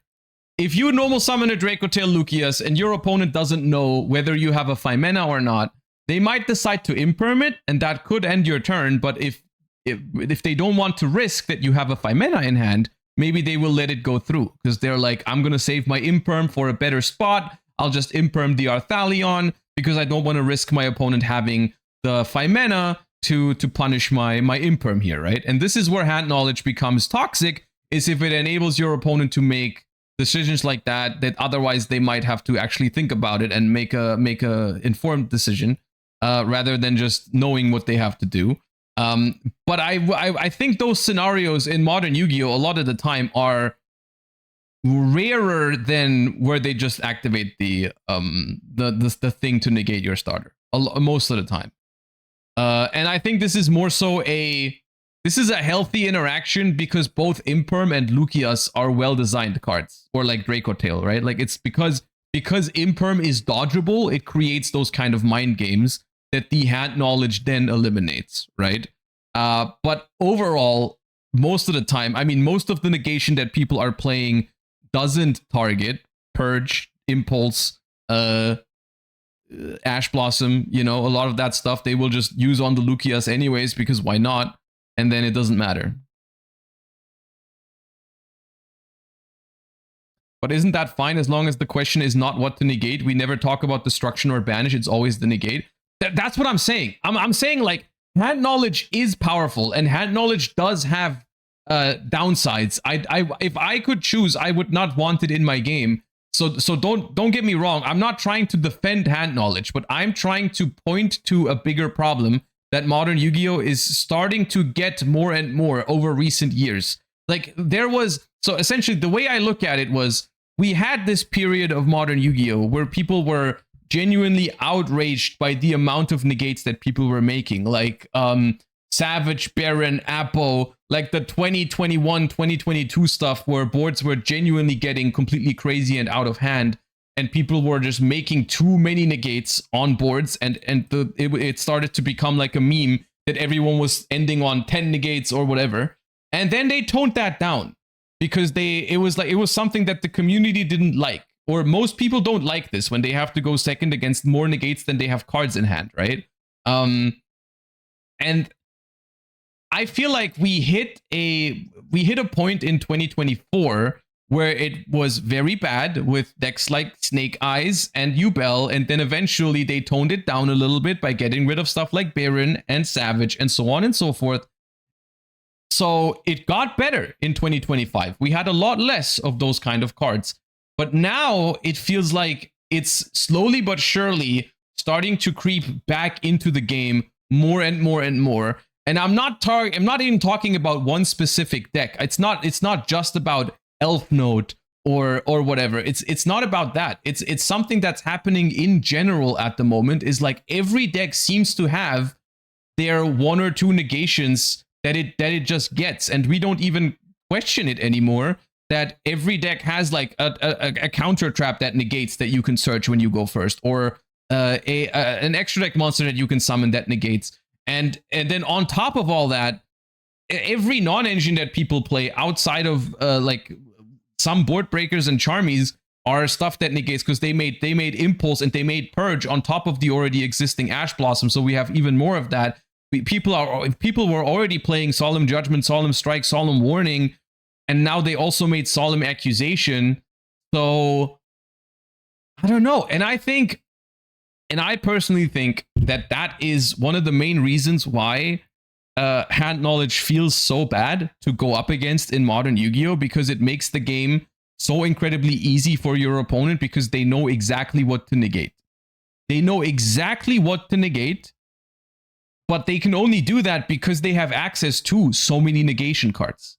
There's just so much negation going on in modern Yu-Gi-Oh right now that most of the time when your opponent sees your hand, they can just decide what to negate and the game ends. And I think that's the worst outcome for a Yu-Gi-Oh game. The worst outcome right now, besides someone bricking and not being able to play because of that, is you can't play the game because none of your cards resolve. Right? And so, yeah.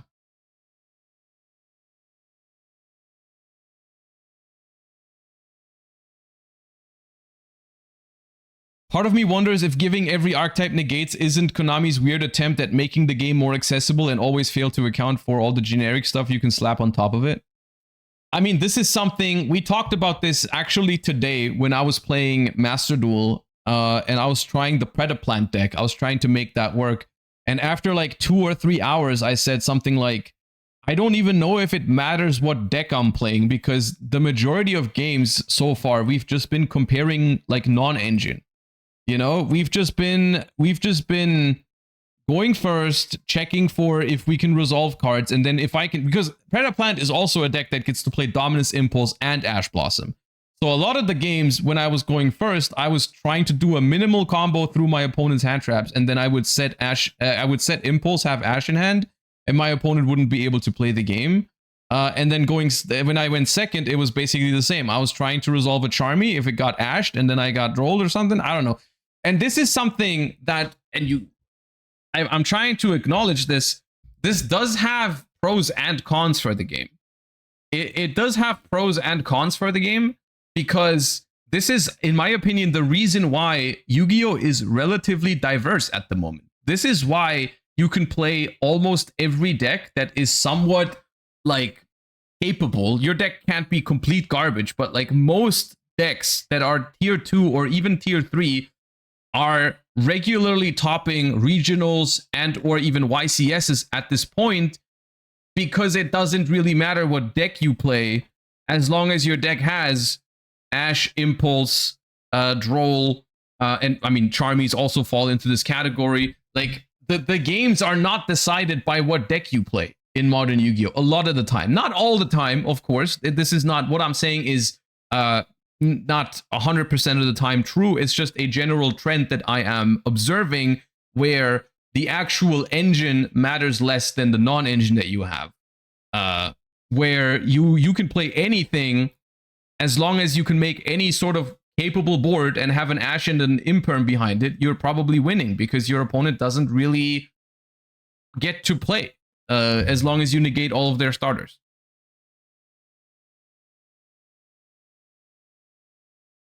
not wrong. My rogue decks win with non-engine. Yeah, and I mean, to be fair, this is what rogue decks need to be viable. This environment is needed. If you were always playing engine versus engine, then the rogue decks would usually not win because a different engine is superior, right? Like, and this is something that a lot of formats where a tier 0 deck exists or a clear best deck in the format exists, that's something they have in common because games are not decided by non-engine. If you're playing tier element format or if you're playing all kinds of other formats with a best deck, these decks are the best deck by far because their engine matters, because the games are not decided by non-engine. And at the moment in Yu-Gi-Oh, this is often not the case. There are some high engine decks, but the majority of decks are trying to play as much non-engine as possible in order to give them the best possible chance of stopping the opponent from resolving their cards. And so I don't know how I feel about this, because on the one hand, I think it's okay when rogue decks do this. I think it's maybe an okay justification for having rogue decks exist in the game. At the same time, when it happens between the best decks in the format or between the best players in the format as well, I think it's kind of awkward. I think it's awkward when games at a very high level are just decided by someone ashing and impulsing the opponent's starters and then they can't play the game. It's essentially just another way of creating more non-games. And I guess non-games benefit rogue decks because if you're winning a non-game, then you didn't have to compete with your opponent's engine, which is superior to your engine, right? Like if you're playing a tier 3 deck and you're up against a tier 1 deck, the best case scenario for you is that it's a non-game, right? From your side, right? Because you don't have to deal with the fact that your opponent's engine is stronger, right? What's an example of a format where the top 3 decks played 95% engine? I'm not saying decks played no non-engine. I'm just saying the non-engine didn't play as much of a role in determining the winner of a game. Even in tier limit format, people played non-engine. They played Bestials and stuff, which weren't part of the engine, but they weren't the. It wasn't like any deck could play Bestials and just skip the opponent's turn. I mean, you could hope to do that, but it didn't really work most of the time. Essentially, what I'm trying to get to is I would like to have a middle ground between the two. Like I don't want the format to be all tier 0 decks that play 100% engine versus engine all the time. I think it's okay for non-engine to play a role. I don't like when non-engine plays the biggest role in the format, especially when the form of non-engine that is mostly being played is stuff that negates cards. And I think this is something that for me really amplifies the problem with hand knowledge. I think hand knowledge is especially problematic when it's paired with the way that Yu-Gi-Oh is being played at the moment by a lot of decks, especially the decks that have non-engine. And it couldn't even be more obvious than Mind Scan and Toon Terror, right? Like I think this is just the pinnacle of we want you to look at your opponent's hand and just negate their starters, right? Like in Cool Tune, you could at least say like, oh, you know, you at least have to work out like how am I going to stop my opponent's cards? You're going to have to build a chain around Zaylin, or you're going to have to find the right spot to summon your RS. With Toons, it's literally just here's your 2 negations. Look at your opponent's hand, just see what you can do. Good luck, right? That is just what it is, and it's just essentially. I think the reason why we hate these cards so much and the reason why we're so terrified of these cards is because it really amplifies it brings out the worst out of modern Yu-Gi-Oh that there is. Because I mean, let's be real, modern Yu-Gi-Oh is a great game, but it does have downsides. It has ups, it has downs, it has good formats, it has bad formats, it has good play patterns, it has bad play patterns. And in my opinion, one of the bad play patterns is when you just negate your opponent's starters and they just have to pass and you kill them. And this is essentially, they just made a deck for that now. They just made, or multiple decks. They just be making decks now where the goal is bad gameplay, right?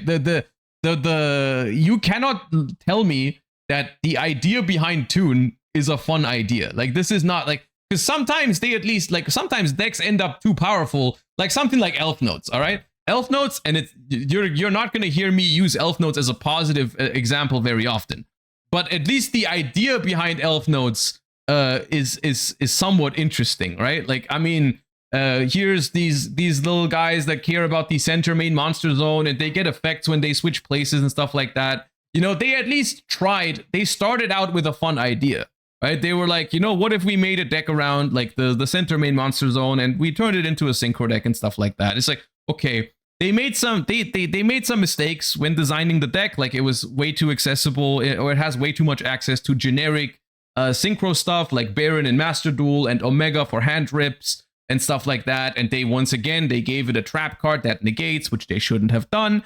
But at least the idea behind it is something that I can see, right? It's like, okay, well, make a deck that does that stuff.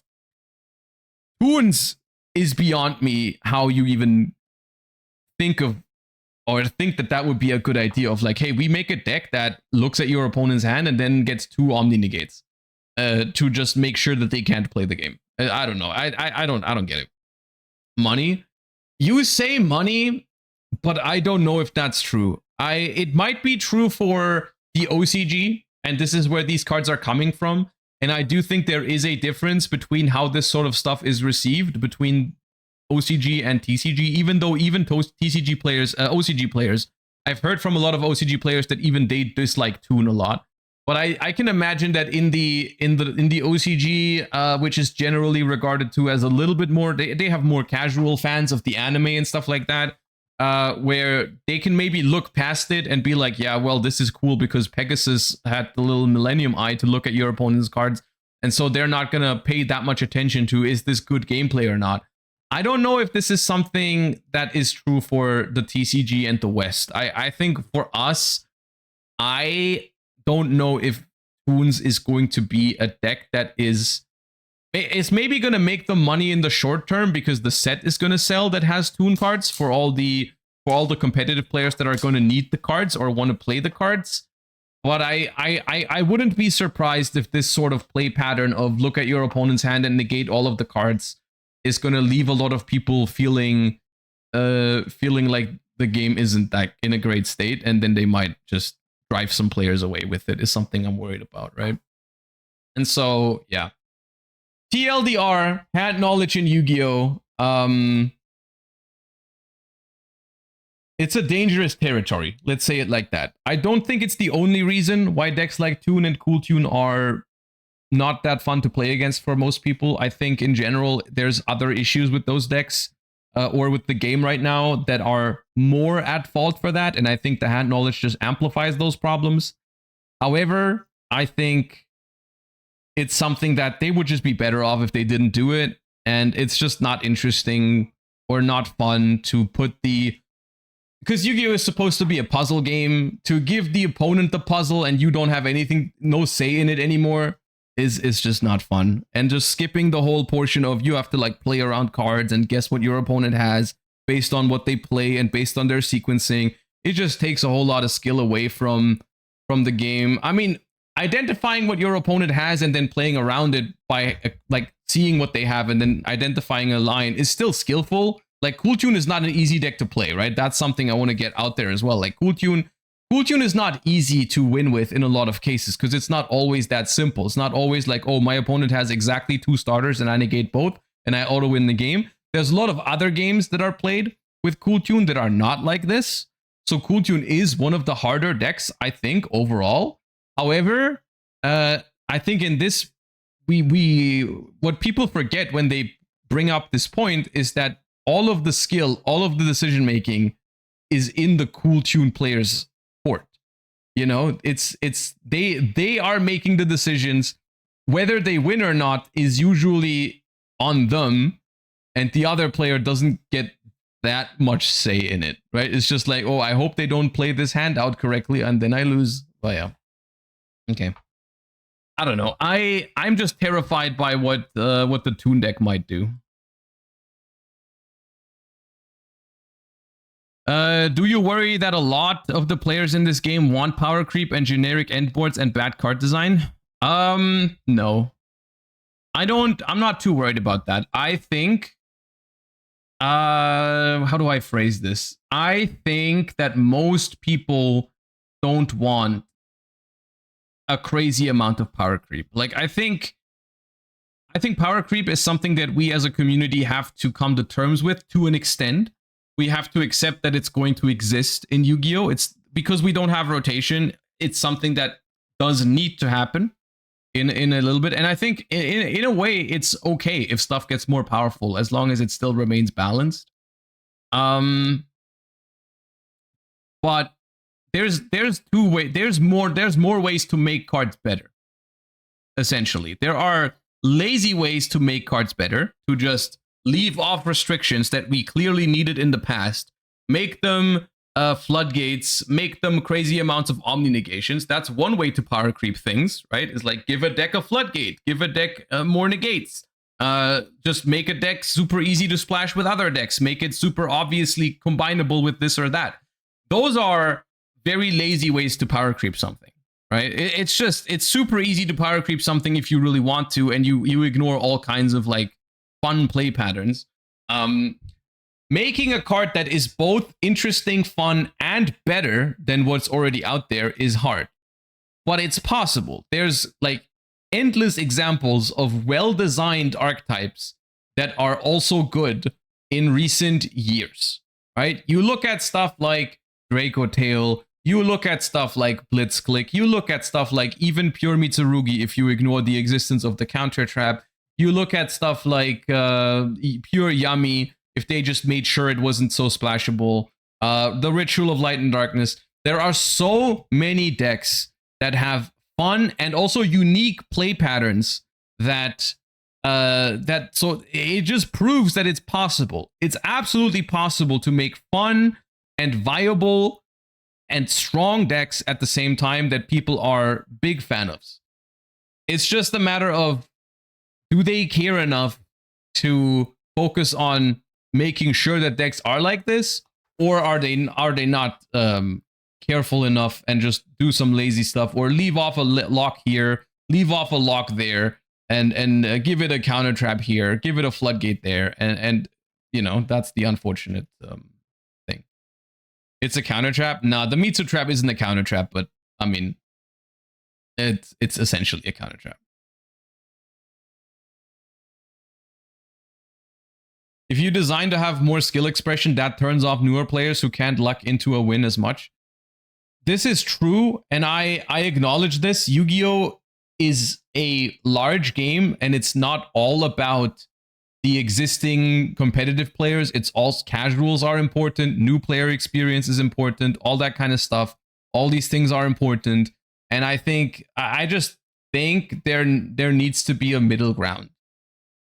You know, I think there needs to be a middle ground where the solution cannot be to make a deck that is the best deck in the format, but also incredibly easy to play and wins by negating your opponent's cards, so that everyone can beat everyone. This is something that actually, I think in the long term, I mean, you get new players, and then what happens with the new players, right? That's the thing. It's not a great long-term argument, because what happens?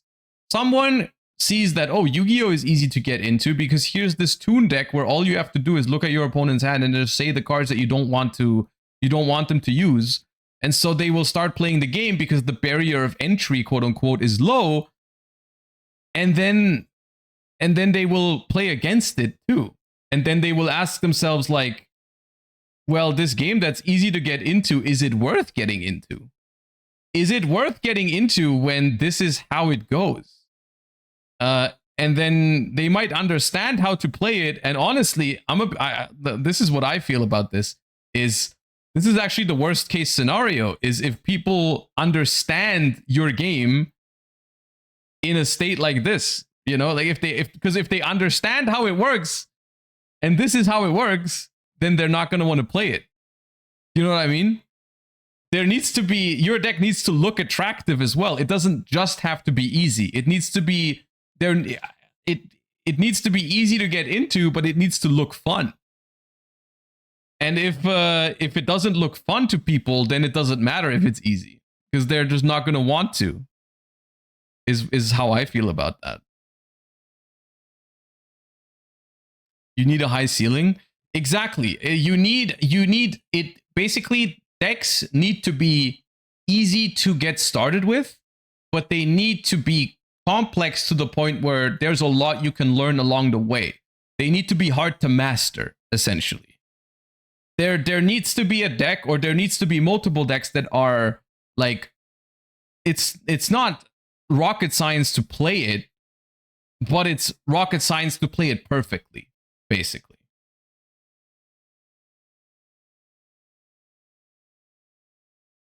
And there are a lot of decks like this where it's not incredibly complicated to pull off a deck. You guys are mentioning a lot of examples right now of decks that you can play at a entry level. It's completely fine to like, or manageable to understand a deck like, I don't know, Sky Striker, Mitsurugi, Branded, all those decks. Like, you can wrap your head around those in not that much time.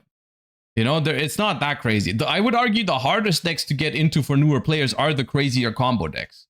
The crazier combo decks are probably the ones where it's really hard to get a feel for it, even though that's been getting easier and easier with the direction of one card combos now.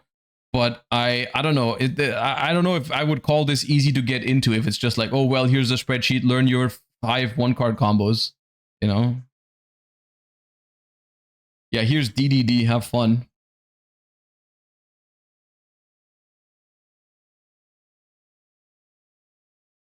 I don't know.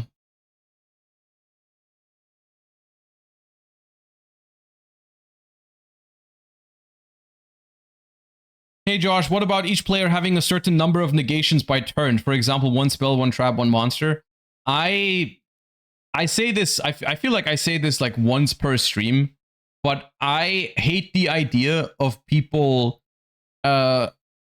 like, or people are suggesting certain rule changes for Yu-Gi-Oh so often. And there are some things that I could get behind, like make the player going second draw their card for turn instantly. I think something like this is okay. They are never going to fundamentally change how the game works with a master rule. They're not going to make 5 special summons per turn or whatever. They are never going to do something like that again. From what I've heard, the last time they did this was the extra monster zone, and people hated it so much that it almost killed the game in the OCG with Master Rule 4. So much so that they reverted it to Master Rule 5 basically like 2 years later or 3 years. I don't know exactly the timeline. But Master Rule 4 was like such a big restriction that people just genuinely hated it.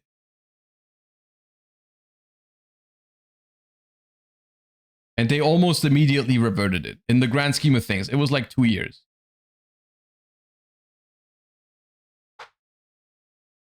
What happened? I wasn't around then. So the first master rule, when they first introduced links, the rule was that, well, they added the extra monster zone, right? On both sides, like two extra monster zones. And every single extra deck summon had to go into the extra monster zone. You could not use your main monster zone for synchros, fusions, all that stuff. It just wasn't possible. You needed a link arrow even for synchros, fusions, and XYZs. Which basically killed every single non-link deck almost on the spot.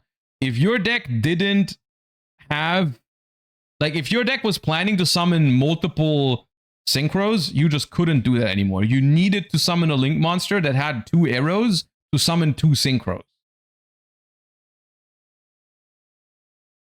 And I'm gonna be honest with you, if your goal is to just slow down the game, it did that at the time. It did slow down the game, competitively speaking. And here's the reason why I say that competitive Yu-Gi-Oh is not everything. It's not the only thing that matters. Competitively, that was fine. It was not that bad to play Yu-Gi-Oh competitively in that era. Like especially in the beginning when link decks were not that crazy, it was okay. It was a slower form of Yu-Gi-Oh. It was actually okay until they started making link combo decks. But like, competitively speaking, it wasn't a disaster, but it was a disaster for everyone who had like a pet deck that was summoning multiple extra deck monsters. Like it was a thing that for the competitive players didn't matter that much, but for everyone else, it was really bad. So I don't know. I think a big rule change is not the solution. Personally, I think a big rule change is one of the worst things they could do. I think they can make in the TCG they could do a couple of things to increase quality of gameplay, especially at tournaments.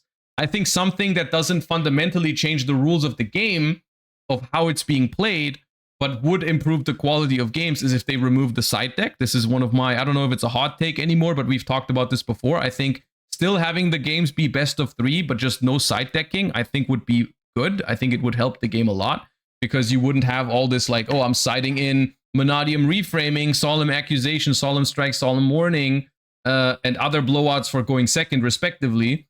You would have less of those kind of issues. And I think ultimately most of the time, game 1 is the best game of Yu-Gi-Oh! in tournaments nowadays. Game 2 and game 3 are often made significantly worse by all of those cards. So if they don't want to put like 30 side deck cards onto the ban list, I think getting rid of the side deck for best of 3 would be phenomenal. Or the other suggestion that I've heard is the one where the player going second draws the card for turn immediately. That one I would also be okay with. But those don't fundamentally change how the game works, which is why I think those are maybe an option. But what about Pot of Sloth? Well, yeah, Pot of Sloth is a lot worse than like a lot of other cards that are only good in the side deck. But I would be willing to make that sacrifice. I want best of 2. I mean, best of 2. I heard that Lorcana had that for a while, where essentially the way it worked in Lorcana is just one play. You got to go first once and you got to go second once, and it's just 1 point per win. So if you win both games, you get 2 points. If it's 1-1, you get 1 point. If it's 0, if you lose both, you get 0 points. I genuinely think that wouldn't be terrible.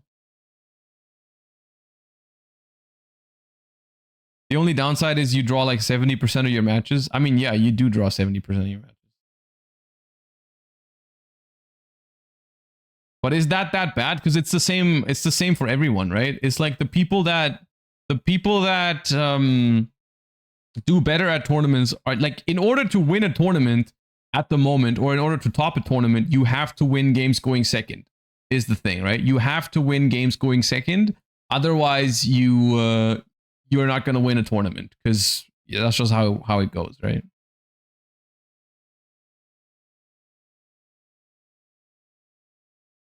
The idea of best of 2 is to sit down. Each player goes first once and goes second once, no side deck. I mean, yeah, that's what they're doing in Lorcana. I don't hate it. But I'm going to be honest with you. The main reason why I don't hate it is because you said no side deck. So no side deck, I think, is the main thing for me. Side deck is so iconic, though. I would miss the process of it. Maybe, like someone said, reduce the size to maybe like 6 cards or something. Sure, I get that. I will say though, removing the process of side decking also has other advantages. Like, for example, saving up to 5 or more minutes per match, I think is relevant. I think the fact that you just take your deck and you immediately start shuffling for the next one, I think that is a significant time save, which is valuable. I think you're going to have significantly less timeout situations if that's the case. So I would like that too. And you have to have, it's a lot more. Yes, getting rid of the side deck makes for more interesting deck building decisions, because you no longer just like this is not how the side deck started, right? In the beginning, there wasn't as many cards that were just for going first or just for going second. That is also a relatively recent development in Yu-Gi-Oh's history that started in, like, I don't know, I want to say when they made Evenly Matched was like one of the first few cards that was dedicated for only going second, right? Stuff like Evenly, then Dark Ruler in 2019, then Lightning Storm in 2020, I believe, and then more and more recently with like Charmies and such, right? But usually cards were not designed to be just good going first or just good going second, because the game was longer back then and slower. So cards needed to be good at any given time or in any given situation, right?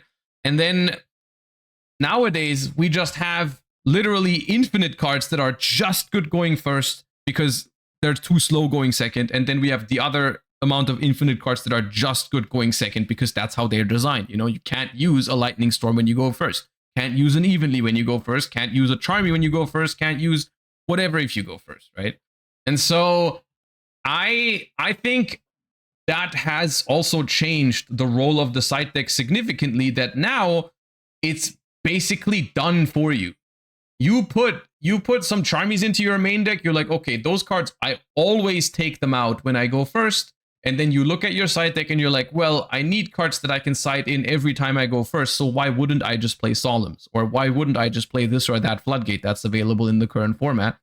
And so it makes the deck building process a lot easier. And it also takes away a lot of the skill of what to side in and what to side out. I honestly, I still get asked a lot of the time, like, hey, can you show me your siding patterns for this deck or whatever when I do a deck profile? But honestly, most of the time, I look at my deck lists and it almost does it for you. There is almost no thought that goes into it, because most of these cards have going first or going second written on them.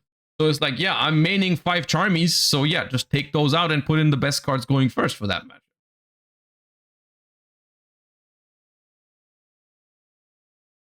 The side deck used to be cards for specific matchups, but side deck cards themselves have become more homogenized. That, I don't know if I would agree with that. Like, that's always been the case. You always, when you build your side deck, you always had to make the decision of, do I want to prepare for specific matchups, or do I want to have more like diverse or utility cards in it? That is something that to an extent you can still do, but it is true that cards like Charmies or Solemns usually work against almost anything. When's the last time a deck has actively sided an engine card that wasn't a trap card? I mean, that's not true either. People do that.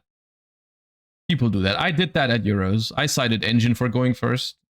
I sided Nadir Servant, Dogmatica Ecclesia, Dogmatica Fleur-de-Lis. That still happens. But those cards are still very, like, very, very obviously going first cards.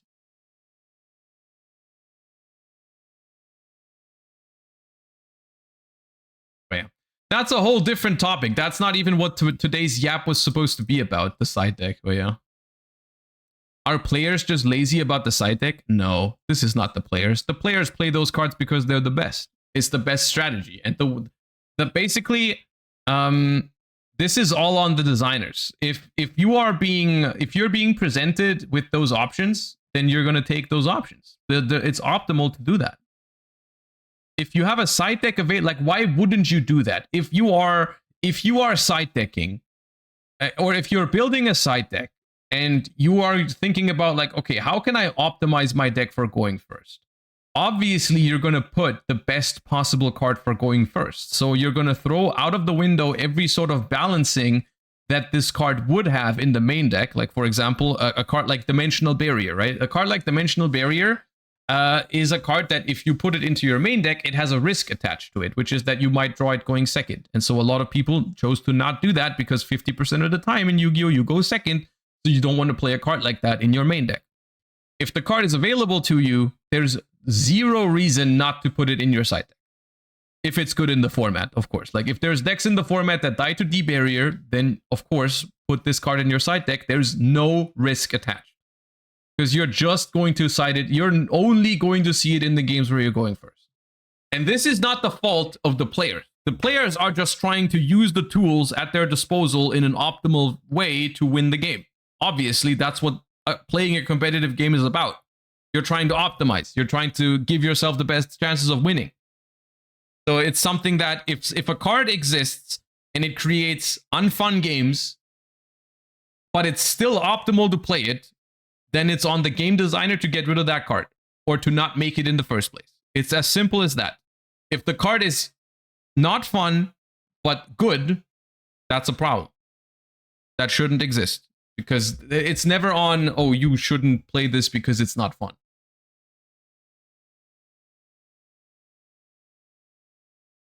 You say negates are hurting games going first, citing in Psalms, etc., but I assume floodgates, like anti-spell, mistaken arrest, are just also as bad. They're different topics. Yes, floodgates are also bad. Because in my mind, there is not that much of a difference between negating every one of your opponent's starters or just activating a card that reads your opponent can't play the game. They both result in a game not being played. So yes, they're bad.